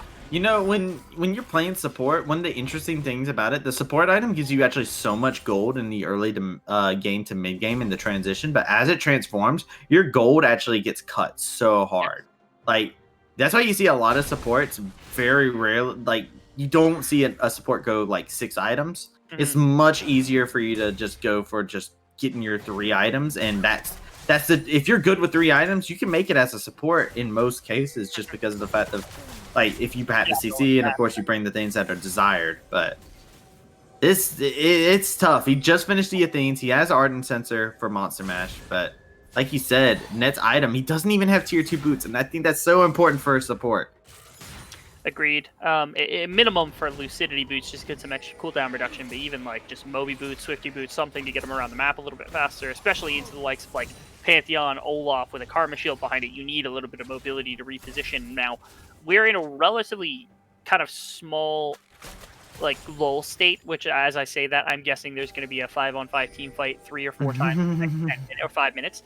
But the Baron has to be the question mark on both teams' minds, and especially now with only 2.5 minutes left, the Elder Drake's also going to be on both teams' minds as a potential winning point. And this is where we've seen First Blood falter so many times. I'm curious if One Chance is going to be able to try to capitalize on the fact that it's 4,000 gold lead. That's a good lead, but it's been tough closing with 10,000 gold leads on the side of First Blood. How do they manage this? Yeah, and man, but them having Ocean Soul, I'm actually surprised that there hasn't been any action. I'm gonna be honest, like there hasn't been any action for the past 2 minutes, actually 3 minutes now. And when you get Ocean Soul, you usually see like teams just like going at each other and stuff like that, but it's been actually a very slow-paced thing coming out from First Blood, which is very surprising, and kind of speaks to the fact that this is game 5 of a best of 5, and this is where your tension is at its highest. Especially when the winner gets to go to the championship and compete for the #1 spot, and the loser is basically relegated to 3rd place entirely. You don't even get a chance at the 2nd place title anymore. So losing here ends your run. It puts you in the worst possible place you could be in, and takes away your ability. For First Blood, it would be a redemption arc against the team that put them here in the first place, and to come out and beat the team that put you into the lower bracket in the first place here on the side of One Chance would probably give you a lot of momentum coming into the finals against any team, no matter who that was. And so this is a big game for both teams for a lot of pride reasons, for a lot of success reasons, for monetary reasons. Obviously, you want that big prize pool, but I think you can see that slowly creeping into all these players' play and being more careful, because this is the only game we've had where the kill score is less than 1 per minute. Yeah, this is just a very it makes me feel like this nerves is definitely a thing. Mental is such a big thing on a long series like this, and it weighs down more than any player, caster, viewer could ever understand, because nobody knows exactly what's going on through the player's head at this point in time. And seeing what they'll be able to do is an interesting thing. We've gone all this time with no action, and guess what? Elder Drake is spawning. Not only that, but the BF Sword and an Executioners are now completed for the likes of Oshawott on this Caitlyn. You've got the additional Void Staff now sitting in the inventory of Faraz, which means that the Magic Resist on Olaf, the Magic Resist on anybody on this team is going to get shredded. But specifically, I think, is for Mike to be able to get through that Spirit Visage as best as possible. Stud and a Oh, that's big! They're going to go for the Radiant Shadow to try and keep top lane Stud alive for a little bit longer, but with Elder Drake spawning, that could be exactly the breath of fresh air they needed. They have gone, for First Blood has gone completely silent here for the last few minutes. It's like the second they got Ocean Drake, they just like gave up and they're like, okay, we won this game, but they have done nothing with it at all. And they're trying to force their way in here. Mike is dropped into a seriously bad situation. Final Spark going to be coming in, but they're laying out so much damage onto him. They're going to be able to burst him on down. Now it's going to be Jared. He's getting jumped onto. He has to back it up. And now they return their attention over to the Elder Drake. And what has happened to First Blood? I don't know. It's crazy because, again, once you get this Ocean Soul, especially with all the healing that you've got and the sustain that you've got, you should be just demolishing people. Like, you should be threatening everything on the map. You should have been threatening Baron for the last few minutes. You've been wave clearing for the last few minutes, and they just did nothing. They sat there and got nothing accomplished. Would they farm up a little bit more, get a little bit more gold, a little bit better itemization onto Mike, things like that? You finish your Rabadons right now on the likes of the Karma, that's not helping you win this game. You're not going to be able to do anything with that. And now, with Elder Drake, there's very little or no competition that could come out for the Baron, and that's going to equalize likely the gold in this game. So all that you've got on the side of First Blood is this Ocean Soul, which, when everybody's got Heal Cut, it's going to look a lot worse. I'm still trying to just process this. Like, First Blood in my mind have just... by being so indecisive, they have thrown away every single thing that they have earned in the past 30 minutes. Mm-hmm. And it's just like, yeah, you got the Ocean Soul. Congratulations. That was fantastic for you. Didn't force anything with it. Like, you could have even forced Baron and just said, come at us. Yeah. And instead, they just choose... ever since they've gotten Ocean Soul... They have only lost their own teammates by being caught out. Not even 5v5 fights, by being caught out of position. And First Blood is definitely kicking themselves in the rear right now. As they should be, because again, with the advantage that they had, as well as the Ocean Drake, like, there's very little that you should be losing across the map at any junction, but that's the case that it is right now. I don't know if that's a visual indication or if the Ocean Soul is actually off Mike, but that would be rather unfortunate if you didn't have that. But I believe it's just a spectator bug. That's what I would hope, because it would be very sad if you didn't get that for some reason, and that's what cost you the game. But to some extent, this time for a remake. Oh my goodness! Don't even joke. But I mean, they can't do anything right now. Elder Drake is so powerful. It's a game ender for a reason. Final Spark coming on through. They're looking to end this fight as quick as they possibly can. Dawning Shadow is going to be enough to give a shield over to him, but that's going to be the Elder Drake that's going to be able to pick up the kill onto only Jared. As now it is one chance. They are looking for it. They gave you your one chance. The Kali's going to be able to find a kill onto the LeBlanc. They're looking for possibly more. The Olaf trying to stay onto Monster Mash, trying to stay onto this Trundle, but they're all going down. They're all getting melted, and it's going to be one chance to get in there, and it is just fantastic to see as they just turn the game completely around. They say 6k gold, we don't care about that. Being 2 games down, they don't care about that.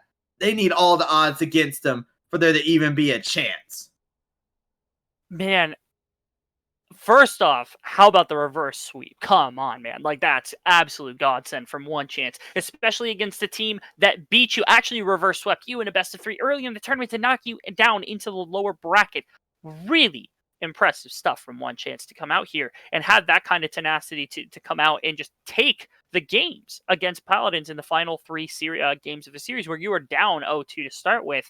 And they did it in such convincing fashion, too. They looked so dominant in taking leads and then winning off of them. And then even in that last game, how do you face down a team with Ocean Soul around Dragon and find picks like the one against the Kali? Find a pillar that traps in Olaf when he's Ragnarok. It is so hard to do these things. And one chance, it was their series to have to rip away from Paladins, and they absolutely did it. Man, oh man, like... actually, congratulations to one chance. You have to just give them a round of applause. Either team that won this absolutely deserved it, 110%. And what it came down to was, I want to put this out there and just say, I feel like it was just the mental. I feel like that's exactly what it came down to. You get Ocean Soul and you see them actually just freeze up like that. You have to go and say it's nerves. You get into a long series like this, and like I said, nobody knows what the players are going through in their mind. And when you get scared to pull the trigger, when you get overwhelming advantages like that, when scaling is against you, when you got this tanky wall that you have to overcome, it becomes so hard. And one chance just kept a fantastic mental, and you can tell that by the fact that they turned around, got honestly had a terrible first 2 games against First Blood, and then said we're going to scratch and claw our way back through the series. And you know what? Shout outs to anybody who in chat called the reverse sweep. I see a couple of you guys. I see a couple of you guys talking about the reverse sweep. I see you. You know what? Calling that brave decision. I'm going to give that to you, but fantastic nonetheless. And with that being said, Rebel, before we go anywhere, I want to talk about MVP. There has to be an MVP name for this, and it's hard, and I don't want the responsibility, so I'm passing it to you. That's a really, really tough choice. I think that there's 2 names that come directly to mind, which are Pyroan and then Faraz. I think Faraz had really solid performances in every single game, and I think Pyroan didn't have a great game 5, didn't have a particularly fantastic game number 3, but did what he could. And obviously, like the jungle matchup was really important because Mike was doing so much, especially earlier on in the series and in these later games, try to be like the driving force behind a win here. To give it to I think I just have to give it to Faraz. I think Faraz's performance for all 5 games was the most consistent, and that the Akali was disgusting, and even the LeBlanc in this last game, it's what kind of generated the picks against Stud. It's what helped out up against the Dragon. There are so many good things, but that pick against Stud, I think, is really the nail in the coffin. If he had gotten a flank on the backside, that probably, especially with Ocean Drake, would have been the death of ONECHANCE after that Elder Drake goes down. But Faraz finds him in that side lane, gets the pick off, and they take the series off the back of that. And I think that's more than enough to give Faraz the MVP. Yeah, I'm with you. I'm down for it. I told you I'm taking the decision out of my hand. I want to also say Pyron, like you said, did fantastic. And his Nidalee games are actually really good. I think even game 1, which was a really bad loss on their part, he was the most stable part of their team, it feels like. Yeah. I also want to give a shout out to Monster Mash because Monster Mash actually played pretty good throughout the series. I still felt his decision for the tier 2 boots. The room was questionable in the last game, but you know, he played the Lutz 2 games. The Alistair performance he showed was very good as well. So definitely got to give a shout out to him and Oshawott for a commanding performance on the Lucian. But it can only be one winner. And that winner today is ONECHANCE. So, ladies and gentlemen, I want to thank you all for coming out and watching what was a just absolute classic of a series. And I just want to say thank you to everybody who tuned into this. With that being said, you need to tune in again next week because we're going into the finals, the finals. It's all the marbles on the table, everything on the desk. And we are going to be going into yet another best of 5. It's going to be some hot and fresh contendies. And you know what? If you guys did enjoy what you saw here today, let me tell you, you can hear a similar voice. I'll be on tomorrow with, I believe I'm riding I got the Gus bus with Guster Posey tomorrow for UML. So make sure you guys come on in and check that out tomorrow, 8 p.m. That's a hashtag shameless plug. That being said, Rebel, you got anything you want to end off the night with? No, I had a fantastic time here tonight with the contendees, and I think this was our first task together, but I love casting with you because you are an absolute riot. And to go 5 games is tough, but I don't think I could have had a better production crew to do it with. Nightclaw behind the scenes, you're also an absolute stud, man. I appreciate both of you sticking it out, and this was a great series to cast. Yeah, if I could, let me get a hashtag Nightclaw the stud muffin in the chat. That's all I would request. That being said, ladies and gentlemen, thank you guys all for having joining us here for these games tonight, and we hope you all have yourselves a fantastic night.